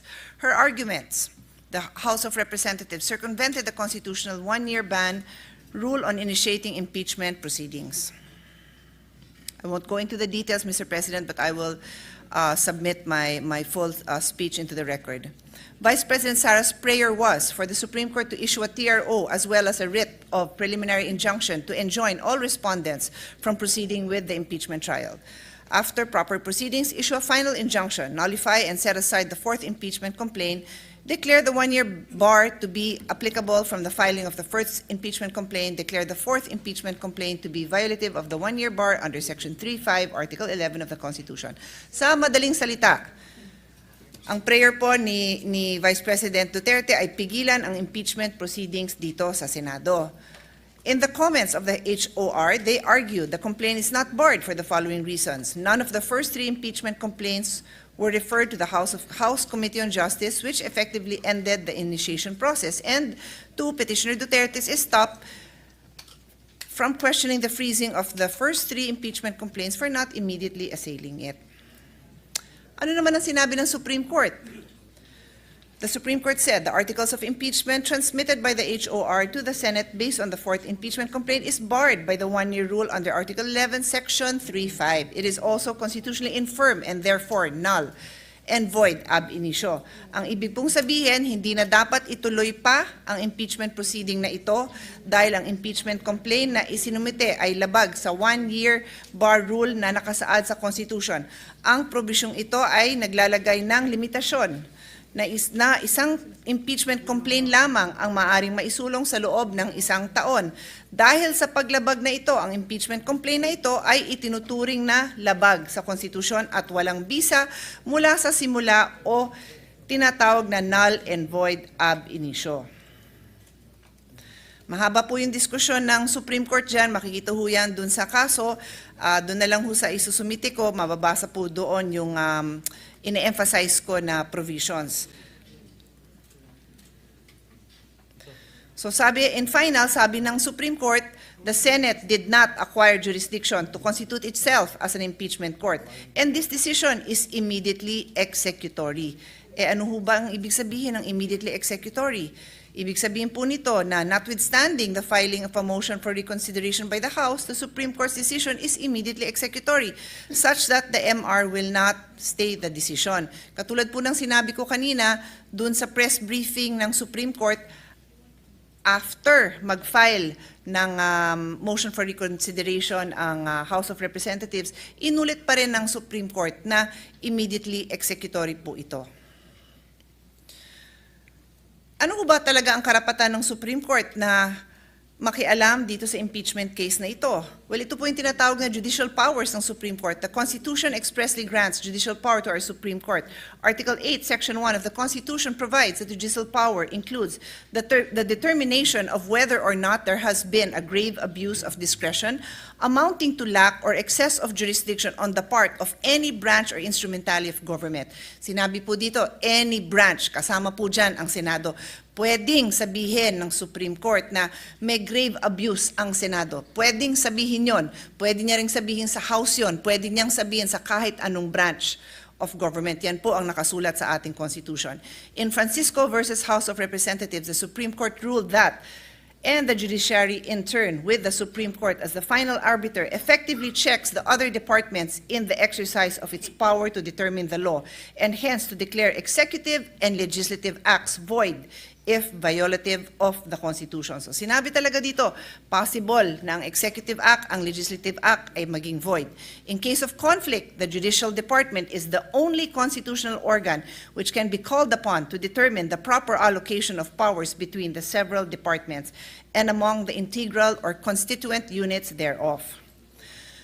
The House of Representatives urged the Supreme Court to exercise judicial restraint. Sabi ng House, hinay-hinay lang, Supreme Court, so that you can avoid encroaching upon the powers of the legislature and violating the principle of separation of powers. However, the Supreme Court in Duterte versus HREP held that there is a clear and demonstrable textual commitment in the Constitution for the court to act on any grave abuse of discretion of any branch or instrumentality of government. This includes the House of Representatives or the Senate in their exercise of their prerogatives with respect to the process of impeachment. Grave abuse of discretion from the provision does not mean actions without jurisdiction. It includes acts which originally may have been within their discretion, but subsequently the subject of a violation of a constitutional right. This is what is meant by excess of jurisdiction. This court does not decide whether and when to initiate a case of impeachment. However, the court has the power to decide how the provisions which limit the exercise are to be interpreted. On due process, numerous Supreme Court decisions expound on procedural due process in various contexts. These cases underscore the Supreme Court's enduring commitment to uphold procedural due process as a safeguard against arbitrary government action. Bakit pumasok itong issue na due process? Kasi sinabi ng Supreme Court, hindi naman nagkaroon ng pagkakataon ang Vice President na makita ang complaint sa kanya, hindi rin nakita ang mga ebidensya. Due process exists kahit saan daw pong parte ng paggogobyerno natin. Based on the decision, in order to proceed with the impeachment proceedings, the House prosecutors must show not only a valid ground thereof, but also that procedural due process has properly been observed. As this safeguards individuals from the arbitrary exercise of government power by requiring adherence to fair procedures. As such, when there is a violation of due process as enshrined under the Constitution, the case must be dismissed. Kailangan ba ng Senado sumunod sa Korte Suprema? Sinabi ko po at uulitin ko na ang sabi ng Korte Suprema, void ab initio nga po ang kaso. Walang bisa. In Latin, void ab initio means void from the beginning. Sa umpisa pa lang, void. It indicates that something was never valid or legally effective from its inception, rather than becoming invalid at a later point in time. So sa umpisa pa lang, invalid. Hindi siya naging invalid later on, invalid siya sa umpisa pa lang. Absolutely non-existence from the very beginning. Yan ang ibig sabihin ng ab initio. Null and void. It produces no rights, imposes no duties, and affords no protection. It has no legal effect. It is, in legal contemplation, inoperative, as if it has not been passed. As such, it cannot justify an official act taken under it. Yun po ang basehan ng aking desisyon. It cannot justify an official act taken under it. Hindi ho pwede nating pasukin. Gustuhin man natin alamin. Kapareho ho ako ng napakaraming kababayan natin na gusto nating alamin kung ano ba ang mga issue na to. Pero sabi ng Supreme Court, hindi ho natin pwedeng gawin yon. We have to follow the rules. At idadagdag ko, nang sinabi nga ng Supreme Court, ay ito ay immediately executory. Again, the decision stated the Senate did not acquire jurisdiction to convene itself as an impeachment court. As such, there is no constitutional authority to even convene as an impeachment court. I am a member of the Senate and I am a lawyer. I am bound by my solemn oath. Nag-oath po tayo last week lang. Ang sabi dun sa oath, I will well and faithfully discharge to the best of my ability the duties of my position. Ginusto ko ba to? Do I want to be a judge here? Hindi po. Nung nag-aral po ako ng law, sabi ko, Lord, wag niyo akong gawing judge. I hate being a judge. Malambot po ang puso ko. Kung pwede lahat innocent, yun ho ang gagawin ko. Kasi napakahirap humusga ng ibang tao. But this is my solemn duty. It is my duty. I took an oath. And therefore, gustuhin ko man o hindi, I have to make a decision. And binabase ko ang aking desisyon kung ano ang sinabi ng Supreme Court. Yun naman po aming lawyer's oath. I do solemnly swear that I accept the honor, the privilege, duty, and responsibility of practicing law in the Philippines as an officer of the court in the interest of our people. I declare fealty to the Constitution of the Republic of the Philippines. Idudugtong ko yung oath na yon dun sa sinabi ng Supreme Court na kailangan sundin ang Constitution. At siya ho ang magpapaliwanag kung paano i-interpret ang Constitution. My duty as a senator and as a lawyer is to be guided by evidence, by the rule of law, and by the principles enshrined in our Constitution. For these reasons, Mr. President, I cast my vote as yes. Thank you. Thank you, Senator Pia Cayetano. Secretary. Senator De La Rosa. Senator Ronald Bato de la Rosa is recognized. Mr. President, I vote yes to the motion of Senator Marcolita, and may I be allowed to explain my vote? Thank you, Mr. President.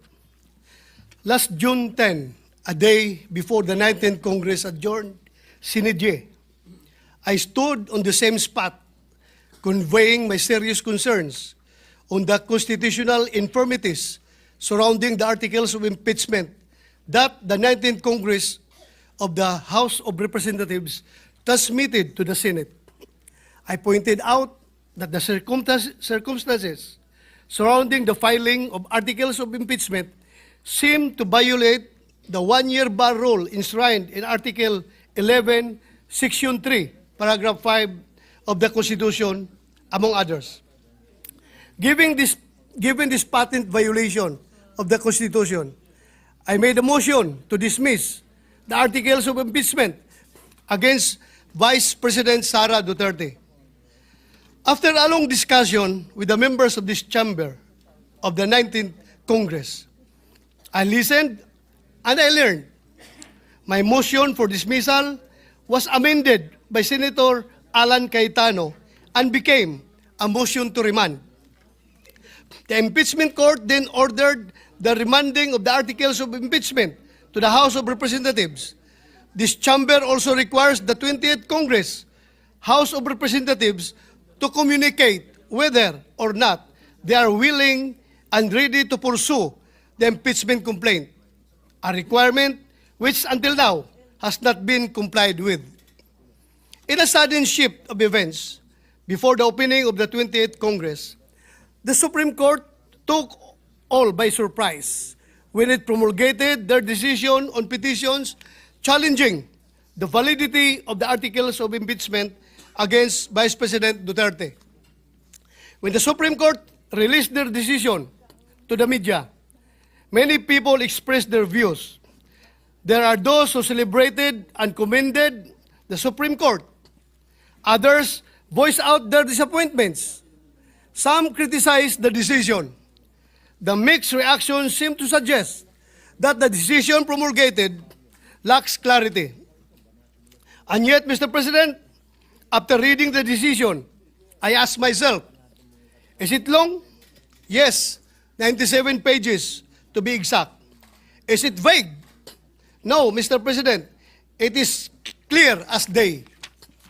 According to the plain meaning rule or verbal leges, if the statute is clear, plain, and free from ambiguity, it must be given its literal meaning and applied without interpretation. Now, even though the decision of the Supreme Court is not a statute, it still forms part of the legal system of the Philippines as mandated by Article 8 of the Civil Code of the Philippines.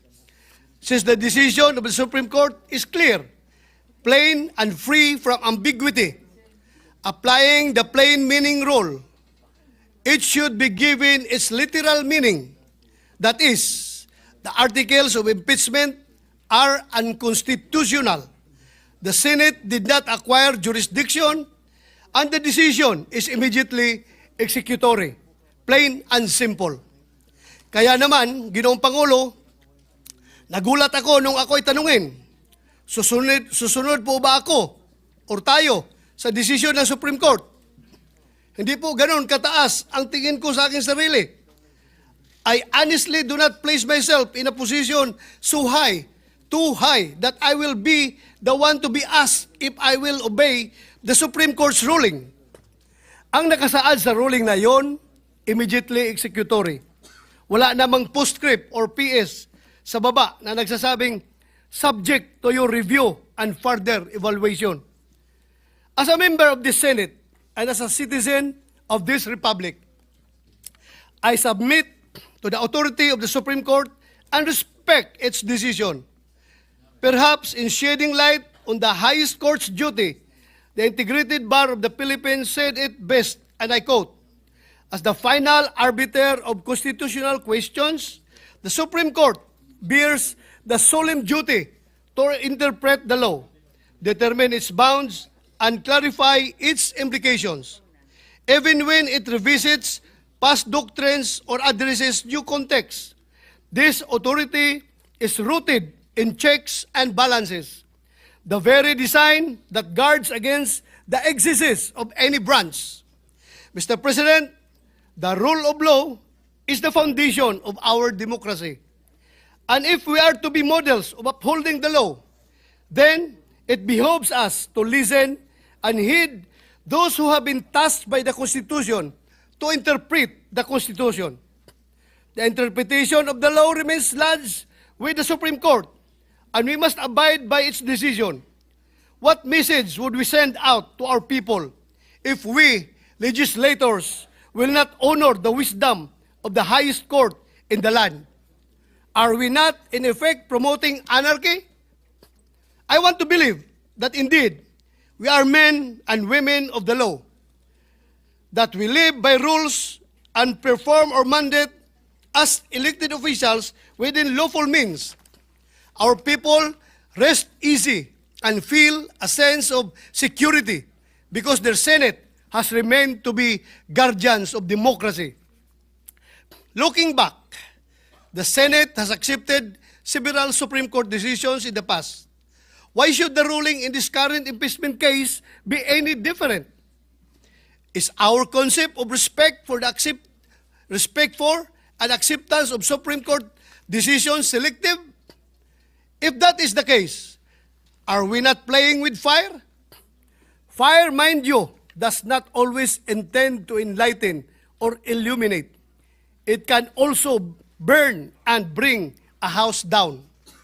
Much has been said about where I stand, and I understand that my positions on certain matters have always been consistent and transparent. But while the public and this chamber may be familiar with my views, all that is simply driven by what is in my heart. And I say this with humility.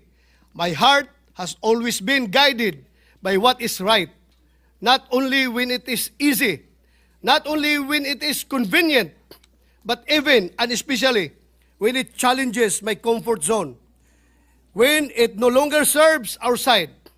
Because at the end of the day, it is a matter of principle, not popularity. Perhaps sometimes we ought to protect our democracy, even from ourselves. Of course, the Senate is not a mere follower of the Supreme Court, but a co-equal branch, meant to respect the powers and functions of the latter in its decisions. I trust that the Senate will continue to peacefully coexist with the Supreme Court. Let us not allow this impeachment trial to become a venue and opportunity to disrupt our system of government. I hope this is not the time when we dance differently, when clearly the same song is playing. We must follow the Supreme Court ruling, not because it is the most convenient thing to do, but because it is what is right and just, no matter how unacceptable or painful it may be.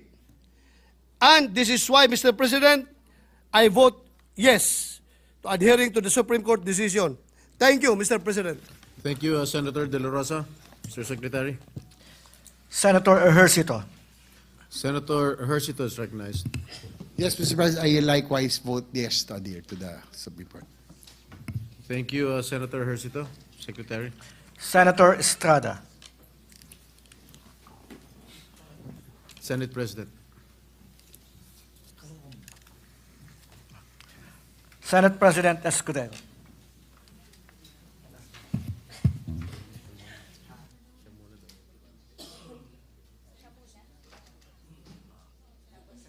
The Senate President is recognized to explain his vote. Thank you, Mr. President. Distinguished colleagues, sa mga minamahal nating kababayan. For many of us, the past 2 weeks have proven to be an exasperating, mentally and emotionally exhausting experience. Both sides have fought bitterly a dialectical struggle to articulate what they respectively believe to be the correct position or view on the issues involved. Passions had run high as demonstrators, whether for or against impeachment, took to the streets armed with their familiar slogans and chants to air their voice on the matter. Various sectors of society, from business, retired military, academe, denominations of faith, offered suggestions for a return to a state of normalcy in the official relations of governmental branches. Through all these, and as early as the time when the articles of impeachment had been constituted, the court was specifically asked, told, urged, and argued to take no action of any kind and form with respect to the prosecution by the House of Representatives of the impeachment complaint.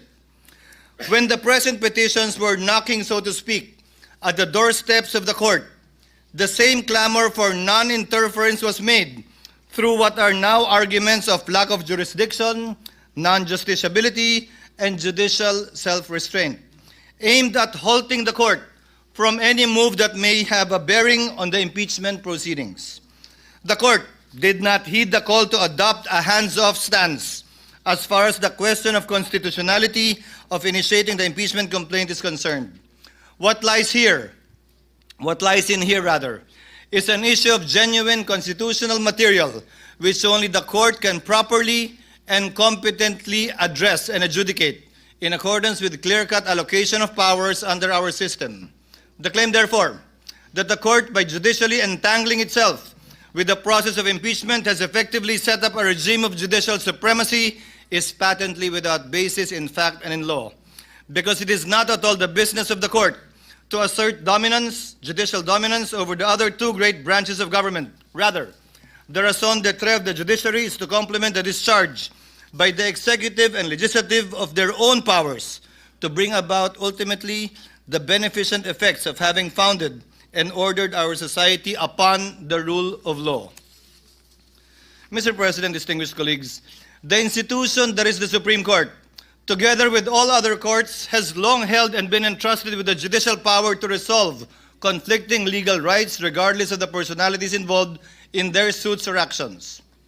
The court has dispensed justice over the course of time, unaffected by whomsoever stood to benefit or suffer therefrom, unafraid by whatever imputations or speculations could be made to it, so long as it rendered judgment according to the law and the facts. No one is above the law or the Constitution. This is a basic precept in any legal system which recognizes equality of all men before the law as essential to the law's moral authority and that of its agents to secure respect for and obedience to its commands. Perhaps there is no other government branch or instrumentality that is most zealous in protecting that principle of legal equality other than the Supreme Court, which has discerned in its meaning and ramifications through its application of numerous cases, especially the high-profile kind in the annals of jurisprudence. The Filipino nation and its democratic institutions have no doubt been put to a test once again by this impeachment case. Accordingly, the court resorted to no other than the Constitution in search for a solution to what many feared would ripen to a crisis in government. Sa muli, magandang gabi po sa ating lahat. Hindi ko po salita mga sinambit ko na ilang minuto. Yun po ay paraphrase at halos eksaktong quotation ng salita ni dating Justice Conchita Carpio Morales sa Francisco ruling na kinatigan ng mayoriya ng mga miyembro ng Korte Suprema, kabilang na si dating Chief Justice Puno, dating Justice Carpio, dating Justice Ascuna, dating Justice Panganiban.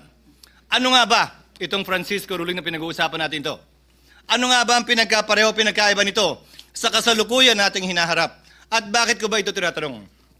Ginoong Pangulo, bahagi ako ng Kongresong nagtangka na i-impeach si dating Chief Justice Davide. Bakit ko sinabing tangka? Dahil pinigilan po kami ng Korte Suprema. In-enjoin at nag-issue ng TRO ang Korte Suprema at ito yung desisyong yun. Francisco, case na palaging sinasite po natin. Ano bang pinagkapareho? Ang aligasyon laban sa nasasakdal noon na si Chief Justice Davide, kaugnay din ng corruption. Daang milyon din. Ang pinag-usapan, initiation of impeachment, na dapat sole prerogative din ng Kamara.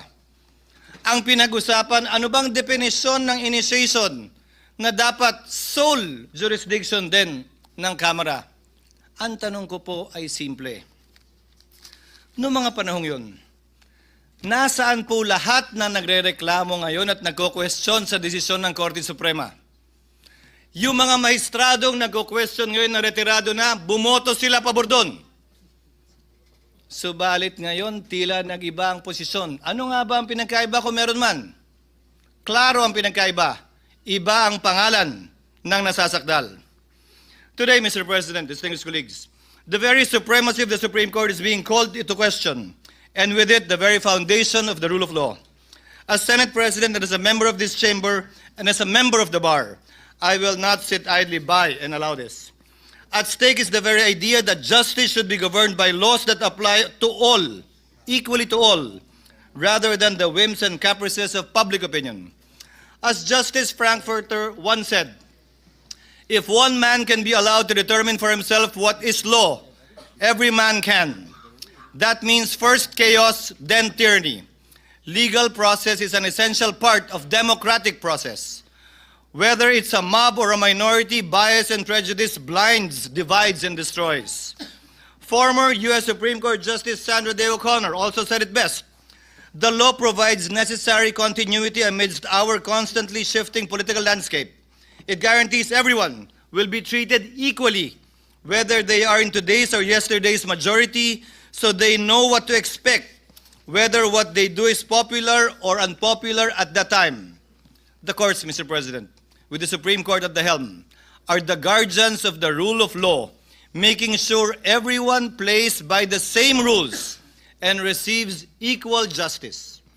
For the rule of law to prevail, the High Court must act as a compass, not as a political cheerleader, impartially applying the law by calling out violations, not swayed by public opinion or political allegiance. Respect for the rule of law, Mr. President, requires all of us to adhere to final or immediately executory decisions of the court, even when there is a winner and a loser, to avoid deadlocks and maintain legal order. Respect for the rule of law does not bar disagreeing with court decisions, nor from forming our own opinions on the meaning and intent and letter of the spirit of the Constitution. However, we must also have the humility to accept when we are wrong once the Supreme Court has already decided. Respecting the court only when you win or when it aligns with your belief is not respect for me. It is plain arrogance, or if at all, a power play. Cherry-picking court rulings destroys the judiciary's purpose. Disobeying the High Court's decision is a violation of the law because under our Constitution, decisions of the Supreme Court form part of the law of the land. I made these remarks, Mr. President, amidst recent calls for this august body to disregard the Supreme Court's recent ruling in Duterte v. HOR. These calls for judicial disobedience have been aided and abetted by so-called legal luminaries and experts who fancy their wisdom and knowledge of the Constitution as better, higher, more supreme than that of the Supreme Court. Miyembro po ba sila ng Supremist Court? Miyembro po ba sila ng Super Supreme Court? Sa pagkakaalam ko po, iisa lamang ang Korte Suprema. At ayon sa ating konstitusyon, Korte Suprema ang bukod tanging pwedeng makapagsabi kung ano ang kahulugan ng ating saligang batas. Walang iba. Allow me to demonstrate, for example, Mr. President, the legal gymnastics these people have been undertaking. In the past, and I have borne the brunt of this, sabi nila, forthwith ang sinabi sa Senado, ibig sabihin yan agad-agad. Despite the rulings of the Supreme Court that say it is within a reasonable time. Pero doon na tayo sa agad-agad.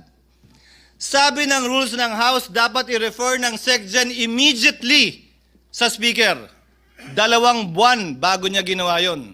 Oh, okay lang sa kanila. Hindi naman sila nagreklamo. Immediately po ang gamit, ha? Hindi forthwith. Sabi naman ngayon ng Korte Suprema, immediately executory. Ay, teka lang. Hintayin muna natin. Hindi pa final. Kapag ka-convenienteng gamitin yung mga salita pabor sa posisyon nila, edi okay lang. Kapag ka hindi naman, ay hindi rin. Hindi po ganun dapat yon. Hinihiling nila ngayon sa Senado na ipagpaliban muna ang anumang aksyon para intayin ang anumang desisyon ito kaugnay sa motion for reconsideration na inihain ng Kamara sa Korte Suprema. Subalit tulad ng naipaliwanag na kanina kaugnay ng motion na pinagbobotohan natin ngayon, kung magbago man ang Korte Suprema sa kanilang desisyon na unanimous noong July 25, 2025, meron pong paraan at proseso pa ang Senado para sundin ang bagong desisyon yan ng Korte Suprema kung sakasakaling mangyayari po yan. In the past, it was also said, nauna nagsalita si Senator Bato, bawal daw at walang karapatan mag-motion ang sinumang Senator Judge dahil trabaho daw ng depensa yon. Eh bakit yung mga parehong tao yung pinag-uusapan? Dapat maghain tayo ng motion for reconsideration. Hindi ba trabaho din ng prosecution yon? Hindi naman po pwede na pwede lang pag kayo, hindi na pwede pag iba. Now the prosecution has actually filed a motion for reconsideration, and rightfully so, and not by this chamber. Noon kapag nung bumoto kami para i-remand ang impeachment complaint sa Kamara, pinapaboran daw namin yung nasasakdal. Sinabi ko na rin yan, na yung kontra sa impeachment at pabor sa impeachment, hindi ko didinggin. Na yung kontra at pabor kay Vice President Sara Duterte, hindi ko didinggin.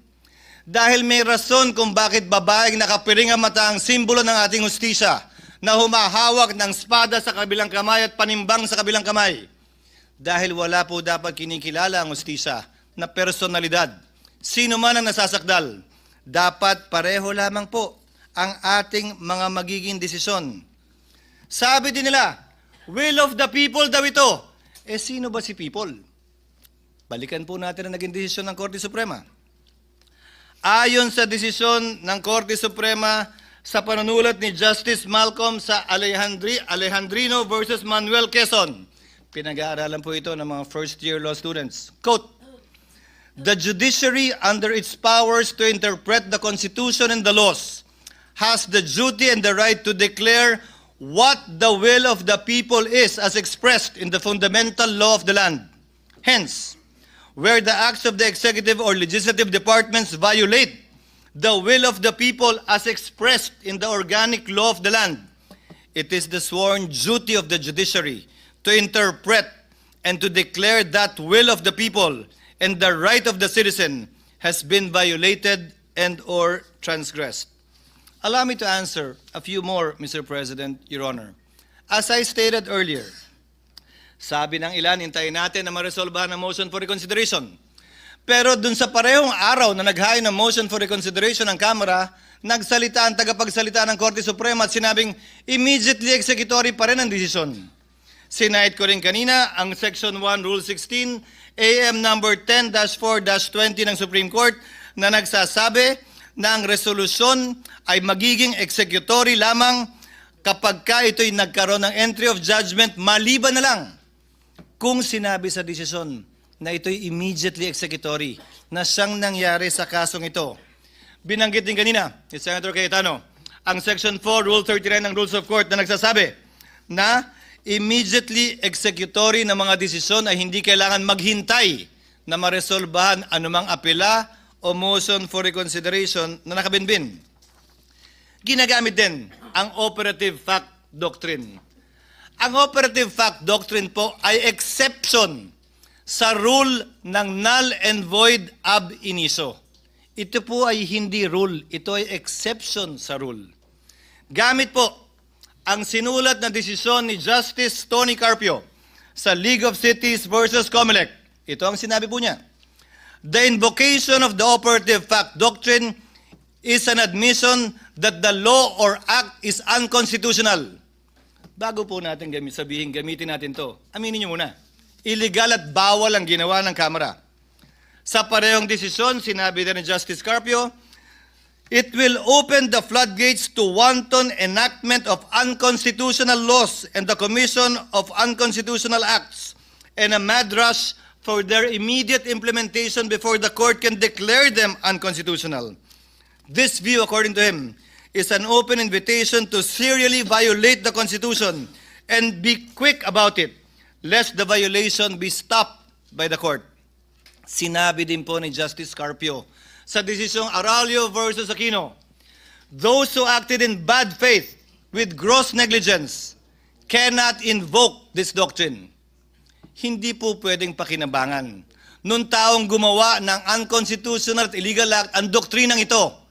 Pwede lamang po itong gamitin ng mga partidong walang kinalaman dun sa ginawang mali, masama o di naaayon sa saligang batas. Ika nga, he who comes to equity must come with clean hands, and he who seeks equity must likewise do equity. Mr. President, distinguished colleagues, kinondina din ng ilang legal luminaries tulad ng Felconsa na dating pinangunahan ng nanguna sa impeachment complaint na si Speaker Romualdez, ilang taon lamang ang lumilipas, na hindi daw, bagong requirement daw ang due process. Dagdag daw ito.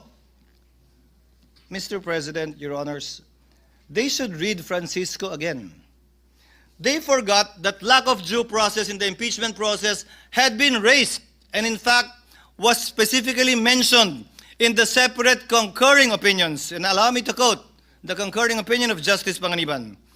The due process clause enshrined in our fundamental law is a condition sine qua non that cannot be ignored in any proceeding, administrative, judicial, or otherwise. It is deemed written into every law, rule, or contract, even though not expressly stated therein. Hence, the House rules on impeachment, insofar as they do not provide the charged official with number 1, notice, and number 2, opportunity to be heard prior to being impeached, are also unconstitutional. Needless to say, the due process limitation on the impeachment process was already discussed in Francisco. May pumalag ba nun? Wala.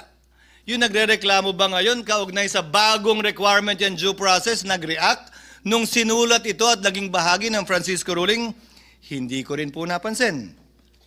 Sinabi din po ng ilang legal luminary, partikular binanggit din ito ni Speaker Romualdez, when the court begins to create rules on how it and other high officials may be impeached, it risks writing the terms of its own immunity.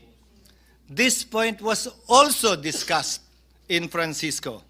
Ang sabi ng korte nito, illogical ito at non-sequitur. Alalahanin po natin. Hula lamang yung gagamitin din ito pabor sa kanila. Sa kaso ng Francisco, nakaupong Chief Justice ang nasasakdal. Pero sinabi mismo ng korte, hindi bale yan. Hindi namin pinapaboran ang kabaro namin sa pagbaba namin ng desisyong ito.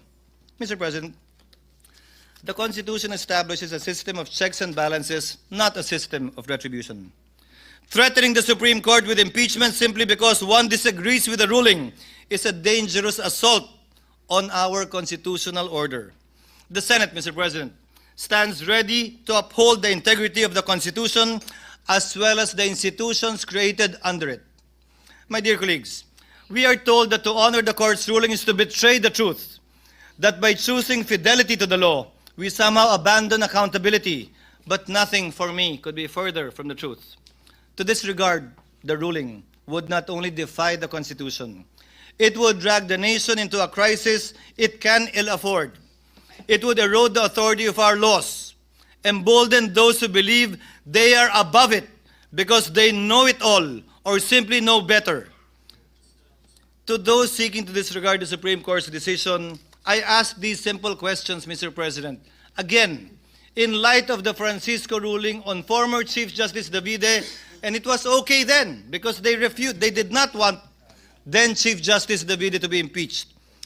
Are you truly for accountability or simply anti-Duterte?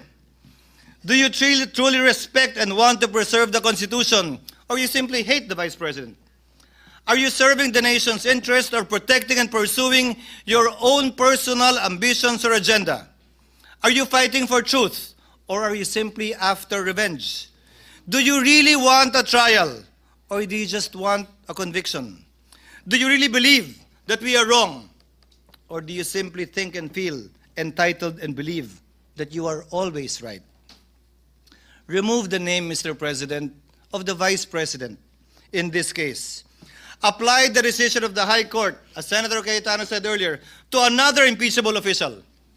Would our positions, would your positions be the same? When I was faced with this situation, Mr. President, I respected the court's decision, even if I disagreed with it. I am still voting to respect that court's decision. As quoted at the start of my speech, Mr. President, the dispensation of justice over the course of time should be unaffected, whomsoever stood to benefit or suffer therefrom. The courts should be unafraid of whatever imputations or speculations could be made against it by those disagreeing. I will not cast a vote that says complying with the Supreme Court ruling is optional. Anyone who will say, I will respect the Supreme Court today and condemn it tomorrow, is not showing fidelity to the Constitution. It is submission to the passions of the day, to the shifting winds of public sentiment that may or may not be just. Fidelity to the Constitution, Mr. President, must prevail even when it is unpopular, inconvenient, or misunderstood. In fact, Mr. President, distinguished colleagues, it must prevail especially when it is unpopular, when it is inconvenient, and misunderstood. Finally, Mr. President, let today's verdict be a stern and unequivocal warning to anyone who would dare use the Senate for their personal battering ram to further their personal political ambitions. To the House of Representatives, I say, do not allow yourselves to be used for the blind hatred and ambition of a few who did things haphazardly, gravely abused their discretion, and violated due process rights under the Constitution as found by the High Court itself. In spite of all these, you expect everyone to roll over in obedience. When we did not, you moved hell and high water to destroy personalities, malign reputations, and tarnish institutions. To these people, I say this: the Senate is not your playground to run after your political enemies. We are not an accomplice in any grand scheme. While others may be willing to play your game, I am not. I will never bow to a mob. I will never cower to the shrillest of voices. Let history, Mr. President, record that in this moment, We chose the Constitution. We chose the rule of law by defending the integrity of the Supreme Court and maintaining the system of checks and balances under our Republican system of government. Let this chamber be remembered, not for the passions we inflamed, but for the principles we upheld. I vote yes to the motion, Mr. President. I vote yes to the rule of law, yes to the Constitution, yes to the supremacy of the Supreme Court in interpreting it. Thank you, Mr. President. Thank you, Senate President.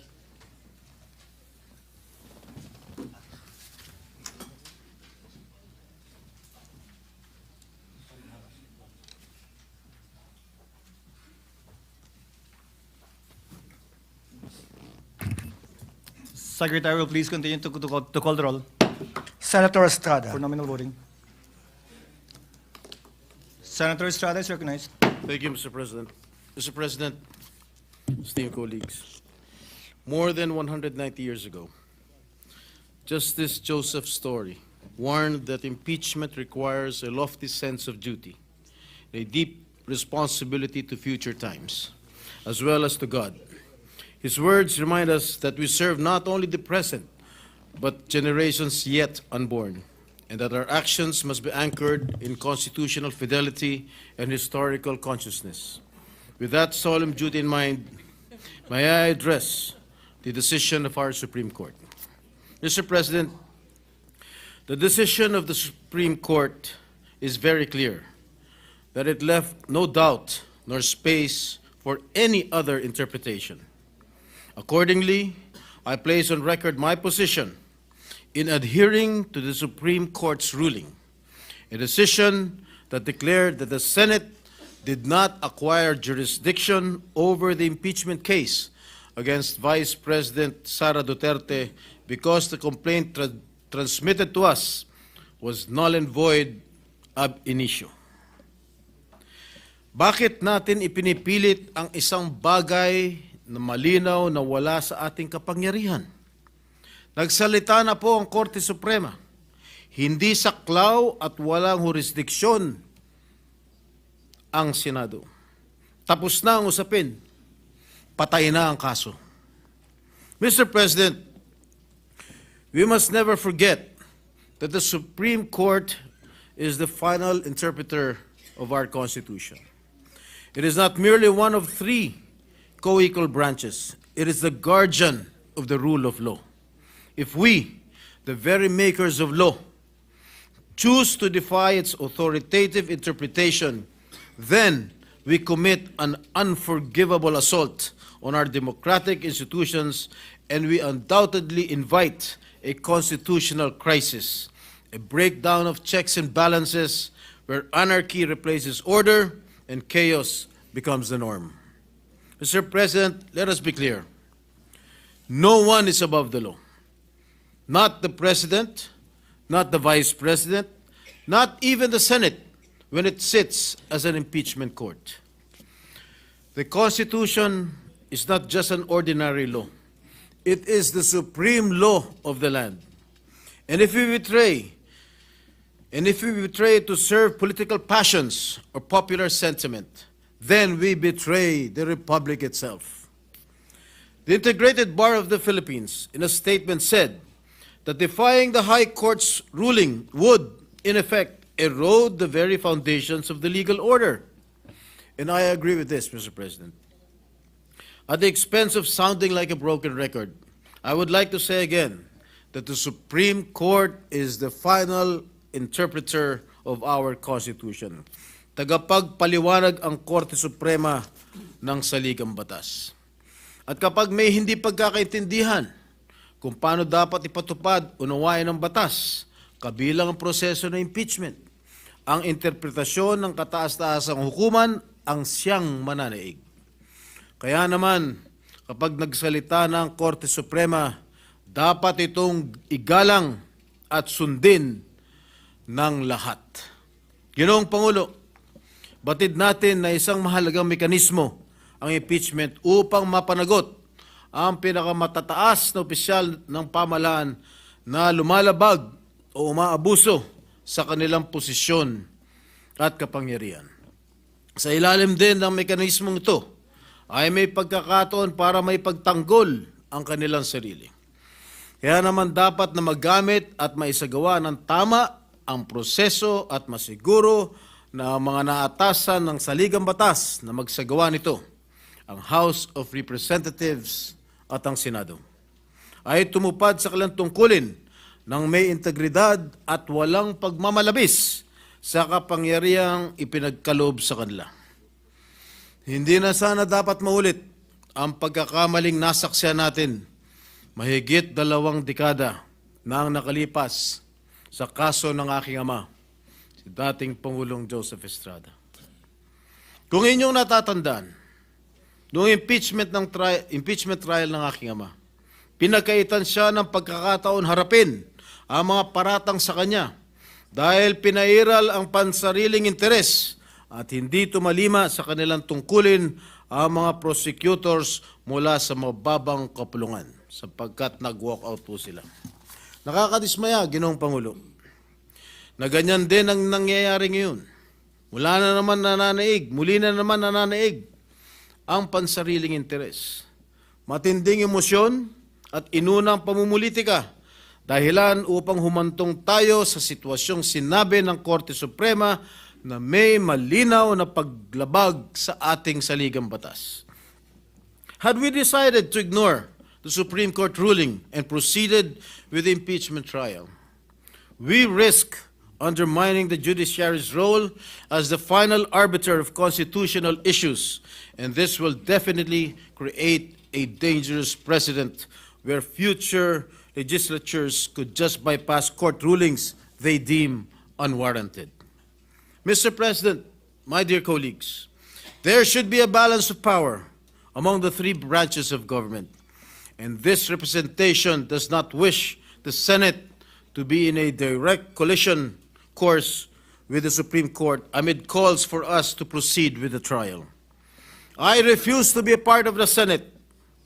I refuse to be part of a Senate that defies the law, disrespects the courts, and undermines the very system of justice we claim to uphold.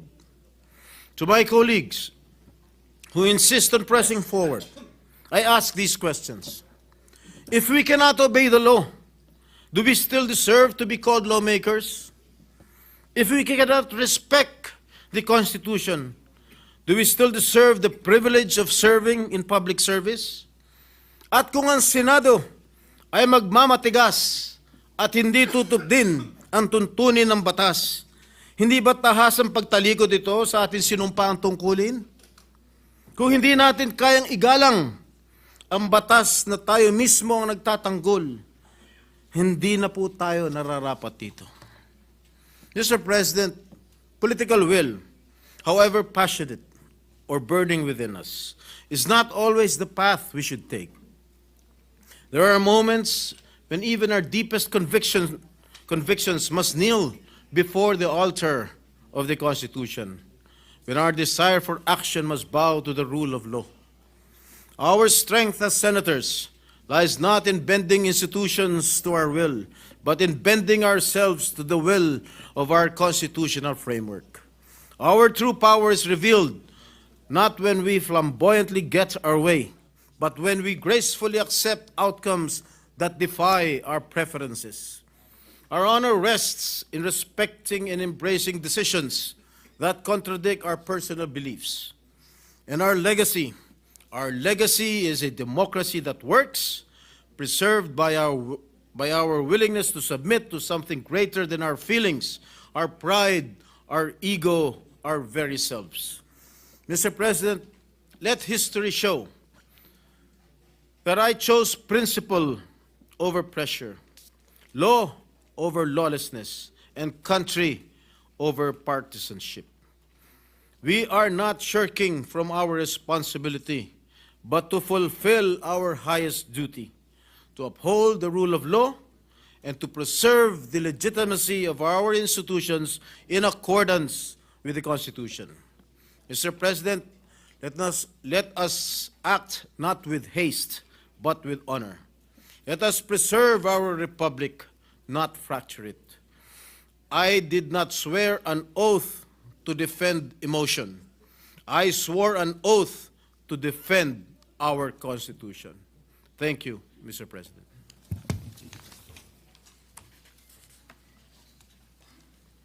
Senator Gatchalian.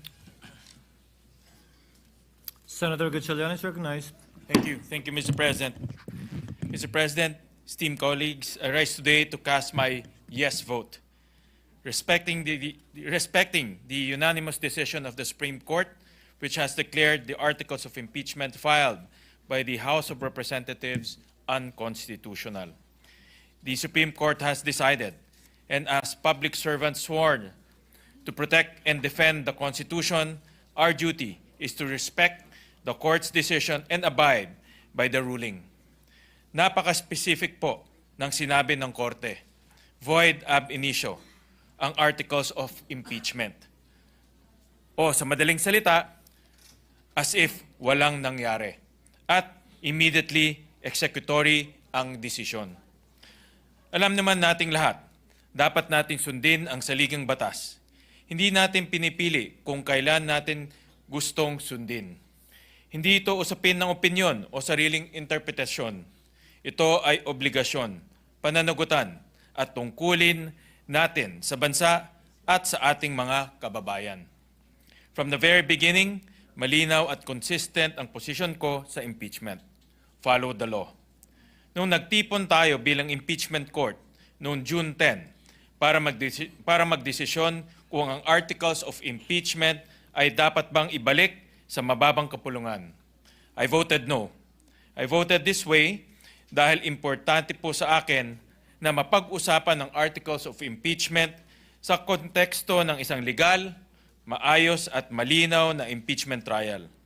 Ito ay naaayon sa mandato sa atin ng konstitusyon. Ayon sa Article 11, Section 3, Paragraph 6 ng ating saligang batas, the Senate shall have the sole power to try and decide all cases of impeachment. There is no room for ambiguity. Ito ang proseso ayon sa batas at ito ang ating tungkulin. Ang isang pundasyon ng konstitusyon ay ang separation of powers o ang pagkilala na ang bawat sangay ng gobyerno ay may kanya-kanyang kapangarihan at tungkulin. Ang executive, legislative at judiciary ay may kanya-kanyang mandato. At pagdating sa usaping konstitusyon, the final authority is the Supreme Court. Mr. President, esteemed colleagues, this representation knows and respects that we have different perspectives on the verdict of the High Court and on the impeachment itself. Alam ko na marami tayong iba't ibang paniniwala at pagtingin sa batas. Pero alam ko na alam din nating lahat kung ano ang sinasabi ng konstitusyon tungkol sa mandato ng ating mga korte. Malinaw sa Article 8, Section 1 of the Constitution na judicial power includes the duty of the courts of justice to settle actual controversies involving rights which are legally demandable and enforceable, and to determine whether or not there has been a grave abuse of discretion amounting to lack or excess of jurisdiction on any part of any branch or instrumentality of the government. Sa isang desisyon ng Korte Suprema noong 2003 sa kasong Francisco versus the House of Representatives, sinabi ng Korte Suprema na the Constitution did not intend to leave the matter of impeachment to the sole discretion of Congress. Instead, it provided for certain well-defined limits and, in the language of Baker versus Carr, judicially discoverable standards for determining the validity of the exercise of such discretion through the power of judicial review. Sinabi rin ng Korte Suprema sa Angara versus Electoral Commission na the judiciary in turn with the Supreme Court as the final arbiter effectively checks the other departments in the exercise of its power to determine the law and hence to declare executive and legislative acts void if violative of the Constitution. Maraming iba-ibang halimbawa pero iisa ang mensahe. mandato at responsibilidad ng ating mga korte na tingnan at i-review kung nagkaroon ng pang-aabuso, grave abuse of discretion o di tamang pagsunod sa proseso na itinakda ng konstitusyon. At gaya ng paggalang ng judiciary sa tungkulin ng ibang sangay ng gobyerno, it is our duty to respect the decision of the Supreme Court.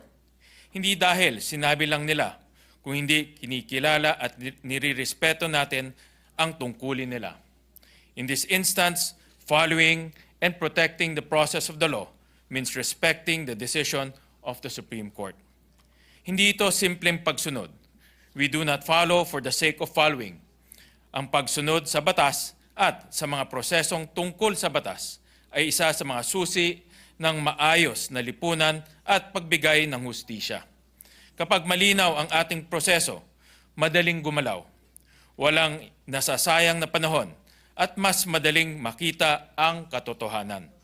Law and order ensure consistency, and they preserve our way of life. Napaka-importante ng panahong ito. Ingatan at alagaan po natin ang saligang batas. It is not just any document or an ordinary set of rules. It is an expression of our collective vision as Filipino people. Defending and preserving the Constitution is not only our duty, it is the right thing to do. Thank you, Mr. President, esteemed colleagues. Thank you, Senator Gatchalian. Mr. Secretary. Senator Go. Senator Christopher Bongo is recognized to explain his vote. I vote yes, and I will explain my vote. Please proceed. Mr. President, I want to register my affirmative vote to adhere with the Supreme Court decision and to archive the articles of impeachment. The Supreme Court has already spoken in a crystal clear language.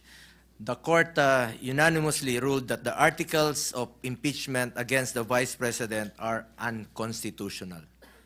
That the Senate did not acquire jurisdiction to constitute ourselves as the impeachment court, and that the decision of the High Court is immediately executory.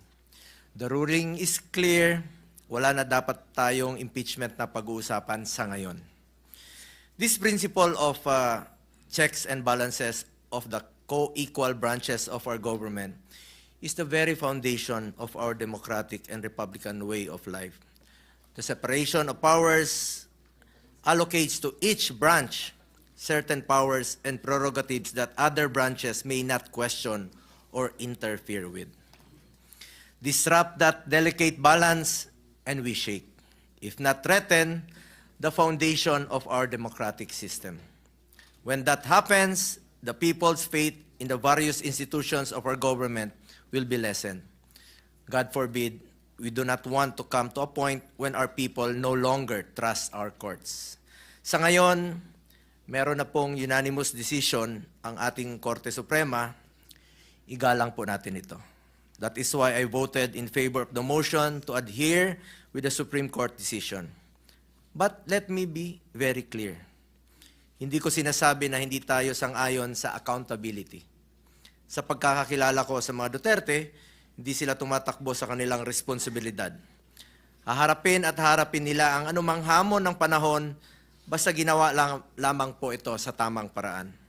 Nabanggit din ni Vice President Sara Duterte na handa niyang harapin ang impeachment case laban sa kanya. Ang sabi ko nga noong nagsalita ako rito last June para isuggest na ibalik ang articles of impeachment sa House of Representatives upang matingnan at masigurong nasusunod ang tamang proseso. I said that justice done the wrong way is not justice at all. Marami namang mekanismo upang mapanagot ang kahit sino mang opisyal ng gobyerno na may pananagutan. Kung meron mang pananagutan, ang mahalaga ay nagagawa ito sa tama at legal na paraan.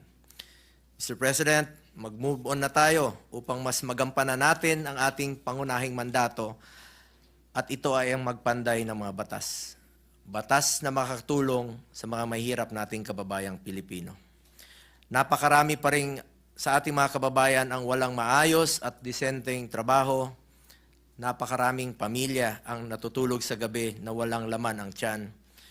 napakarami pa rin sa mga mamamayan nating mga nagsasangla ng kalabaw, nagbebenta ng ari-arian sa oras ng tinamaan sila ng sakit, at napakarami pa rin Pilipino ang hirap makakuha ng mga serbisyo at tulong mula sa gobyerno. Kaya magtrabaho na lang muna tayo. Nabibigyan na po ang Pilipino dahil sa ingay ng politika. Politikang hindi naman masasaing sa umaga, politikang hindi naman pwedeng magamit pambayad sa tuition sa paaralan, politikang hindi naman makapagbibigay lunas sa may mga sakit. Let us buckle down to our work. The people expect nothing less from us. Ever since, I am for peace and unity. Nakikiusap po ako na magkaisa na tayo para makapagserbisyo na tayo sa ating mga kapwa Pilipino. Maraming salamat, Mr. President. Thank you, Senator Christopher Bongo. Sir Secretary. Senator Ontiveros. Senator Risa Ontiveros is next to explain her vote. Salamat po, Mr. President. Mr. President, I vote no. The 1987 Constitution entrusted the duty to try and decide all cases of impeachment to the Senate. Today, we are voting to abandon this mandate. I reiterate that the Supreme Court decision is not yet final. Kahit paano mo baliktarin. So, make no mistake, this was an act of the Senate. It is our institution which, in the words of colleagues, killed the articles of impeachment. Ang pinanggagalingan ko lamang po dito, pananagutan. Our people must have the power to make the highest rulers accountable. The process of impeachment is meant to question the powers that be and whether they deserve that power. In short, karapat-dapat ka ba? Hindi po dapat mahirap at teknikal ang impeachment. Taliwas ito sa intent ng framers. It should not be taxing to hold power to account. Anything that will make it easier for a public officer to evade accountability should be opposed. Ang hangad ko sana ay matulungan natin ang isa't isa. Tulungan natin ang ating mga kababayan na sagutin ito ng buo, ng may tapang, at ng walang paligoy-ligoy. Ma-dismiss man natin ngayon o ma-archive ang articles of impeachment, mas mahirap i-dismiss o i-archive ang daing ng mga tao sa pananagutan at katarungan. Salamat po, Mr. President. Thank you, Senator Risa Ontiveros. Secretary. Senator Lacson. Senator Panfiloping Lacson is recognized to explain his vote. Thank you, Mr. President. Without the words immediately executory and the phrase on 25 July 2025, which held, among others, that the articles of impeachment are null and void ab initio and that the Senate did not acquire jurisdiction over the same, I would have voted in favor of the amended motion because I have always maintained that we must respect and not disobey the Supreme Court. But since there's still a pending motion for reconsideration filed by the House of Representatives through the Solicitor General, I believe that the July 25 ruling is by no means final until it rules on the motion for reconsideration with finality. That being said, I would rather wait, not preempt, the final ruling of the High Court. It is for these reasons that I abstain, Mr. President. Thank you, Senator Lacson. Mr. Secretary. Senator Lapid. Senator Lito Lapid is recognized. Mr. President, rinirespeto ko po at ginagala ko ang kataas-taasan hukuman. Ang boto ko po ay yes. Salamat po. Maraming salamat, Senator Lapid. Secretary. Senator Legarda. Senator Lauren Legarda is recognized to explain her vote.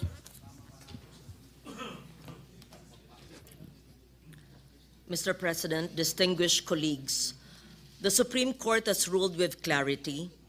It declared the impeachment complaint not only constitutionally barred, but void from the beginning. and further held that the Senate did not acquire jurisdiction over the matter.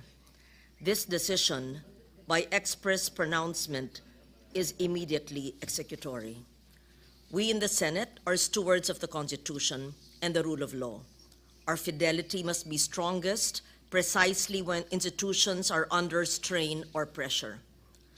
To proceed as though the ruling were uncertain or optional would be a departure from our constitutional duty.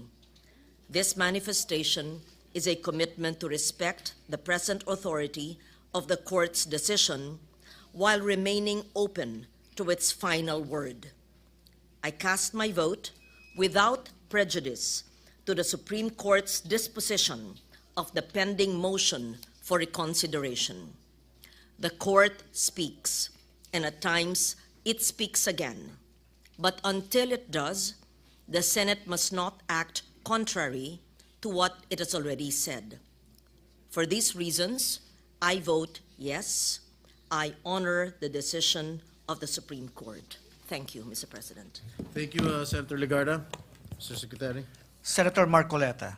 Senator Rodante Marcoleta is recognized to explain his vote. Ginoong Pangulo,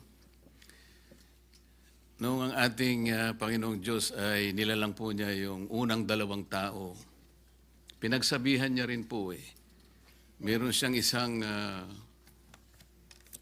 sinabi sa kanila na para na rin po sa kanilang kapakanan. Ang sabi po niya, kayong dalawa, lahat ng nakikita ninyo na bunga ng halamanan sa inyong paligid at lahat ng mga hayop na nakikita nyo na gumagala riyan, pwede ninyong kainin para sa inyo lahat yan. Ngunit yung natatangi na puno na nandiyon sa gitna, ay huwag ninyong gagalawin. Matatagpo ang kabawalan ng ating Panginoon Diyos. Kaya lang po, meron pong isang ahas na biglang nakialam. Sabi niya dun sa babae, sinabi ba ika ng Panginoon Diyos na pagka kumain kayo dyan sa bunga nung nasa gitna na yun, ay kayo mamamatay? Oo, sabi ng babae. Ay, hindi totoo yun. Ang totoo niyan, pagka kumain kayo dyan, mas lalo kayong tatalino. Ito naman si babae, Mr. President, nakinig. At nung makinig siya, pinuntahan pa niya yung asawa niya.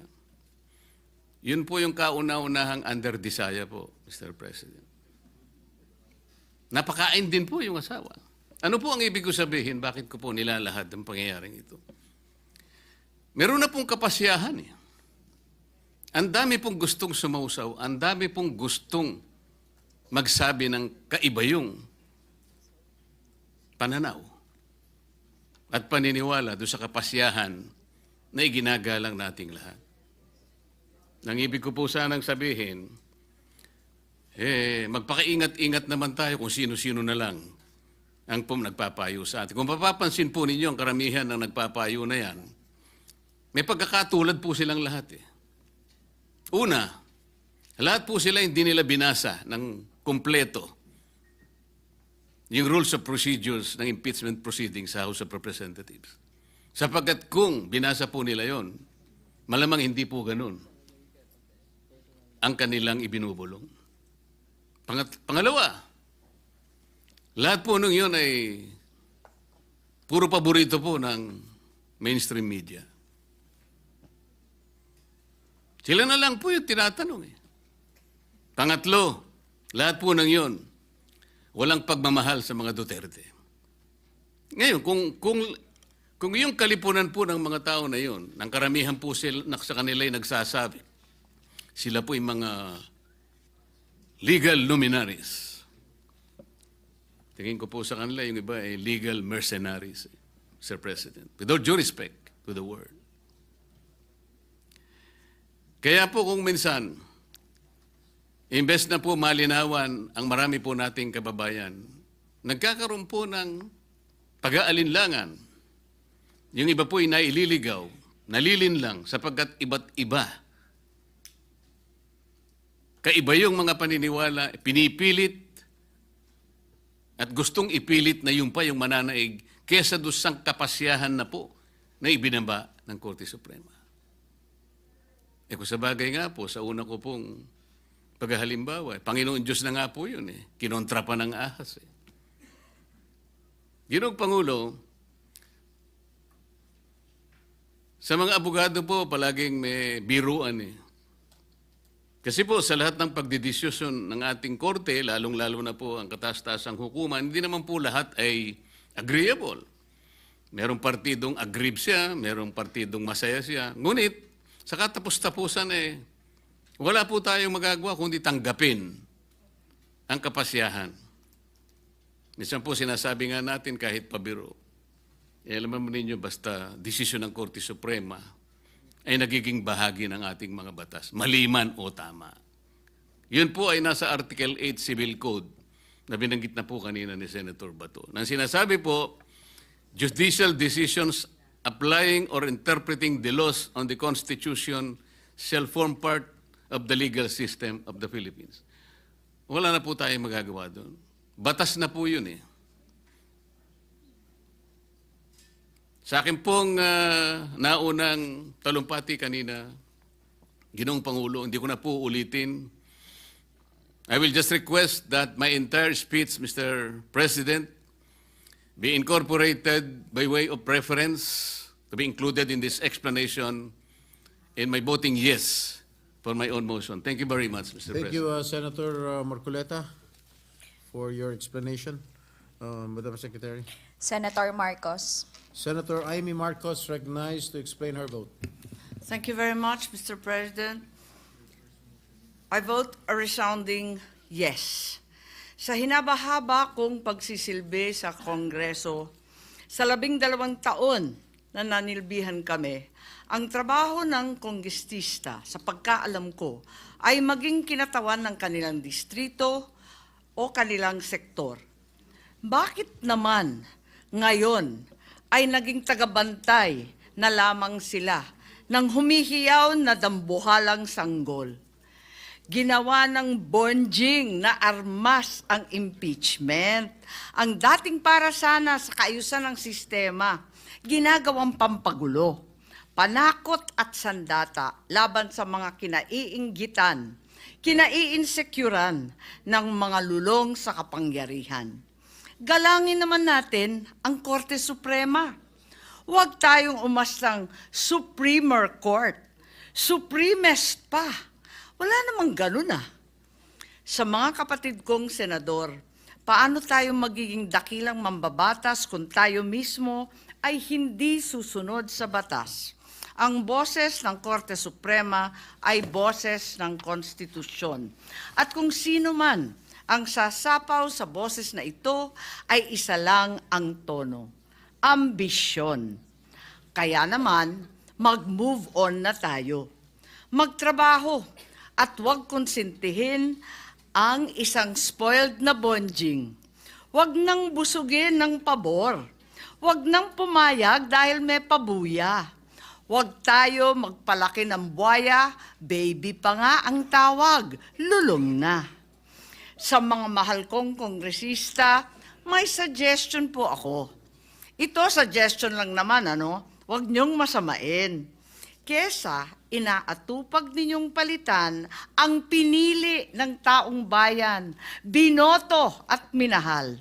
Bakit di nyo nalang palitan ang tao, kayo naman lang ang pumili? Ayaw paawat ng iba sa kakaflex. Ano kaya kung yung speaker nyo na lang ang paltan nyo? Kaya nyo yan. At dahil dito, bumuboto ako ng malakas na oo. Maraming salamat po. Thank you, Senator Amy. Before the Secretary recognizes the next Senator, who are these people almost creating trouble there? Can you please trace their identities and send them out of this building? Secretary. Senator Padilla.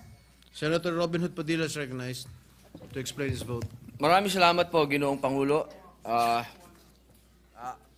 A'udhu billahi minasyaitanir rajim. Bismillahirrahmanirrahim. Alhamdulillah rabbil alamin. Bismillahi wassalatu wassalamu ala rasulillahi. Assalamualaikum warahmatullah. Alam niyo po, ito na po siguro ang pinakamaligayang araw sa buhay ko sapagkat makasaysayan. Ako po ay nagpupugay at malalim na paghanga sa isinagawang paliwanagan ni Senator Marcoleta, Senator Soto, Senator Ontiveros, Senator Lacson, Senator Pangilinan, Senator Aquino, Senator Pia Alan Cayetano, Senator Rafi Erwin Tulfo, Senator Mig Subiri. Ang palitan ng mga paniniwala sa plenaryo ay simbolo ng humihinga at buhay na Senado. Nagagawa natin ang kalayaan at kasarinlan. Isang demokrasya na naririnig ang bawat naratibo. Tagahanga po ninyo ako lahat. At alam naman po ninyo, sa maiksing panahon ko rito, ako ay pro-Westminster. At ngayon, system po, system. Yan po yung parang sa UK. At yan po yung nakita ko ngayong araw na ito. Ang lahat ng mga senador ay gising, ang lahat ng mga senador ay nandito, ang lahat ng mga senador ay nagtatrabaho sa ayon sa kagustuhan kong makita ko ang bawat debate at ang bawat opinion ng bawat isa. Kaya nagpapasalamat po ako. Napakagandang araw po nito sa inyong lahat at sa ating lahat. Ngayon, mga kababayan, gusto ko pong malaman ninyo na ako po ay nagbibigay-pugay sa lahat ng nanonood sa atin ngayon. Malamang, ang sasabihin ninyo, siyempre, si Robin Padilla, ang boto niyan, alam na natin. Eh, mabuti po, alam nyo na. Ang gusto ko lamang pong liwanagin ay ito. Ang nais ko, sana, ay katapusan na nito. Dismissal. Una pa lang po, bago pa lang po kami na-convene, labag na po sa kalooban ko na matuloy ito. Nakita niyo naman po noong nagkasumpaan, talagang ipinaglalaban namin na politika ito. Politika ito At kailangan ng due process. Pero natuloy pa rin po, nag-convene pa rin. Pero hindi pa rin po ako nagsuot ng robe dahil para sa akin ay protesta. Ayoko po talagang matuloy. Bakit? Sa loob po ng matagal na panahon ni Bonifacio, ni Aguinaldo, panahon ni Aguinaldo, ni Quezon, panahon ni Marcos Sr., ni Aquino Sr., ni Aquino Jr., ni Arroyo, Marcos Jr., PRRD Duterte, HOR ngayon, at Vice President Duterte. Hindi na po tayo natapos sa usapin ng politika at yaan po ay pinagtibay ng Supreme Court sa kanyang desisyon na sinabi niya mismo, oo, politikal ang impeachment, pero hindi kailanman dapat masagasaan nito ang karapatan ng tao. Malinaw at yun po ang pinaglalaban natin at kailangan dumaan sa tamang proseso. At yan po ang pinaglalaban natin. Ngayon, mga mahal kong kaibigan, pagkatapos po natin marinig ang bawat punto ng bawat isa, sana po matapos na po ito at harapin na po natin ang mga tunay na problema ng bayan.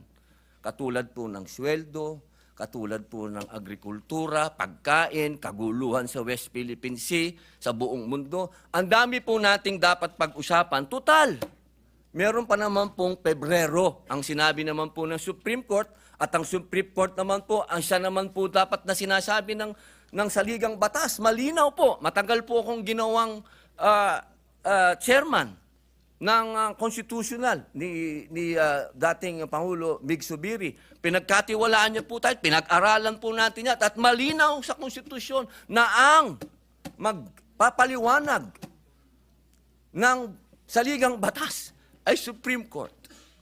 Kaya sana po, ako'y malungkot talaga dahil napunta tayo sa archive. Yung archive, binasa ko pwede pala yan hukayin anytime, kung ano man.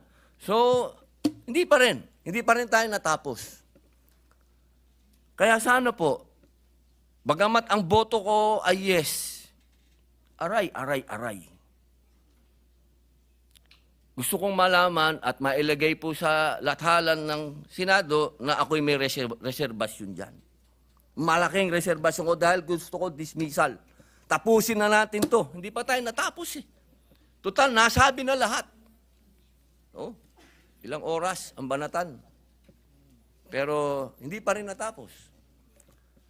Kaya po, mga mahal kong kababayan, bago po ako umupo, nais ko pong malaman ninyo na ang inyong Senado ay tumatakbo. Huwag po kayong malungkot sa mga hindi pabor sa amin o sa mga pabor naman. Isa lang po ang masasabi ko. Tigilan na natin ang politika at mahalin natin ang bawat isa, magkaisa na tayo, pag-usapan natin ang mga totoong problema. Maraming salamat po. Thank you, Senator Robin Hood Padilla, Madam Secretary. Senator Pangilinan. Senator Francis Kiko Pangilinan is recognized to explain his vote.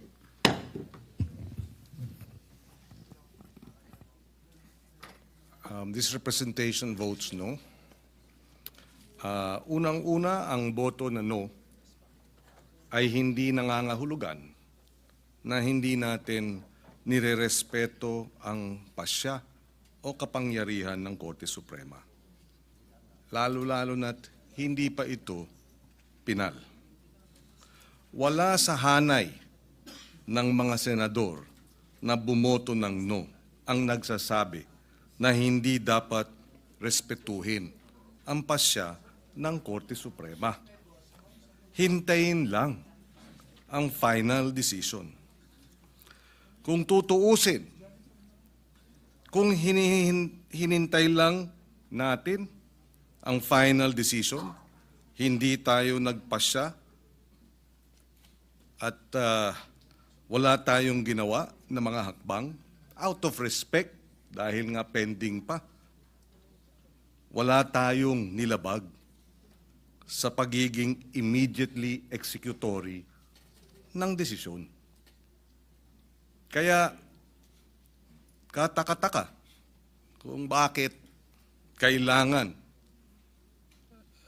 magkaroon ng archiving. Pero pasya ito ng mayorya. Mr. President, bumoto tayo ng no dahil naniniwala tayo.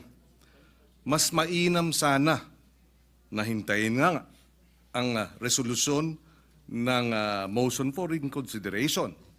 Dagdag siyempre dyan ang pagkilala ng prinsipyo ng co-equality sa House of Representatives.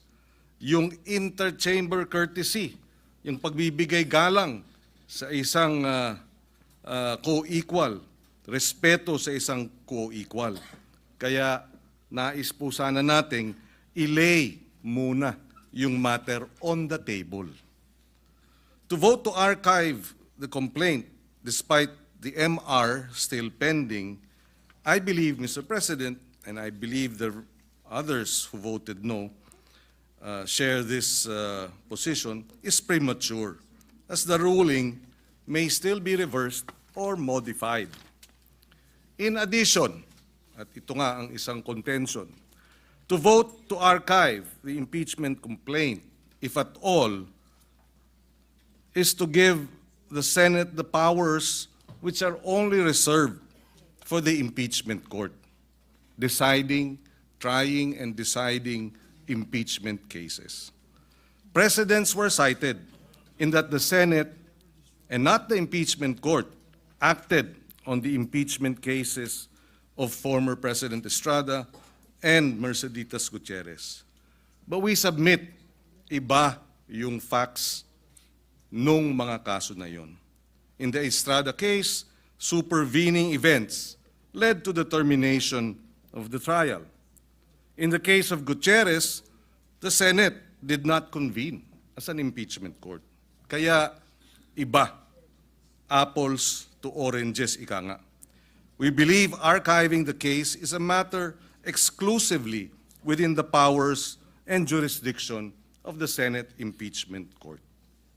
Kaya lay on the table sana ang maayos na proseso under our rules.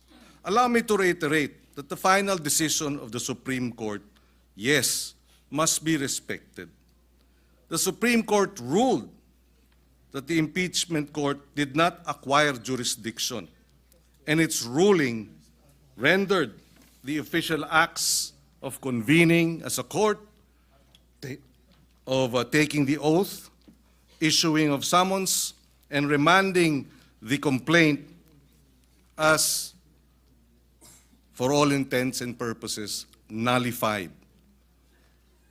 Kaya tinanong natin kanina, ano na ang nangyari sa constitutional duty and constitutional power as sole power to try and decide impeachment cases. We took an oath to uphold and defend the Constitution, and that includes our own determination whether or not the nullification of the acts of the impeachment court, an exclusive sole power to try and decide impeachment cases, if the ruling was based on the facts and not on a misappreciation of the facts. Kaya nga, sana hinintay ang motion for reconsideration. The impeachment court, being ousted of its jurisdiction by the Supreme Court, is unprecedented, based, and sadly, as we read the ruling, the decision, based on the wrong facts.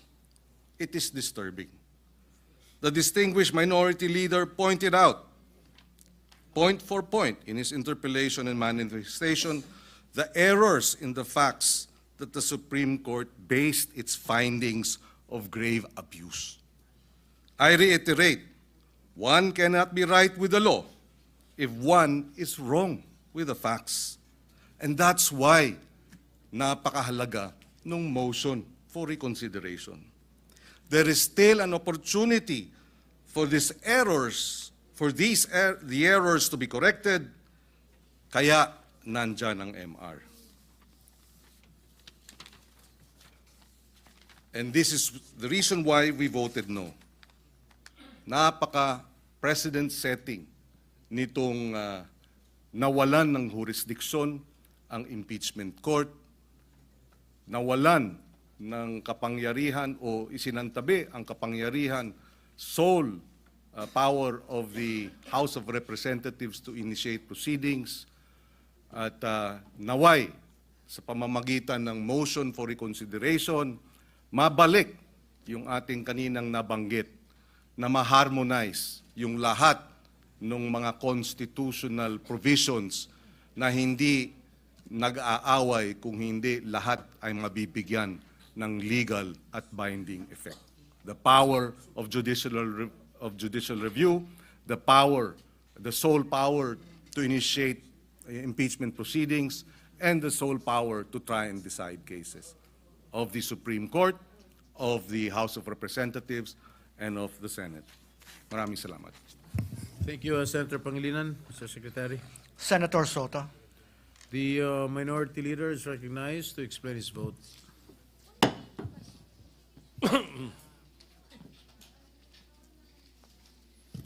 Mr. President, I have more than expressed myself on this issue.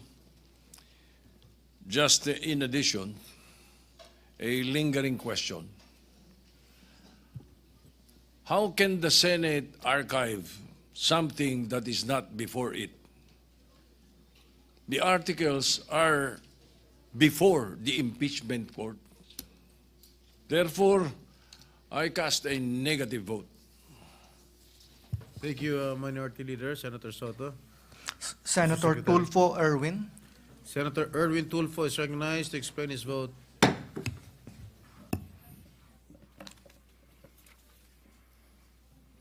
Ginoong Pangulo, mga kapwa kong senador at sa sambayanang Pilipino, bumoto po ako ng yes sa motion na sumasang-ayon sa desisyon ng Korte Suprema sa impeachment case laban kay Vice President Duterte.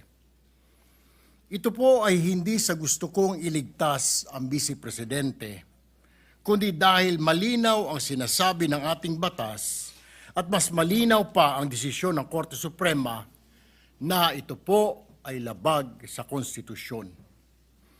Alinsunod po sa one-year bar rule, hindi maaring magsampa muli ng impeachment complaint ng 1 taon matapos ang naunang reklamo. Ayon po sa kataas-taasang hukuman, ito ay nalabag. At bilang mambabatas, hindi ako pwedeng pumikit na lang sa harap ng isang tahasang paglabag sa ating saligang batas. At para saan o ano pa ang saysay ng panunumpa natin noong nakaraang linggo sa tungkulin na nakasaad doon na that I will protect and defend the Constitution kung ito ay susuwin lang naman natin. Ngunit, linawin ko ito. Ang boto kong ito ay hindi para iabsuelto si VP Sara Duterte.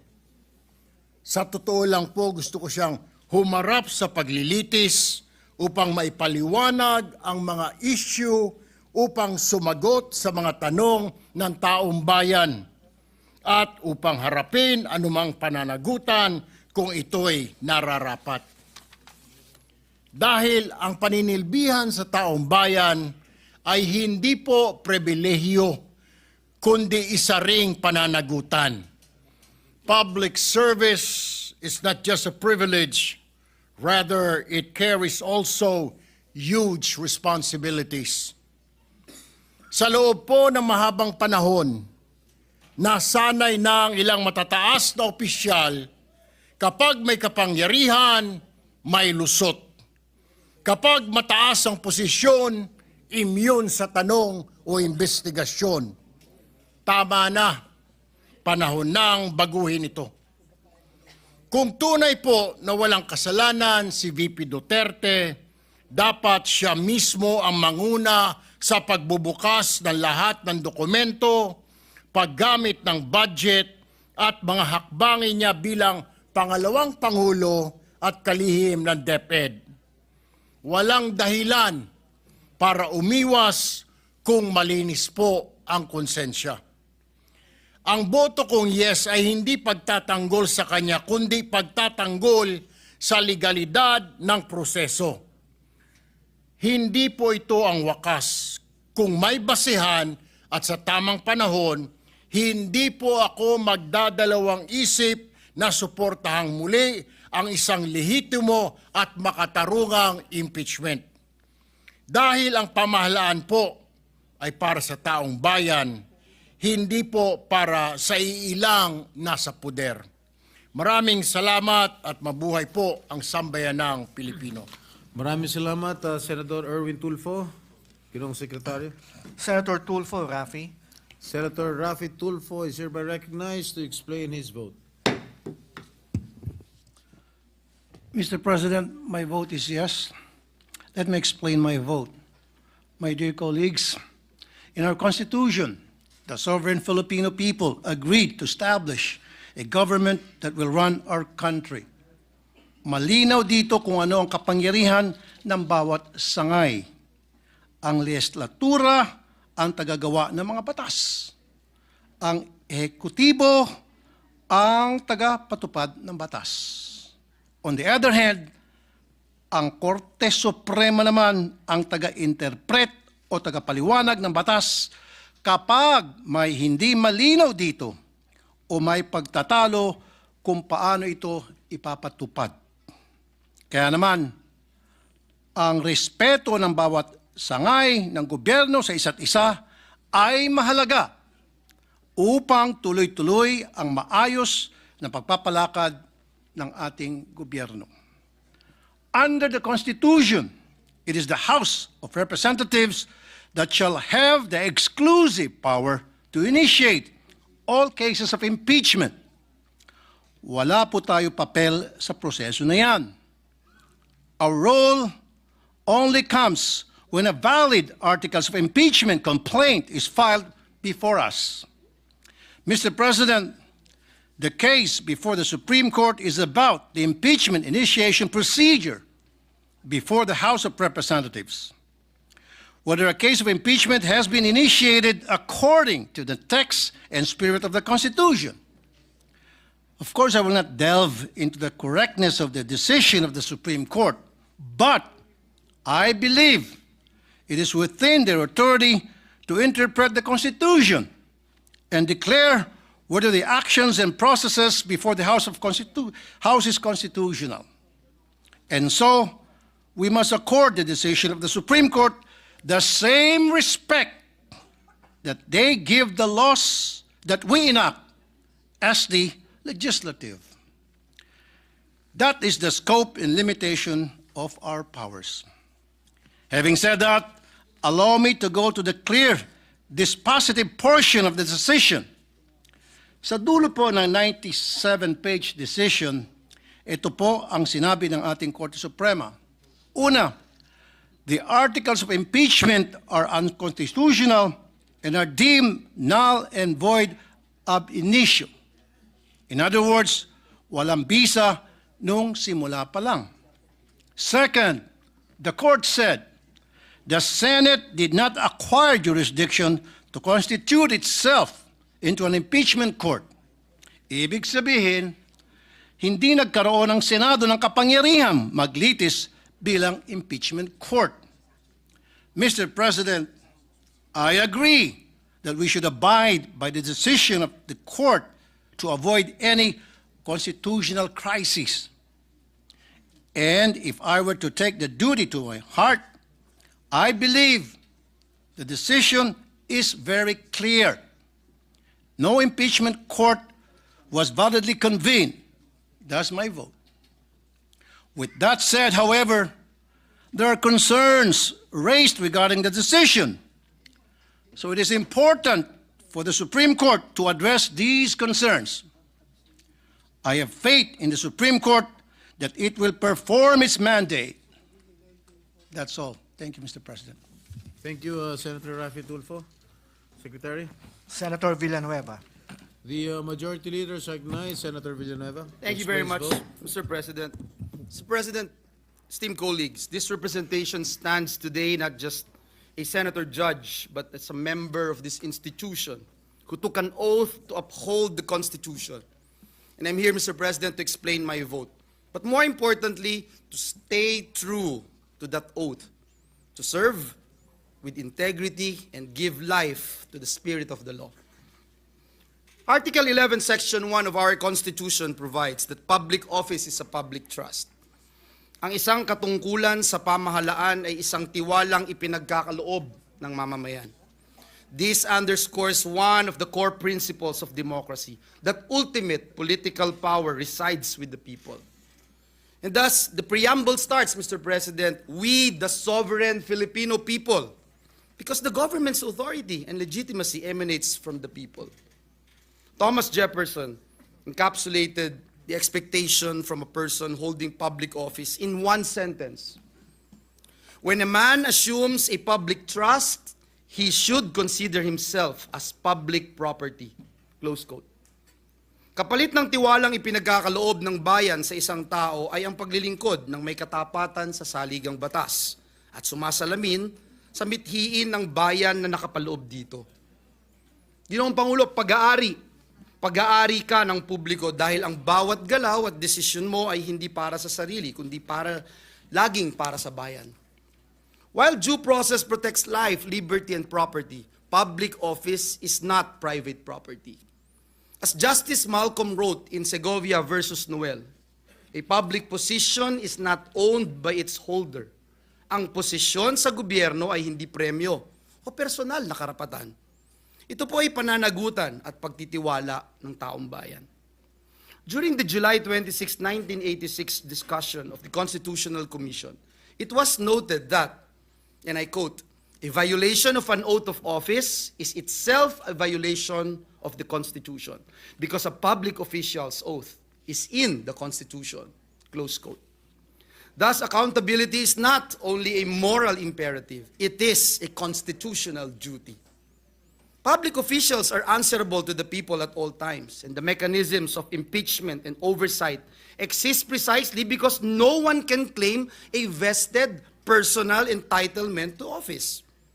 Where accountability is demanded, due process must still be observed. Ngunit Ginoong Pangulo, hindi po ito dapat maging panangga laban sa makatarungan at lehitimong pagsusuri o gamitin upang gawing pagmamay-ari ang isang tungkulin pampubliko. Higit po sa lahat, hindi ito dapat maging kasangkapan upang takasan ang pananagutan. Wala po ni isa ang nakatataas sa pananagutan, nakakatakas sa pananagutan. Lalo na po ang mga nasa pinakamataas na posisyon ng ating bayan. Mabigat po ang papel natin dito sa Senado, Ginoong Pangulo, lalo na sa impeachment. Hindi po ito simpleng usaping legal. Desisyon po ito na nakabatay sa batas at nagmula rin sa ating prinsipyo at konsensya. The framers of our Constitution knew this. That's why impeachment decisions are ultimately acts of political and moral judgment, not just strict legal analysis.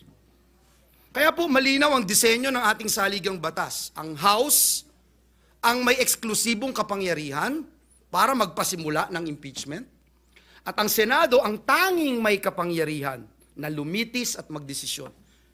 This is a sui generis role, unique, exemptional, and deeply rooted in our democratic system. That is also why both chambers of Congress were given the authority to craft their own rules of procedure in impeachment cases. May mga bumatikos po sa atin noon, Ginoong Pangulo, sa pag-remand natin ng articles of impeachment sa House. At sabi nila, ng mga bumabatikos, pag-iwas daw po ito sa tungkulin. Pero kung susuriin pong mabuti, Ginoong Pangulo, hindi po ito pag-atras sa ating tungkulin. It was a necessary and prudent step towards ensuring that the proper procedure was followed so that our decision as a court will not be marred by legal and constitutional infirmities. Now we are faced with the High Court's decision that tackles precisely that which we hope to avert when we remanded the articles of impeachment, Mr. President. So clearly today, the Supreme Court's decision in GR 278353 is a vindication of the Senate's action. We have been called so many names, Mr. President, and ridiculed in the digital court of public opinion.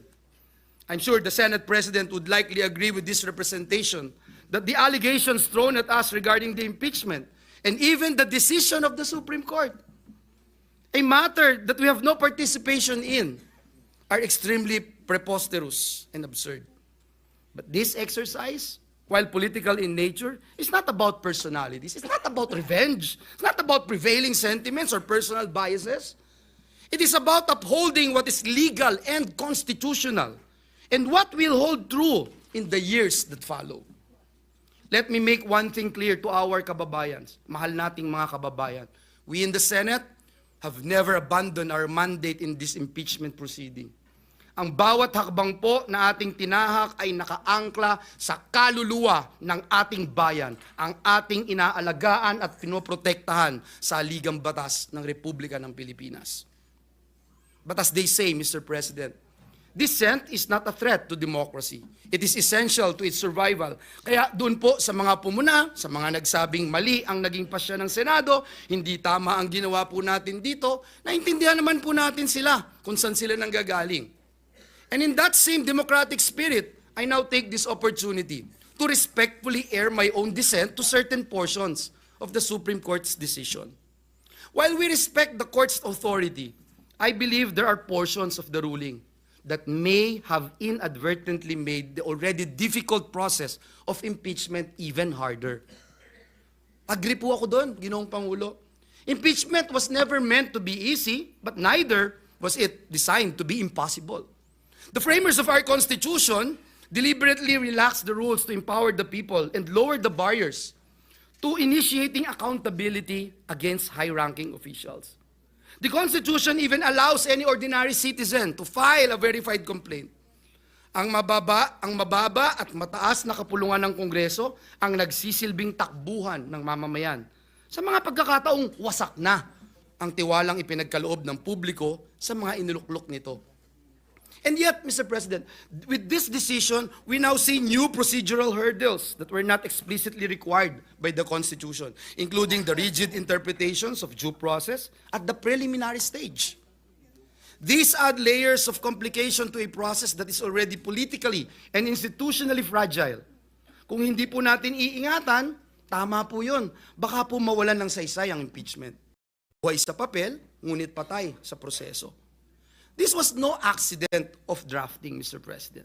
The framers of the 87 Constitution intentionally relaxed the requirements for initiating impeachment, lowering the vote needed from 2/3 as required in the past constitutions to just 1/3 of all House members. As explained by the framers of our Constitution, this was meant to I quote, make it easier, not harder, to hold high public officials accountable, close quote. They had lived through a time when power went unchecked and accountability was elusive. Kaya siniguro po nila na ang kapangyarihan ay laging may akaakibat na pananagutan.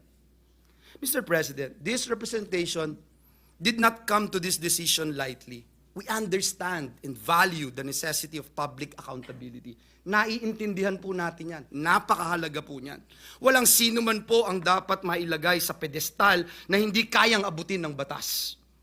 Pero ang pananagutan po ay kailangan dumaan sa tamang proseso.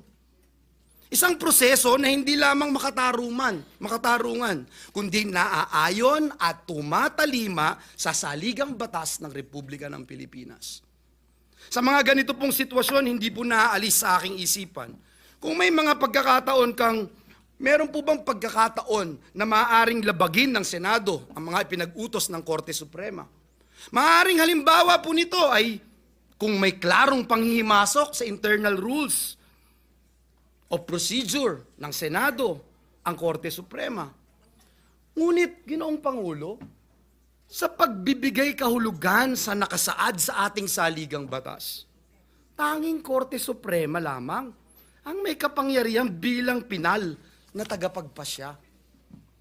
Article 8, Section 1 of the 87 Constitution expands the Supreme Court's scope of judicial power by mandating it to determine whether or not there has been a grave abuse of discretion amounting to lack or excess of jurisdiction on the part of any branch or instrumentality of the government.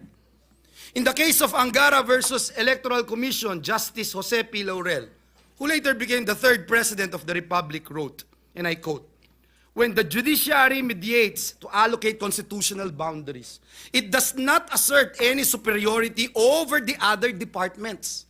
It does not in reality nullify or invalidate an act of the legislature, but only asserts the solemn and sacred obligation assigned to it by the Constitution." Close quote. Noong pong tinatalakay ng ating mga constitutional framers ang probisyon sa Konstitusyon, patungkol po sa proseso ng impeachment, binanggit po ng kagalang-galang na Commissioner Dodong Maambong ang isang sipi mula sa isang kaso sa Amerika. Ang sabi po niya, and I quote, "Ang impeachment ay ang unang hakbang sa isang proseso ng pagwawasto.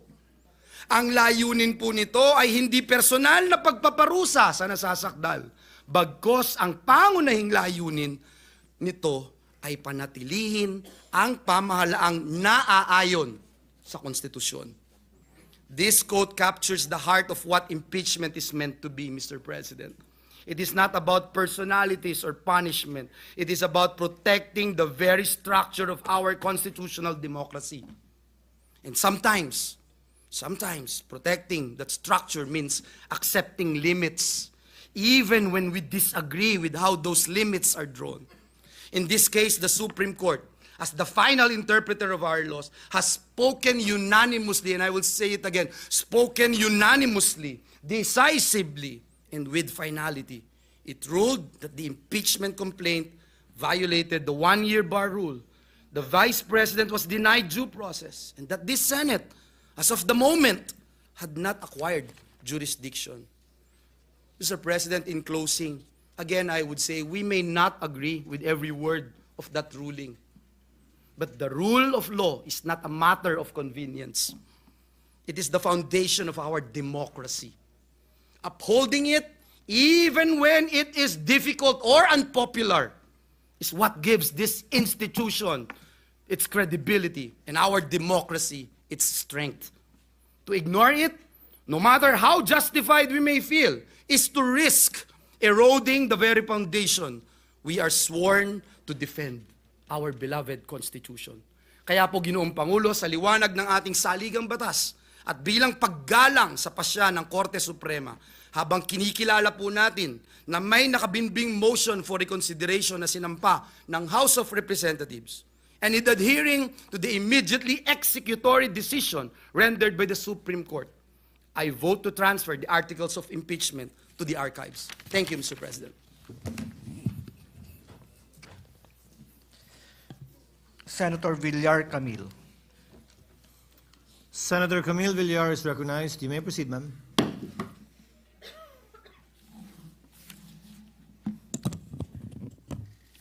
Mr. President, my dear colleagues, I vote yes to the motion to archive the articles of impeachment against Vice President Sara Duterte, respecting the decision of the Supreme Court. It is undeniable that the Supreme Court has the power under the Constitution to declare an act of a co-equal body as unconstitutional, a power known as judicial review. The power allows the Supreme Court to ensure that all branches of the government act within the bounds of the Constitution, and it should be respected.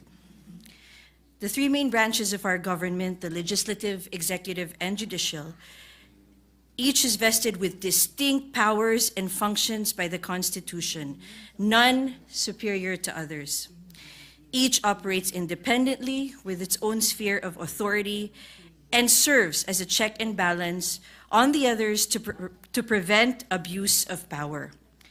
This is the foundation of our democracy, and it ensures the rule of law, accountability, and protection of rights of all Filipinos. In this case, the Supreme Court has spoken. By a unanimous vote, the Supreme Court declared in clear and unequivocal terms the articles of impeachment against Vice President Sara Duterte unconstitutional and null and void ab initio for violating the one-year bar rule and due process clause. As a result, the Senate did not acquire jurisdiction to constitute itself into an impeachment court. This decision, finally, is immediately executory. Mr. President, we have heard many good arguments in the recent weeks from both sides. Just today, being the youngest member of this robust body, I have learned so much from our esteemed and distinguished colleagues. But to me, it is simple. The opinion, or the most important opinion, is that of the final arbiter of our Constitution, and that is the Supreme Court. I have faith that the Supreme Court has done their duty and fulfilled their mandate. Being a legislator and a public servant, it is my duty to abide by that decision. Not too long ago, I took my oath of office as a senator, and I swore to support and defend the Constitution, and I adhere to that today. To do otherwise can lead to uncertainty and chaos, and even a constitutional crisis. This is what the rule of law expects from each and every one of us. And to respect the rule of law is to respect our democracy. And that is why I vote yes to the motion before us. Mr. President, dalangin ko sana na marisolba na natin ngayon ito upang mapagtuunan na natin ng pansin ang mga tunay at malalaking problema na hinaharap ng ating bansa at ng ating mga kababayan, katulad ng mataas na presyo ng bilihin, pagkaroon ng wastong hanap buhay, kalusugan at kaligtasan ng bawat Pilipino. Maraming salamat. Thank you, Senator Villar. Senator Villar Mark. Senator Mark Villar is recognized. You may proceed, sir. Thank you, Mr. President. I rise to vote yes and explain my vote on the matter before us, and to explain why we compromised today on archiving this very important topic But of course, we must always remember that the status quo is that the Senate has no jurisdiction. So in legal speak, this complaint is null and void. Last July 25, the Supreme Court rendered a unanimous decision declaring the articles of impeachment against Vice President Sara Duterte unconstitutional, noting that it is barred by the one-year rule under the Constitution and that it violates due process. The merits of this decision are not an issue before us. The sole question we need to answer is whether the Senate should respect the decision of the Supreme Court. And I say clearly and emphatically, yes. The Supreme Court has the ultimate authority to interpret what the Constitution is. No one, including the Senate, can substitute its opinion over the courts in any matter concerning the Constitution. And the Constitution itself, in Article 8, Section 1, entrenches the court's role in interpreting the Constitution and determining whether there has been a grave abuse of discretion amounting to lack or excess of jurisdiction by any branch or instrumentality of the government. This includes the Senate, even when acting as an impeachment tribunal. Justice Laurel laid down the doctrine in the Supreme Court as the final arbiter of constitutional issues in Angara versus Electoral Tribunal, where it was stated that when the judiciary mediates to allocate constitutional boundaries, it does not assert any superiority over the other departments. It does not in reality nullify or invalidate an act of the legislature, but only asserts the solemn and sacred obligation assigned to it by the Constitution to determine conflicting claims of authority under the Constitution. At dahil nagdesisyon na po ang Korte Suprema, tungkulin po ng Senado na sundin ang desisyon na ito. Sumasangayon man tayo o hindi, dahil nangako tayo, bawat isa sa ating mga senador, that we will support and defend the Constitution of the Republic of the Philippines, that we commit to obeying all laws and legal orders issued by the duly constituted authorities. Nasa oath of office po natin ito. In staying true to our oath of office, we must abide by the order of the duly constituted authority in matters of the Constitution, the Supreme Court. We must uphold the Constitution. Thus, the Senate cannot acquire jurisdiction to proceed with the trial, much less issue a verdict. Tulad ng sabi ni Senior Associate Justice Leonen, the impeachment process is a constitutional process. And although it is also a political process, it is not isolated from the requirements of the Constitution as a whole. Kailangan obserbahan ang due process, ang tama at makatarungang proseso bago matanggal sa posisyon ang isang individual. Habang iginagalang natin ang opinyon at pananaw ng bawat isa sa mga importanteng usapin, kailangan natin igalang, kilalanin at bigyang halaga ang kakayahan at kaalaman ng mga maestrado ng kataas-taasang hukuman na binigyan ng kapangyarihan ng ating konstitusyon bilang huling hukom na ipaliwanag kung ano ang batas at kahulugan nito at magdesisyon ng pinal sa isyung ukol sa konstitusyon. By recognizing the authority of the Supreme Court on the matter, the Senate does not abandon its mandate and its wisdom as an independent political body, nor does it concede or submit to a co-equal branch of the government. We are simply upholding the rule of law. At kung susuway tayo sa desisyon ng Supreme Court sa isang isyung konstitusyonal, binabaliwala natin ang konstitusyon. Ito ay magdudulot ng isang krisis sa ating saligang batas at lipunan na hindi makakabuti para sa taong bayan. As a functional society governed by the rule of law, we must accord our democratic institutions with respect, value their guidance, recognize their competence, and cherish their independence. Mr. President, pinapatunayan ng desisyon na ito na makakaasa ang tao na ang due process ay hindi lang guni-guni o kasabihan walang katuturan, na ang due process ay para sa lahat at hindi lang para sa mga kakampi. Isang patunay na mapabisi presidente man o ordinaryong Pilipino, makakasigurado tayo na ang mga institusyon, ang Korte Suprema at ang Senado ay handang ipagtanggol, pahalagahan at bantayan ang ating mga karapatan.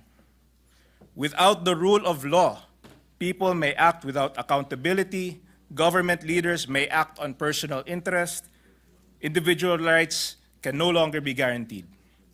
Without the rule of law, there can be no justice, no order, and no real democracy. To end, I would like to quote Supreme Court Senior Associate Justice Leonen, who penned the decision.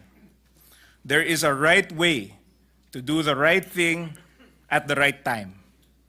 This is what the rule of just law means. This is what fairness or due process of law means, even for impeachment. Maraming salamat po. Thank you, Senator Villar. Before recognizing Senator Zubiri, I'd like to thank him for his patience because he's always last whenever we do nominal voting. At some point in time, you might want to make a motion, Senator Zubiri, for us to draw lots on which letter of the alphabet we will start voting. Thank you. The gentleman may proceed. Maraming salamat, Mr. President. Alam mo po yun, Ginoong Pangulo, dahil magkasama po tayo sa Kongreso ng 3 termino. At dun sa 3 termino, na alam ko yung bilang po natin ay 265, 268 congressmen, napakahirap po pag ang iyong pangalan ay nagsisimula sa letrang Z. Kasi ako po ay palaging huli. Minsan po, wala na pong tao nakikinig sa akin. Yung janitor na po, mga page ang nag-aayos ng mga upuan. Pero, subalit na yung araw na ito, nagpapasalamat ako at napakarami pang senador na nandito po na yun. Nandito si Senator Bato, Senator Bong, Senator Robin Padilla, Senator Amy, Senator Erwin, Senator Mark Villar. Our Senate President Pro Temp, who's not listening, but he's here with us today, together with the movant, Senator Marcoleta, and all the rest, no? Nandito ang 2 Cayetano na kaibigan natin. Yung mga seatmates nandito and minority. Pero Mr. President, honestly, it pains me to vote against my minority floor leader. It pained me and Senator Lauren. But what we are called to do here today goes beyond a simple vote. We all know that, Mr. President. It goes beyond a simple vote. Rather, for me, it's a test of our commitment to our Constitution and the rule of law. When the House of Representatives transmitted the articles of impeachment to us in February 5, 2025, my position was clear. We must go ahead with the trial, as this is our constitutional duty. In many interviews, that's what I said. It doesn't matter how I feel about it, because many people already said that I was on the other side. But I've said it doesn't matter what my personal feelings are. What matters is that we proceed with our constitutional duty. When the motion to remand the articles of impeachment came up on June 10, 2025, it was also my position, again, clear, that we must remand the articles for this, not for the sake of dismissing the trial, Mr. President, but for the purpose of ensuring that the House of Representatives had not violated the impeachment process as laid out in the Constitution. I have always upheld the principles of rule of law and the primacy of the Constitution. And I've consistently shown the highest respects for the Supreme Court as the final arbiter of all constitutional questions. So today, again, my position is clear. We must respectfully adhere to the Court's ruling that the current impeachment complaint is unconstitutional. Our Constitution expressly empowers the Supreme Court to review even the article or the actions of political branches. In Francisco versus House of Representatives, that case which has been mentioned by almost all my colleagues here, the court affirmed that it is the final arbiter for constitutional questions with authority to strike down acts that violate the Constitution.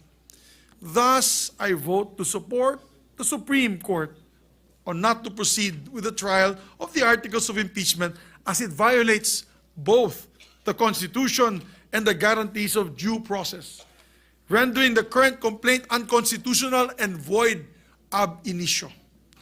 The grave denial of due process only magnifies its fatal defect. Without jurisdiction, any trial would be meaningless and any verdict null and void, Mr. President. To disregard the court's unanimous ruling would be to invite a constitutional crisis and to break our oath to support and defend our Constitution. The power of impeachment is not without limits, Mr. President, my dear colleagues. It must be exercised within the boundaries set by the Constitution as interpreted by the Supreme Court. And let me be clear for those listening tonight. The court did not place the Vice President beyond scrutiny. It simply required that any future impeachment follow constitutional safeguards. As simple as that. A new complaint may be filed by February 6, 2026, lawfully and with due process, at doon na po natin magagamit, Senator Kiko Pangilinan, yung ating mga gown at robe. Kasi sigurado, as the day will shine tomorrow, there will be an impeachment case filed against her. And we will be ready. This time, we will be prepared and follow the due process that was mentioned by the Supreme Court. I speak, Mr. President, as someone who's been a legislator for over 2 decades now, together with the Senate President, long enough to know that our fragile democracy rests on the strength of our laws, that our freedoms are given shape by our rules and traditions. And you all know me as a stickler for rules and traditions, together with my minority leader. I have served in both houses, House of Representatives and the Senate, and here in the Senate, being formerly a majority leader, the Senate President, and now your Deputy Minority Leader. In all these roles, Mr. President, I've been conscientious in adhering to the rules and traditions that protect the integrity of our beloved institution. It is in this spirit that I adhere to the court's decision. My vote today is based on the Supreme Court's decision last July 25, 2025, without prejudice to whatever resolution it may later render on the motion for consideration. That's why I thank the good movement, Mr. President, to allow me to amend or to allow the amendment of his motion to make it a mere archiving of the document, because that will never stop us from being able to pull out that document from the archives. Maraming salamat sa ating mahal na movement, si Senator Marcoleta. Let me just say this, Mr. President, to end my manifestation and my vote. Restraint is not weakness. It is obedience to constitutional order. Let us act not in defiance of, but in deference to the Constitution, to the Supreme Court, and to the people who have entrusted us these powers in this very chamber. Daghan kay salamat sa ako mga kaigsunan, and may God bless us all. Maraming salamat, Mr. President. Thank you, Senator Zubiri. With 19 affirmative votes, 4 negative votes, 1 abstention, the motion of Senator Marcoleta, as amended by Senator Joel Villanueva, adhering to the immediately executory decision rendered by the Supreme Court en banc on July 25, 2025, which among others held that the articles of impeachment are null and void ab initio, and that the Senate did not acquire jurisdiction, and to move to transfer the articles of impeachment in relation to case number 002-2011, entitled "In the Matter of the Impeachment Trial of Vice President Sara Zimmerman Duterte," to the archives. The same is hereby approved. Majority Leader. Mr. President, Senator Bam Aquino would like to insert his explanation of vote into the record. So inserted as requested by Senator Bam Aquino And into together the with records, Senator J.V. Ejercito, Mr. as well as that of Senator J.V. Ejercito. What is the pleasure of the Honorable Pangilinan? Yes, just a parliamentary inquiry, Mr. President. If I recall, in previous votes, we first get the results of the vote before we go through an explanation of the vote. It seems like we have changed the process of voting. That was upon the motion of Senator Zubiri earlier, which the chair explained before we put the matter to a vote. I raised this question because, well, the reason why, at least the practice was, the votes first before the explanation is that at times when there are contentious voting, the quorum may suddenly disappear, or there will no longer be a quorum because of the long process of voting. So The gentleman is correct unless a member asks that the procedure we just adopted is instead followed, and in this particular instance, the Honorable Zubiri moved without objection from any member, hence the procedure that we adopted. Mr. President. Senator Zubiri. Therefore, that motion that I made was only for today. Okay. We can That go is- back to traditional practice. That is the understanding. Thank you very are much, correct, Mr. Senator Zubiri. Thank you for the clarification, Mr. President, Mr. Majority Leader. Majority Floor Leader. Yes, Mr. President, some administrative matters, Mr. President. May I move, Mr. President, that we dispense with the reading of the journal of the 5th session, Tuesday, August 5, 2025, and consider the same as approved. So move, Mr. President. Any objection? Hearing none, motion of the Majority Leader is approved.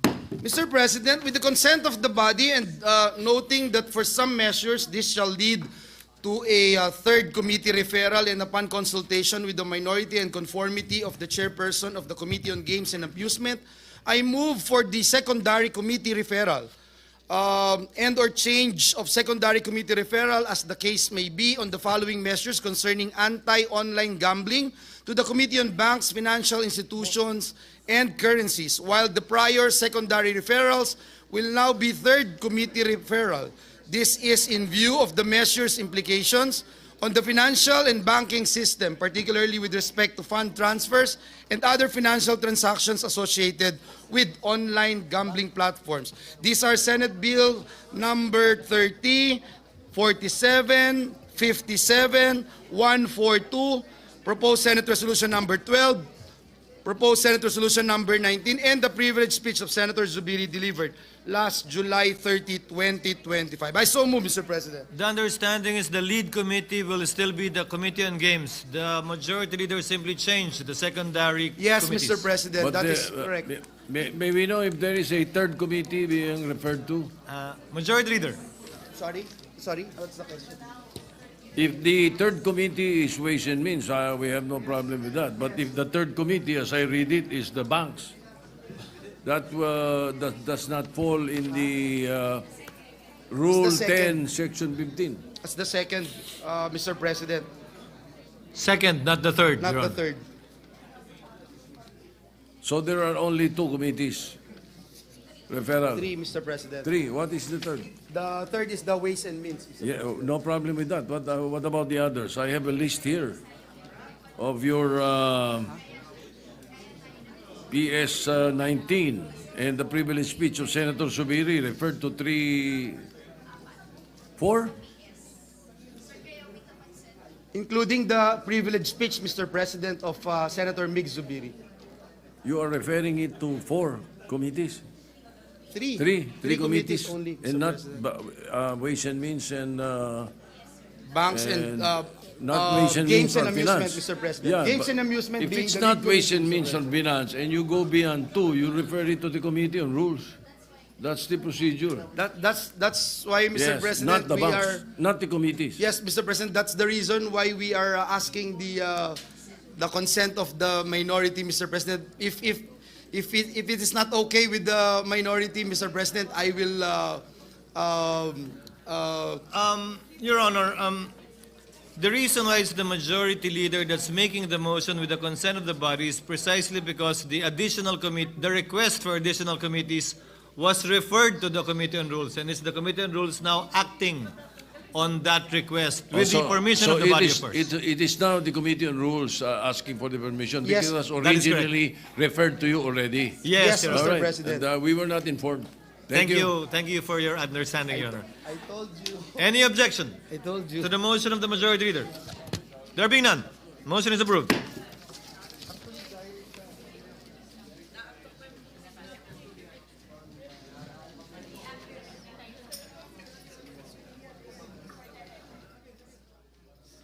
Mr. President,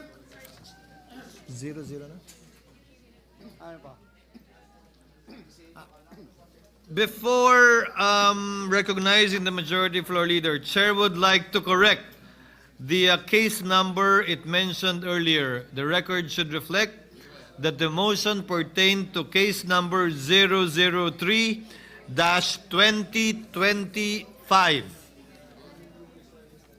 The correction is so ordered to be reflected into the records. Majority Leader. yes, Mr. President. Mr. President, at this juncture, I move that we adjourn the session until 3 o'clock in the afternoon of Monday, August 11, 2025. Before moved, acting on Mr. the motion of the Majority Leader, Chair would like to take this opportunity to thank the members of the Chamber, both majority and minority, for your presence, patience, forbearance, and magnanimity that we were able, in such a way that we were able to dispose and vote on this difficult matter of national interest in the most pleasant manner, form, shape, and size. Thank you very much. Is there any objection to the motion to adjourn? Hearing none, session is hereby adjourned until 3 o'clock in the afternoon of Monday, 11 August 2025. Thank you once again and good evening. Thank you, Mr. President.